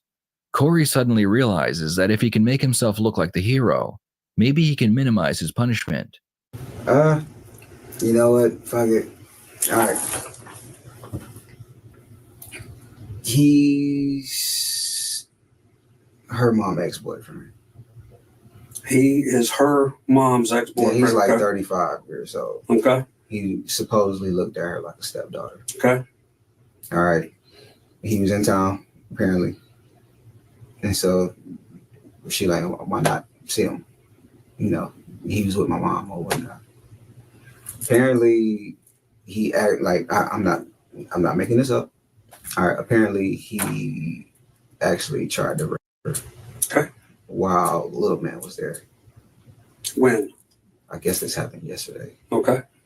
And so didn't accomplish that, but like she had on some type of top with a long dress. Okay. And so he actually got the chance to kind of like hold her down and like actually like oral on her for a split second until little man came in the living room and like I guess he saved her. And how old's the kid? He's 5. Okay. And there was no bad intentions, honestly. I wasn't going. No, not. Look, there's bad intentions on his part, though. Yeah, that was bad intentions on his part, but you don't do nothing like that. Hey, I agree. You don't do nothing like that to my old lady. Well, let's back up just a minute. His old way, this guy here, all right, Aaron Stovall, used to date your old lady's mama. Yeah. And were they married or anything, or just dated? No. For how long? They just dated. I don't know. When did that end? I have no clue. Me and her been together like 4 or 5 months. Okay, so but in the last 4 or 5 months, you don't really know this Aaron Stovall till recently? Yeah. Or just by talking? Just by that. But yeah, she come to me crying about everything that happened. So I just took matters into my own hands. I had no way of proving that he done this to her. All right. Well, one, I appreciate your honesty. So, because I mean, I can understand as a man, and me being that's what I'd want to do. You don't mess with a man's family, his old lady. And so, yeah, nothing on them. It was all me. I had no intentions on killing this dude at all. I'm not a killer. I just want to teach him a lesson. You don't do no shit like that, especially to my folks. I'm a good person. I don't bother nobody, but when you with mine, I'm capable of some shit. Let's understand. And so I took matters into my own hands, made him apologize to her, and it's not. I guess technically, yeah, I would call it kidnapping. Yeah, but I was just gonna take him to his folks and make him tell his wife or. So he's remarried now and shit? I don't know exactly what he got going on, but I was gonna make him explain to his folks what the hell was going on and why the hell I did this to him. All right, well, let's back up a little bit so I can understand this picture a little better. And try to get it on video so that way I can proceed to go from there. Sure. So I got my proof that he did do this. I don't know. Did you get it on video? I don't know. That's the thing. Is it on your phone? I don't know. That's the thing. Is your phone in the car? No, it's not. Did you leave it at her house? I think so. All right. Well, let's back up a minute. What makes him want to come to her house last night? What makes him? Yeah. Well, I understand. Probably because he thinks he's going to get some ass. Yeah. He thought he was going to. Oh, because whatever he did the day before. All right. Did she tell him to stop? Did she tell him to quit? She told him to stop. That's when I took her down phone. And you saw some text between them or something? Yeah, I mean, not really that, but like she played it cool, was just gonna let it go. She really wasn't gonna tell me, but I was like, no, I'm not gonna let it go. So you pressed her? All right. Pretty much, yeah. Now, but there's had to have been some reason you knew he was there. I mean, how'd you find out? I lived there. Yeah, but how'd you find out he had come over? Oh, because when she picked me up from lunch break, she just broke down and started crying. I'm like, hey, what's wrong? And she trembling and shaking and stuff, but she really didn't want to tell me because little man was in the car. She didn't want to know all of that, but God knows what all he's seen. But I guess he walked in at the right time. Now, is this the first time this has occurred? Yeah. Between him and her? Yeah. Apparently, he was supposed to be looking at her as a stepdaughter. But I mean, help me understand this. How does this come about? All about the blue? You know, at one time he was dating her mom, and he's out of the picture. And then all of a sudden yesterday he's back. Because he said, hey, I'm in town apparently. And her mom's out of town. Does he have your lady's number or something for her phone number? I think so, yeah. Okay. So he called and said, I'm in town? Yeah. All right. And then I took medicine in my own damn hands. And I wanted to get proof that he actually did try to do that to her. And so I could turn it in my damn self. All right. And whatever charges come with me doing that, I'll take it. So then once you found out yesterday, did you tell her, hey, let's tell him to come over to the house? I did that on my own. But that's what you said, tell him to come over to the house? Yeah. And then once he got over to the house, were y'all hiding or what? He was talking to me the whole time. He thought he was talking to her. Are you talking about on text? Yeah. Okay. You had her phone and text. Yeah. All right. Let's move forward then. Tell me, when he shows up at the house, what happens? I rushed his ass. At the front door? No, I let him get inside. Okay. Did she open the door? Yeah. Okay. And then you rushed his ass and then y'all fight? It really wasn't a fight. With that much stuff with that going on, that type of situation, I got so much anger up inside me, man. I gave him no chance. All right. Questioned him a little bit. Try to figure out what the hell was going on. Make sure he apologized to her. Did he? Yeah, he did. Felt good after that. Honestly, I'm not gonna lie. Sure. I try to do that to my old lady. I don't play. I don't play. I fight for my family, bro. Sure. I have children in a family. I understand. I got 2 kids of my own. Hey, sorry for the mix-up, but no, it is what it is. All right. Well, what's Carlton doing while this is going on? He just happened to be there. So he's just bad luck. He just happened to be there, bro. All right. So after you rush this guy, make him apologize and all this stuff, then what happens? Planning on taking him to his folks. So y'all throw him in the trunk? He was never in the trunk. He was never in the trunk? No. Why does he say he was in the trunk? He was in the back seat. He was in the back seat? Yeah. Okay. He was in the back seat and he jumped out the car. While it was running? Yeah. Somewhere going down Fairfield? Yeah. Right by the churches. Okay. All right. But now while this is going on, y'all talking a little shit to him, scaring him, say, hey, we fixing to bury your ass, we fixing to fucking kill you, all that No little need shit. for that. I guess the fact of me telling him that I'm gonna take him to his family and let them know what type of fucking person he is, that scared the living shit out of him. And so he jumped out the car and thank God he ran into a police and flipped the story around, make it seem like, I know it looks worse on my end, but hey, you do that to my lady. That's you do that to my old lady, that's what happens. That's understandable. I bet he won't do it again. He probably won't. I mean, I would never harm nobody on purpose just because, man. But you said that it seemed like I was showing no remorse. You're right. I have no remorse for him because of what he did to the people I with. Let me ask you this. How fast were y'all going when he bailed out? Normal speed, the speed limit. 30, 40 miles an hour, whatever? All right. Let me ask you another question.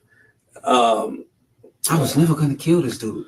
But I'm trying to understand this. When this happened yesterday and it got you all riled up and you found out about it, why didn't your lady call the police to have him arrested? Because we didn't know who he was. So it don't matter though. You still knew who he was. You may not have known. I wanted to have enough evidence and have him saying it on video. And then I made sure I got a copy of where he stayed at so I could be able to give up that info. So I had all my ducks in a row trying to do this the right way. Do you think you got it on video? I may. Okay. I may. I don't know. I may. But it was a lot of commotion. So I think my phone maybe broke. I hope not. I just got it. Gotcha. What kind of phone is it? AT&T Asus Zen phone. Okay. It's a Droid or whatever. Yeah. Android. I got you. And you think it's over at her house still? Maybe. You didn't take it with you because all the bullshit was going down so fast? I wasn't thinking straight. I was just trying to go. I got you. Tell me where to go. Where's your house at? We finna go to your family. You finna let them know what the hell you did and why I did this to you. Now he lives over here in Pensacola? Yeah. Somewhere. What's he do for a living? I guess he's a truck driver. Like an 18-wheeler or some shit? All right. I mean, like I said. I'm telling you the guys on the show everything I've been telling you. Well, it's understandable. And I can understand what you say. It sounds like some shit in the movie, but because I can only imagine how mad I'd be if I was in that situation. You mess with my family, man. It's bad for you. I'm sorry. Lord, forgive me, but Yeah, I just had to expose him for who he really was. Gotcha. So whatever time that y'all plan on giving me, man, Is there anything else that we're missing that could help your case? Honestly, that's pretty much everything. I mean, honestly, if you got that on tape, that'll help you. I mean, I told everything that what was going on. And if you could get him to confess why I did this to him, we're gonna talk to him. As a matter of fact, I want to talk to him face to face. Nah, that won't be good. Can't do that. You'll have a chance from to a do it. distance, but You'll have a chance to. Is there anything else? That's all, honestly. All right, man. Hang with me And I'm not sure if she really wanted me to tell you all of this, but hey. I'm sure she didn't, but I mean, there comes a point in time where if you're man enough to do it, you gotta be man enough to own up to it. I am. You know what I'm saying? So I really am. Hang tight, Corey. You need anything besides some shitty coffee? Yeah, it is shitty, man. I'm not gonna lie to you. I'm good. It ain't Krispy Kreme coffee. I should have just drunk this straight, man. Hang tight. The detective leaves the room, then comes back after 15 minutes. He has a couple more questions, but since he already has the confession, he approaches it in a more relaxed manner. His suspect, Corey, also seems more relaxed now that he has confessed. What's up, babe? I was listening to y'all. I was like, yeah, I might as well join in on the conversation. Yeah, I can hear everything y'all saying. Yeah, walls are thin. It's like I heard somebody say, well, he said he's not a killer. And I'm just sitting here laughing like, yeah, I'm really not. What about, did you throw some hot water in the old boy's face? You damn right I did. I will admit that. I love it. Was it boiling? You damn right. With it. salt and vinegar in it. Oh, really? You damn right. Damn. I have no remorse for motherfuckers who mess with my family like that. Nice. No remorse. I don't feel bad at all. I'm a man. I accept the charges. Hey, I feel better that I caught him and he know not to do that again. Well, the question would be is how many times have he done something like that before? Exactly, but he know not to mess with mine. That's how I feel about it. And I was really gonna let him go.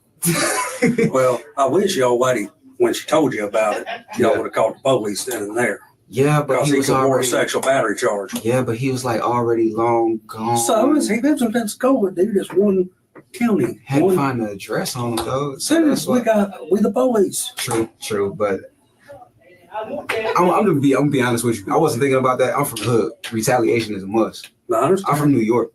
We don't play. We do this shit for real up there, man. Like for real. What about you scare him with that little BB gun? You damn right. I feel you. Damn well, right. we trying to talk to Foley over there because they're, that small town police over there. It's like talking. They're like, Compared to where I'm from, oh my God. What's going on? I was 14 when I moved down here, and I was like, man, what the hell is a Foley? Never heard of it a day in my life. What part of New York did you come from? I'm from Rochester. Rochester. Murder capital of New York State. Yeah. Not happy about it. I'm not bragging on my city, but I grew up in a rough place. And it made me what I am today. Don't take shit from nobody. That's right. I kind of got a fucked up mentality. It was made stupid on my behalf, but I feel better knowing that because I'm hands-on. Man. You do some shit like that to my family, I'm coming after you. The rest of your family live down here? Or they still up there in New York? I got family up there, but it's just my mom, my auntie, and my cousins. It's just that, man, when it comes to the ones that I love, man, I go gusto, and I don't think, I really don't, man. Apologize for this shit. Hell, it is what it is. Sorry, not sorry. So it is what it is. If you was to ask me right now, do I feel bad about it? No, I'm gonna take my charges like a man. He deserved it. I don't feel bad for my like him. I want to try to get him to admit to what he did. Well, hopefully you got that shit on your phone. Man, I'm hoping. Did you have it going when you come in the door? No. I beat his ass first. I got you. I beat his ass first. I got you. Choke this bitch ass out. All right. Hang tight, man, Court. Man, quick question. Is there any way that I'm going to be able to go home today? I mean, honestly, you're going to have a bond. I mean, your bond's probably going to be pretty high. I mean, minimum, I'm going to say probably going to be $50,000, which is $5,000, to a bondsman.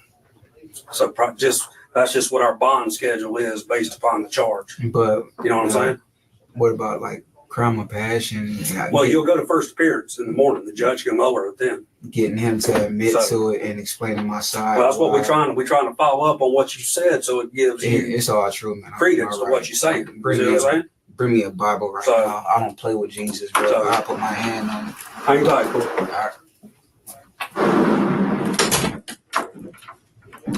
With the confession out of the way, the detective leaves to file the paperwork. Meanwhile, the victim is sitting in the other room, calling friends and family to tell them what he had just gone through. Yeah, I go there because my friend went and borrowed $40. While I walk in there, they throw hot water in my face, burns all my face off, my arm off, and just start. Yeah, and they set me up, bro, and was just beating me to death, bro, and they're trying to choke me and kill me, bro, with a pistol, hit me upside the head with a pistol and everything. Bro, I'm fucked up. I'm shitty. I was fighting for my life, bro. Look, bro, this is how dumb they is, though. Bro, they wanted to rob me, right? They wanted to get my money. So I'm like, I can't swap my card. Like, it's the only way you can do it is either keep torturing you. Right here, like the chick was following the guys. It was 2 dudes, bro. They was in ski masks. They caught him though. Yeah, I'm gonna tell you that part, bro. Drove me down here, bro. So they tried to take me back. So I took them the long route down Fairfield. Off of 98 down Fairfield and shit. Bro, they had everything, bro. My wallet, everything, like everything. They done took everything out of my trunk, bro. Robbed me, bro, clean, bro. Like, it's crazy. It was taking the car back. Like, bro, I jumped out the car, bro, like on Pace and Fairfield. Like, Pace and Fairfield. They was turning on Fairfield, going up, back up. Bro, jump out the car because I seen the police in the parking lot. Because I had pulled the door. They had my arms tied and my ankles tied up. But when I went to the job, they had let my ankles go. I was like, I can run now, bitch. It's over. Like, once I see a cop, I'm rolling, tucking and rolling out the car. Yeah, they started driving slow. Man, I jumped out that tuck and roll dude, tried to hurry up and grab me and everything with the pistol in my back. I tuck and roll, and as it kept going, when I tuck and roll, I thought the other chick that was behind them, following them, was going to hit me. I took off after that, bro. No shoes on, no nothing, bro. Arms tied and everything. Gone. Shit, weighing the police down. Police radioed that in. They was asking what car. I was like, man, they probably about to ditch my car. I said, if you want to catch them in the other car. The car is exactly like mine. It's blue, and they got a kid in there. It's gonna look like they like family type shit, bro.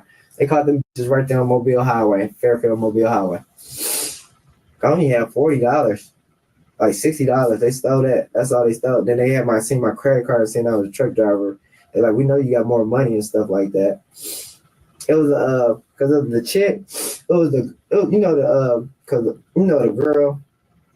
that always had a ride with me on the truck and stuff. It was her daughter, and I guess they seen me out there and they set me up. Yeah, she was in there punching me, and, like, had a knife in my throat. Talk about they were trying to kill me, like really, really kill me. Like I got marks where I didn't black out, but I knew if I blacked out, I was dead. Like, I am so messed up. My whole right arm. I just left the hospital.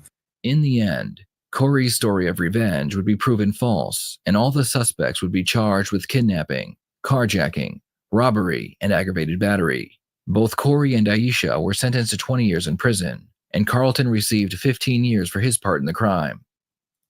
What are your thoughts on this case? Did they intend on killing their victim? Please share your thoughts in the comments below.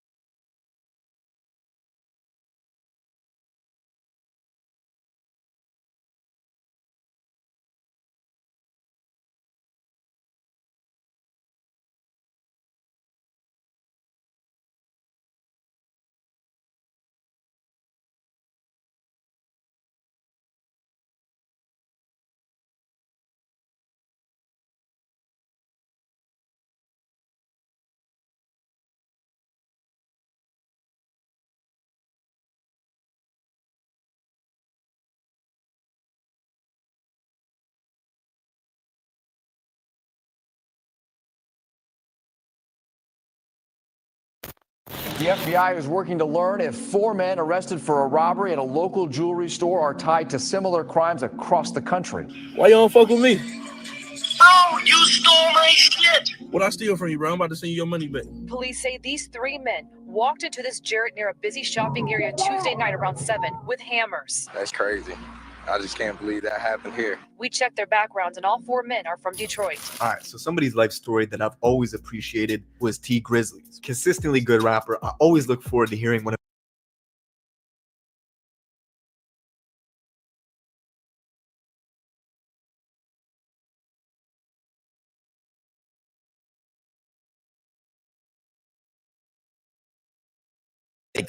It's so crazy though, because like the most unexpected shit might happen. Like the way we got caught, a customer pulled the gun out. There wasn't nobody who worked at the store. That was a fucking customer. Pulled the like gun some out. off-duty cop shit?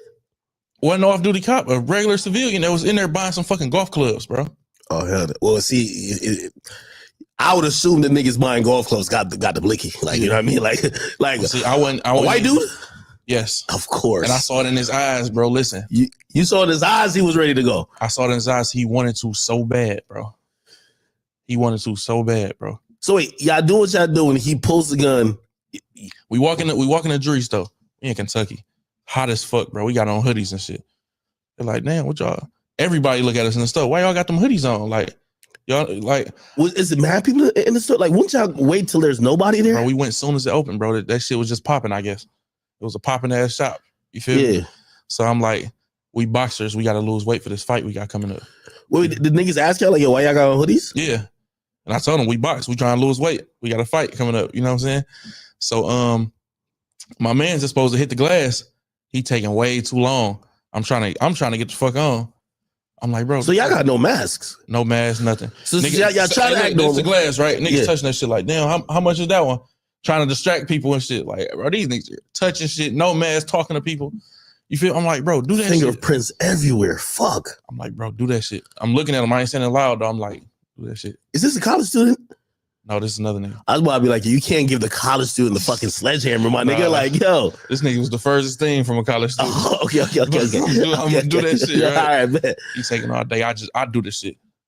Cause we gotta go. You're impatient. Fuck it. Let's go. Let's get out of this. Hit the shit. Boom. Soon as I did, I heard freeze. Right. Now, the nigga said freeze? The nigga said freeze. Like bro. this is actually some cops and robbers shit. Like freeze. Oh shit. Hey, listen though, right? When I hear freeze, first thing I think in my mind, because I'm a nigga who I don't want to ever die. Yeah. So as soon as I hear freeze, I instantly think somebody got a gun in this bitch. Yeah. You know what I'm saying? So I look, I see that bitch. He just aiming like nigga look like a fucking bulldog. Cheeks hanging, all type of just aiming that bitch like shaking. I'm like, I'm not about to play with this nigga, man. I dropped that bitch, get down. You feel me? Bro, them trying to run out the store. They trying to juke. I'm like, bro, he is going to pop you, bro.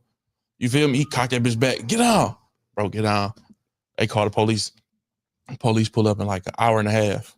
We just in that bitch on the floor. I'm talking to these niggas like, I ain't gonna lie, like we wasn't even about to take nothing. Y'all could just let us go type shit. Shut the fuck up. Damn, it's over with. Damn. So wait, so how many people got away? A couple people got away. 2 people got away. And then, so now they're looking at y'all like, y'all got to tell. When the cops get there, they're like, yo. Hell yeah. Who the other niggas? Yeah, I know y'all wasn't by yourself. How y'all get here? Type shit. Yeah. Because we walked up there. How y'all get here? Like, whoa. Let's keep it real. At that point, because they probably let you know, like, yo, listen, this is like attempted robbery, grand larceny, all that type of bullshit. They probably tell you facing 40, nigga. I was telling me 30. Yeah. And then you got old niggas. You got old niggas in that bitch that just got sentenced to 20 years saying, if they come with 10 years, you better take it. You feel me? You better take it. You better so jump when they on question 10. you now, they be like, yo, listen, tell us the other 2 mans, man. We might give you a little break. Yeah. Yeah, they were saying that. They were saying all that type of shit. They were saying you could go home right now. A word? Yeah. You go home right now. Just tell us who put the plan together. Like, what happened? Walk us through it. No, my ass, I'm like, yo, put it on everything. So, put it in black and white. Put that shit in black and white. I'm in that bitch. You ain't telling them? Hell no. Oh, shit. Nigga. You surprised that I ain't telling them niggas? No. Well, actually, I'm telling. Like, so I always tell people, if y'all want to do crime, don't even hit my phone. Yeah. Like, as soon as the cops show up to me, I'm like, yo, See, I can't tell though, bro, because I can't go back. 30 years? I can't listen. I can't go back home. Nigga might see me walk to the store, throw one in my head. Okay, that's true. All that type of shit come with it. Yeah, but 20 years extra in jail is like wild. Like, yeah, if I could just walk home now, nigga, I just run away. Listen, bro, nah. You gotta be on Skid Row in LA, nigga. It ain't worth it, bro. Did the other dude tell? That got caught? Ain't nobody tell. Nobody tell? Nobody tell. Nah, hell no. Ain't nobody tell. Seen the mafia, nigga. Somebody told, nigga. Listen. Everybody that was on the case out right now. Really? One nigga locked back up for some whole other shit he did. Right? 2 other people locked up. Another person locked up for some whole other shit. But everybody that was on that case, we was all out at the same time. You know what's so funny? They probably found them niggas anyway, right? No, they didn't find them. They never found them? They never found them. They never got charged for that shit. Damn, y'all held it down? Yeah. I send niggas money. Nigga, them niggas should have been free doing more robberies to pay you for not snitching. What the fuck? Yeah. No, you ain't gotta. Nah, that's. Nah, nigga. I can't. I ain't gonna. I can't do it, bro. I can't just sit down and be like, man, that nigga did that shit. Him. I can't do it, bro. All right, okay. I can't do it. All right, so. What you want somebody to tell on you? Well, I be telling first. Do you want somebody to tell on you though? What if they ain't do shit? All right, so if I always say if I'm doing crime, I'm doing it by myself. If I plan to kill a nigga, no. If I plan to kill a nigga, look, I'm doing it by myself. You gonna talk to somebody about something? You gonna say something?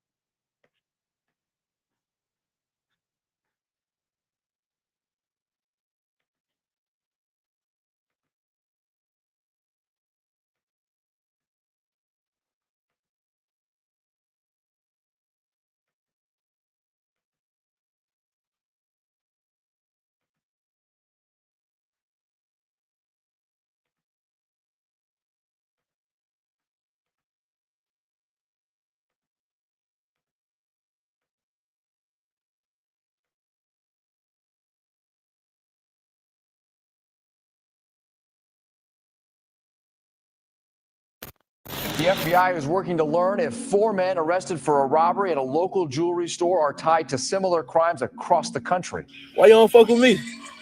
Oh, you stole my shit. What I steal from you, bro? I'm about to send you your money back. Police say these 3 men walked into this Jarrett near a busy shopping area Tuesday night around 7 with hammers. That's crazy.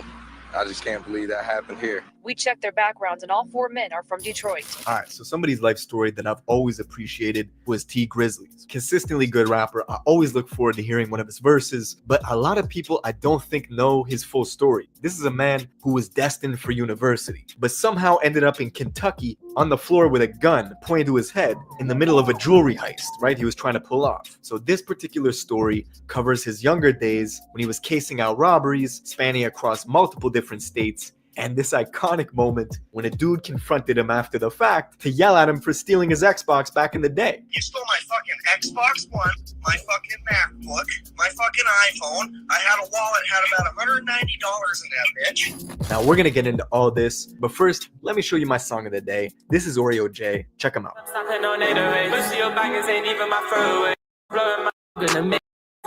Knows Detroit is a tough, more specifically, Detroit. In order to understand T Grizzly's story, we gotta travel to Michigan. More specifically, my loss can be story. We gotta travel to Michigan. More specifically, Detroit. Everybody in America knows Detroit is a tough city. They've been through a lot. Severely underfunded, underprivileged, and its manufacturing industry got absolutely decimated. A lot of hardworking people were left with no work, no jobs, nothing to sustain life with. You could travel to Flint, Michigan and find out the water crisis over there where people were not getting clean water to drink and the government has not done a thing about it. Now, the story of Detroit comes with harshness, and T Grizzly's story is no different, right? He grew up in a family of drug dealers. His mama was a drug dealer, his pops, his auntie, everybody around him was selling dope. But a lot of people, they see T Grizzly and they got him fucked up. This was a kid who was destined for university, getting accepted to major in finance despite coming from an environment of material destitute. Now, just as T Grizzly was hitting that pivotal moment at the end of high school, his pops gets murdered. His moms gets sentenced to 15 years in prison. And shortly after, Grizzly gets a letter in the mail telling him he gets accepted into Michigan State University. But tuition is like 15 grand a year. And some kids that get accepted into school don't even have the option to go. This was a big opportunity for Grizzly, so he went for it. But he knew he needed a job. And as you guys know, in order to get a job, you need experience. But in order to get experience, you need a fucking job. So Grizzly heads up to MSU. He invites one of his friends from his neighborhood to go up there and take part in some of the opportunities. And one day, this friend comes to him with 11 grand in his pocket. And Grizzly's like, yo, how did you get 11 grand? Whatever you're doing, I want in. Well, it turns out the friend was doing B&Es, which is breaking and enterings. That's when they came up with this plan to basically ransack the dormitories on campus. They started systematically robbing these dorms for all their valuables, right? They take computers, cell phones, and whatever cash people had. And the great part is they did this while people were sleeping at night. Grizzly's a big guy. I don't know how he was able to tiptoe into people's dorms and steal their shit at night like he's a fucking Grinch. T Grizzly and his friends successfully pulled off 12 robberies. By the end of it, they got at least $10,000 worth of stolen merchandise and nearly $10,000 in cash. But that's only how much the police recovered. Grizzly had about 40 laptops and 20 iPhones in his room. But the police were catching on to them. You recognize these guys? MSU police want to talk to them about a recent theft in North Hubbard Hall.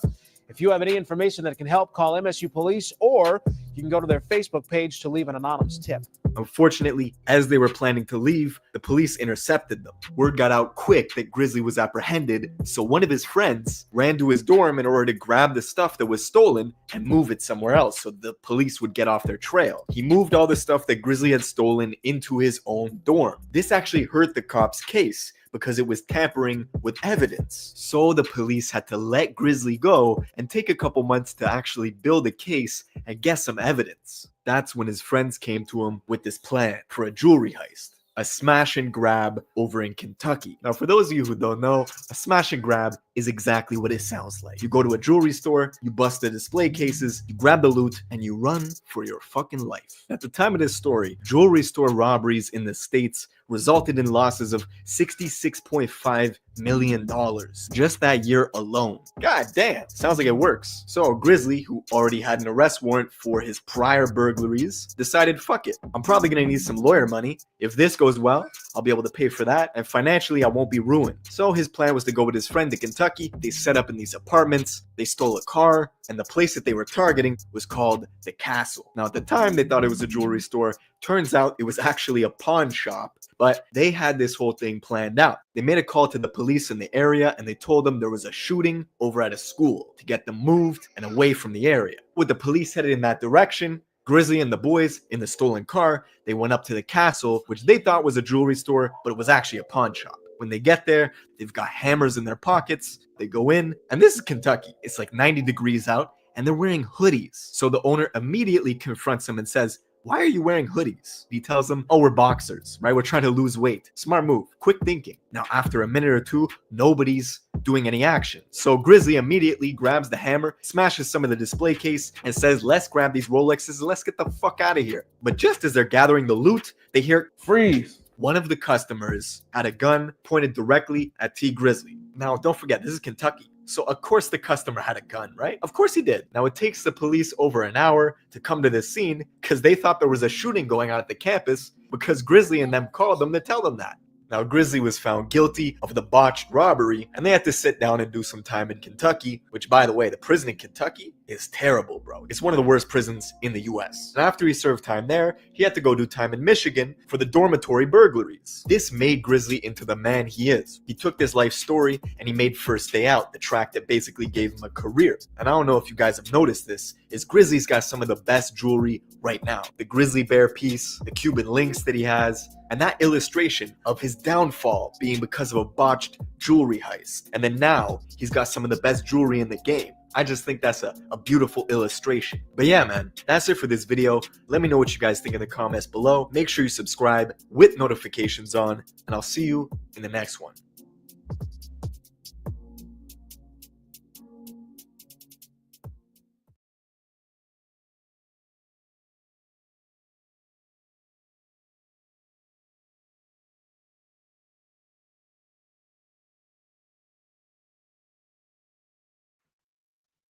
Hey, smash that like button, y'all.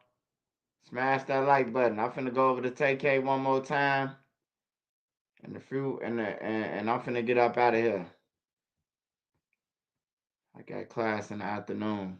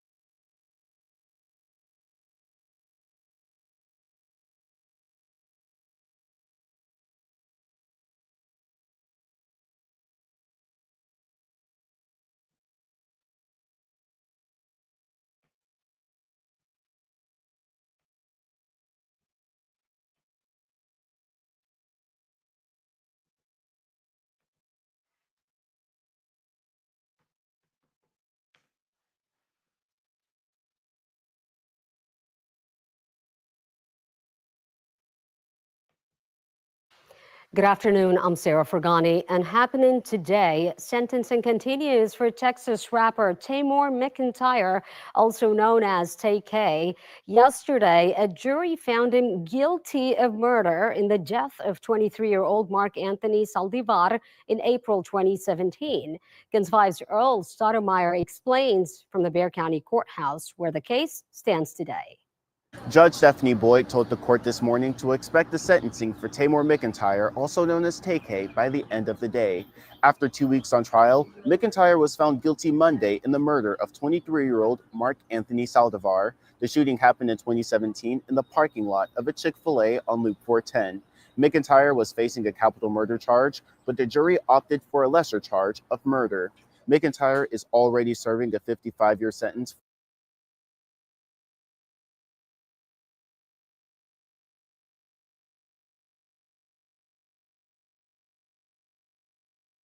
All right, we are on the record in 2019 CR 12495 State versus Tamor McIntyre. Can I have parties announced for the record, please? Jason Garrett and Megan Galloway for the state, Your Honor. John Hunter, Thomas Lane for Mr. McIntyre, Your Honor. All right, it's the court's understanding from the deputy that a verdict has been reached in this case. This is what I'm going to tell all the parties who are present in this courtroom. There's not to be any outbursts. If there's an outburst, what's going to end up happening is a deputy is going to tap you on the shoulder. There's no need to get into a conversation with the deputy. That tap on the shoulder is meaning that you are to leave this.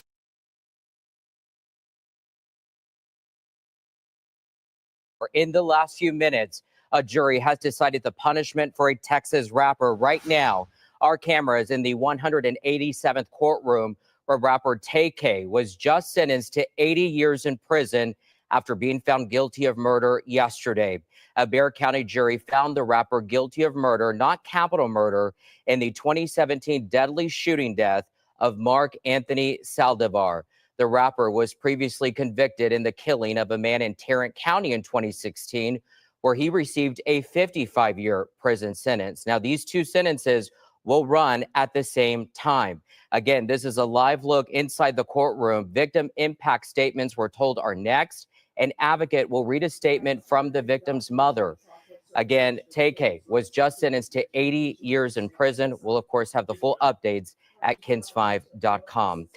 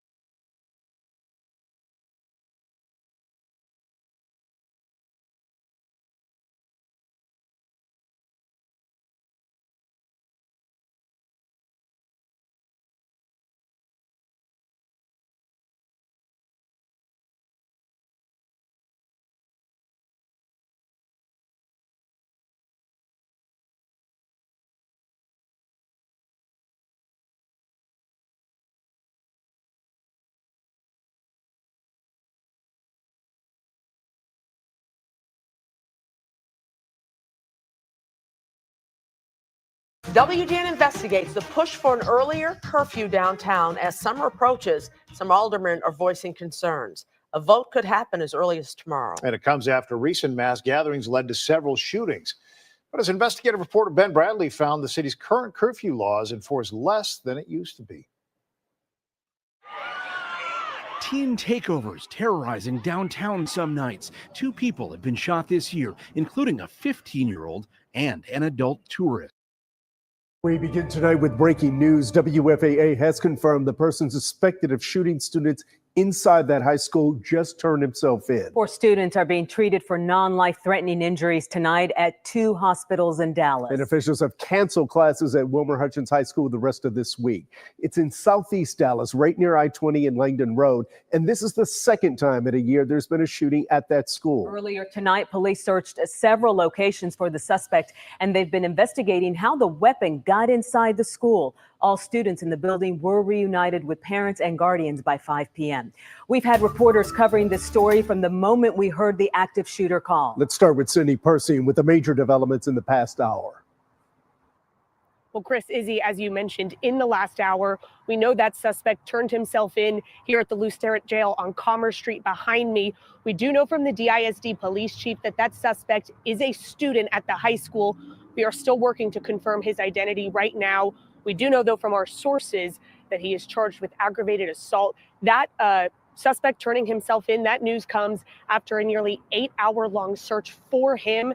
And while that search has come to an end, there are still so many questions about how and why this happened, and so many families still dealing with the trauma from today. Tuesday in Dallas, it happened again. Everything happens.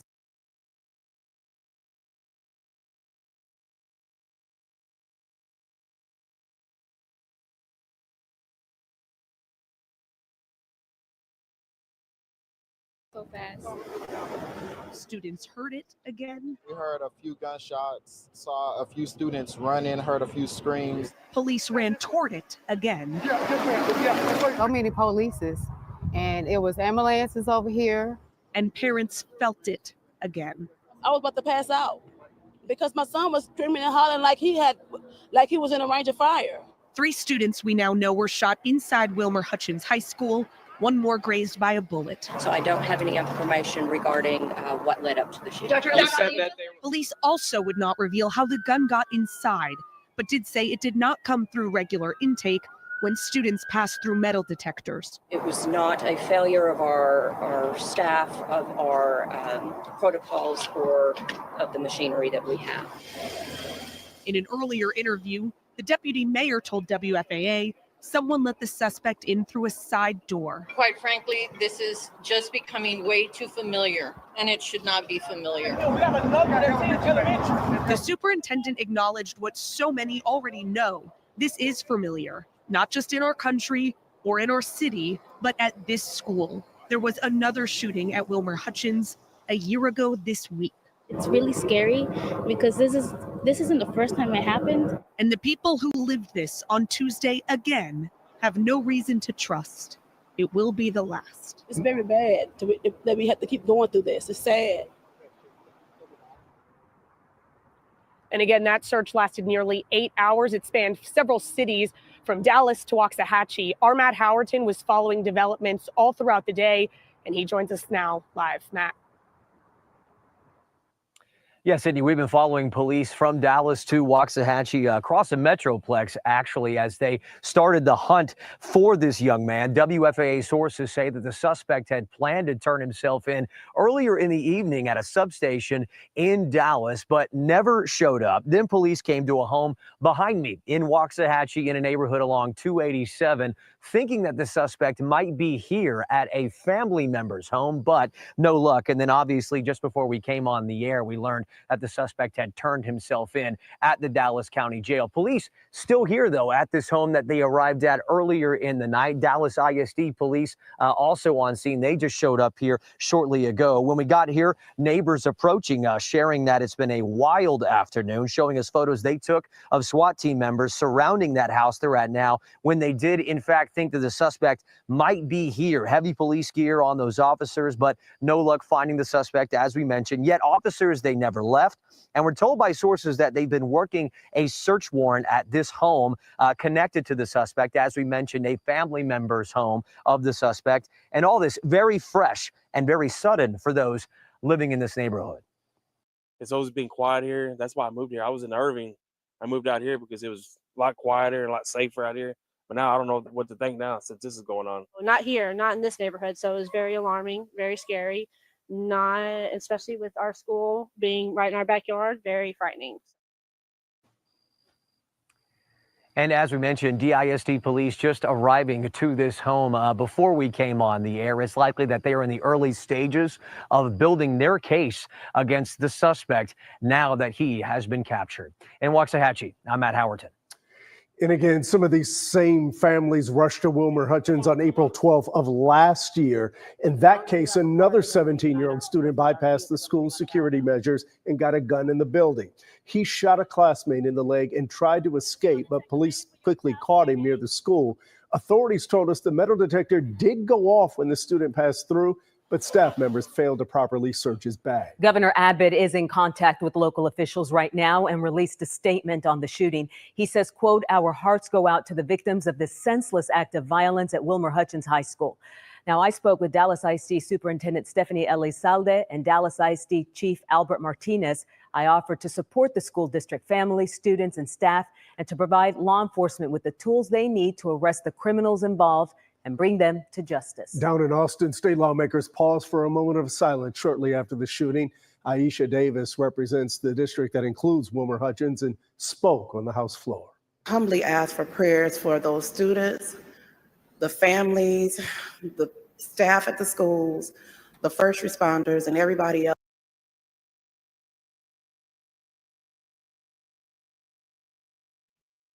Hey, I appreciate all y'all, man. I'm finna get up out of here. I will be going live tomorrow, man. Make sure y'all there at 7 o'clock. I will be going live. Make sure y'all there for when I drop my video tomorrow, my content. Make sure y'all be safe. Yeah, be safe. Protect yourself. Watch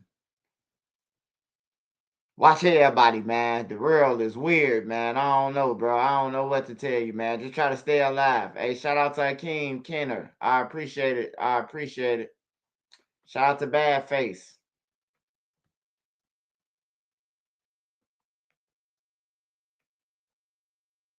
Hey, you can go to CertifiedSmoke.com to purchase accessories, smoke accessories, or t-shirts and hoodies, man. 420 coming up.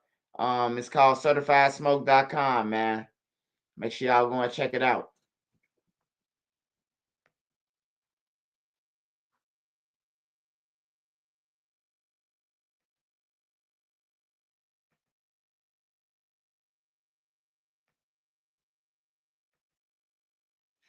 Shout out Purple Purple.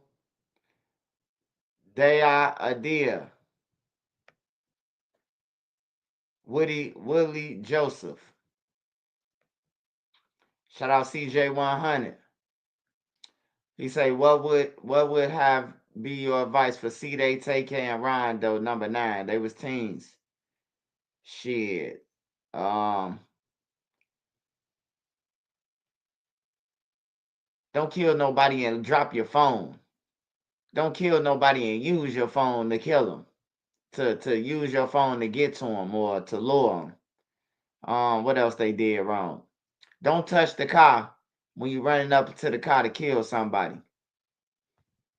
Most important, don't leave your cell phone. When they open up your screen, they got you, C-Day, your mama, your little sister.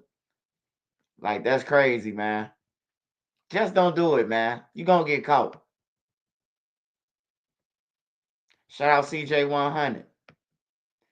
Yvonne Fall. Appreciate your love support, Yvonne. Yvonne again. Shout out to Road Runner 592. Probably insurance allegedly, or he was trying to get his pop's attention. For sure. Shout out to CC Ray. Appreciate you, Carrie. Appreciate you. Shout out to Akeem Kenner, the newest member. And Badface, he's the newest member. Other than that, y'all be safe, man. I appreciate all y'all love support. Shout out to all my mods. Make sure y'all go and check out my latest content. And you want to support me too, go and get my book from Nene Marie 37 on Instagram. Nene got my book. Other than that, y'all be safe, man. I'm up out of here.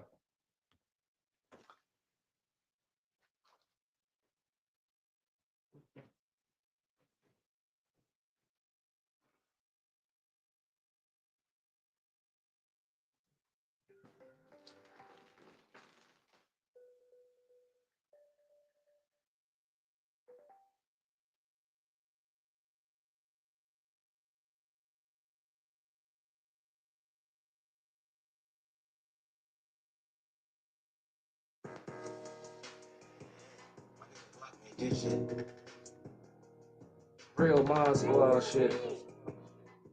Whole lot of Mod Squad shit. Shout out Trenches Switches, nigga. Shout out MC. Shout out Made Media. Shout out Spark. Shout out Queen. Shout out B. Shout out Nene. Let's see, hit my phone like Black make us a song. I hit YouTube, found a beat, now it's on. And see, you can go to her for the latest news. Like who told on who and who gave who the blues. Can't forget Queen Lotus, that's 126. Shorty smart as hell, gonna have you thinking about shit. Now let's get on the easy, on the down south shit. Shorty real as hell, she gonna tell you about your shit. And she dropping videos, go subscribe to her shit. Sparks got the visuals of 99%. Made media out west. He a film mode nigga. Get that nigga bracket chick. I bet she feeling on that nigga. And shout out Savage Black. We gon' party on them niggas. Can't forget Nene. She catch bodies in the chat. It's that page figure real shit. Shorty gon' check. She gon' come back to the chat. Wipe his nosy out the chat. Can't forget Uncle Swipe and still be yachting to you niggas. You can call him Swiper Jordan or whatever. Say you nigga. And to the ones that left, we ain't worried about shit. But make sure you like the video before you dip. Real Mod Squad shit, yeah. Real Mod Squad shit, yeah. Real Mod Squad shit, yeah. Make sure you like the video before you dip. Real Mod Squad shit, yeah. Real Mod Squad shit, yeah. Real Mod Squad shit, yeah. Make sure you like the video before I'm out here. I'm out of here. Shout out Joe the Mob, all y'all. Dro. I'm out of here, y'all.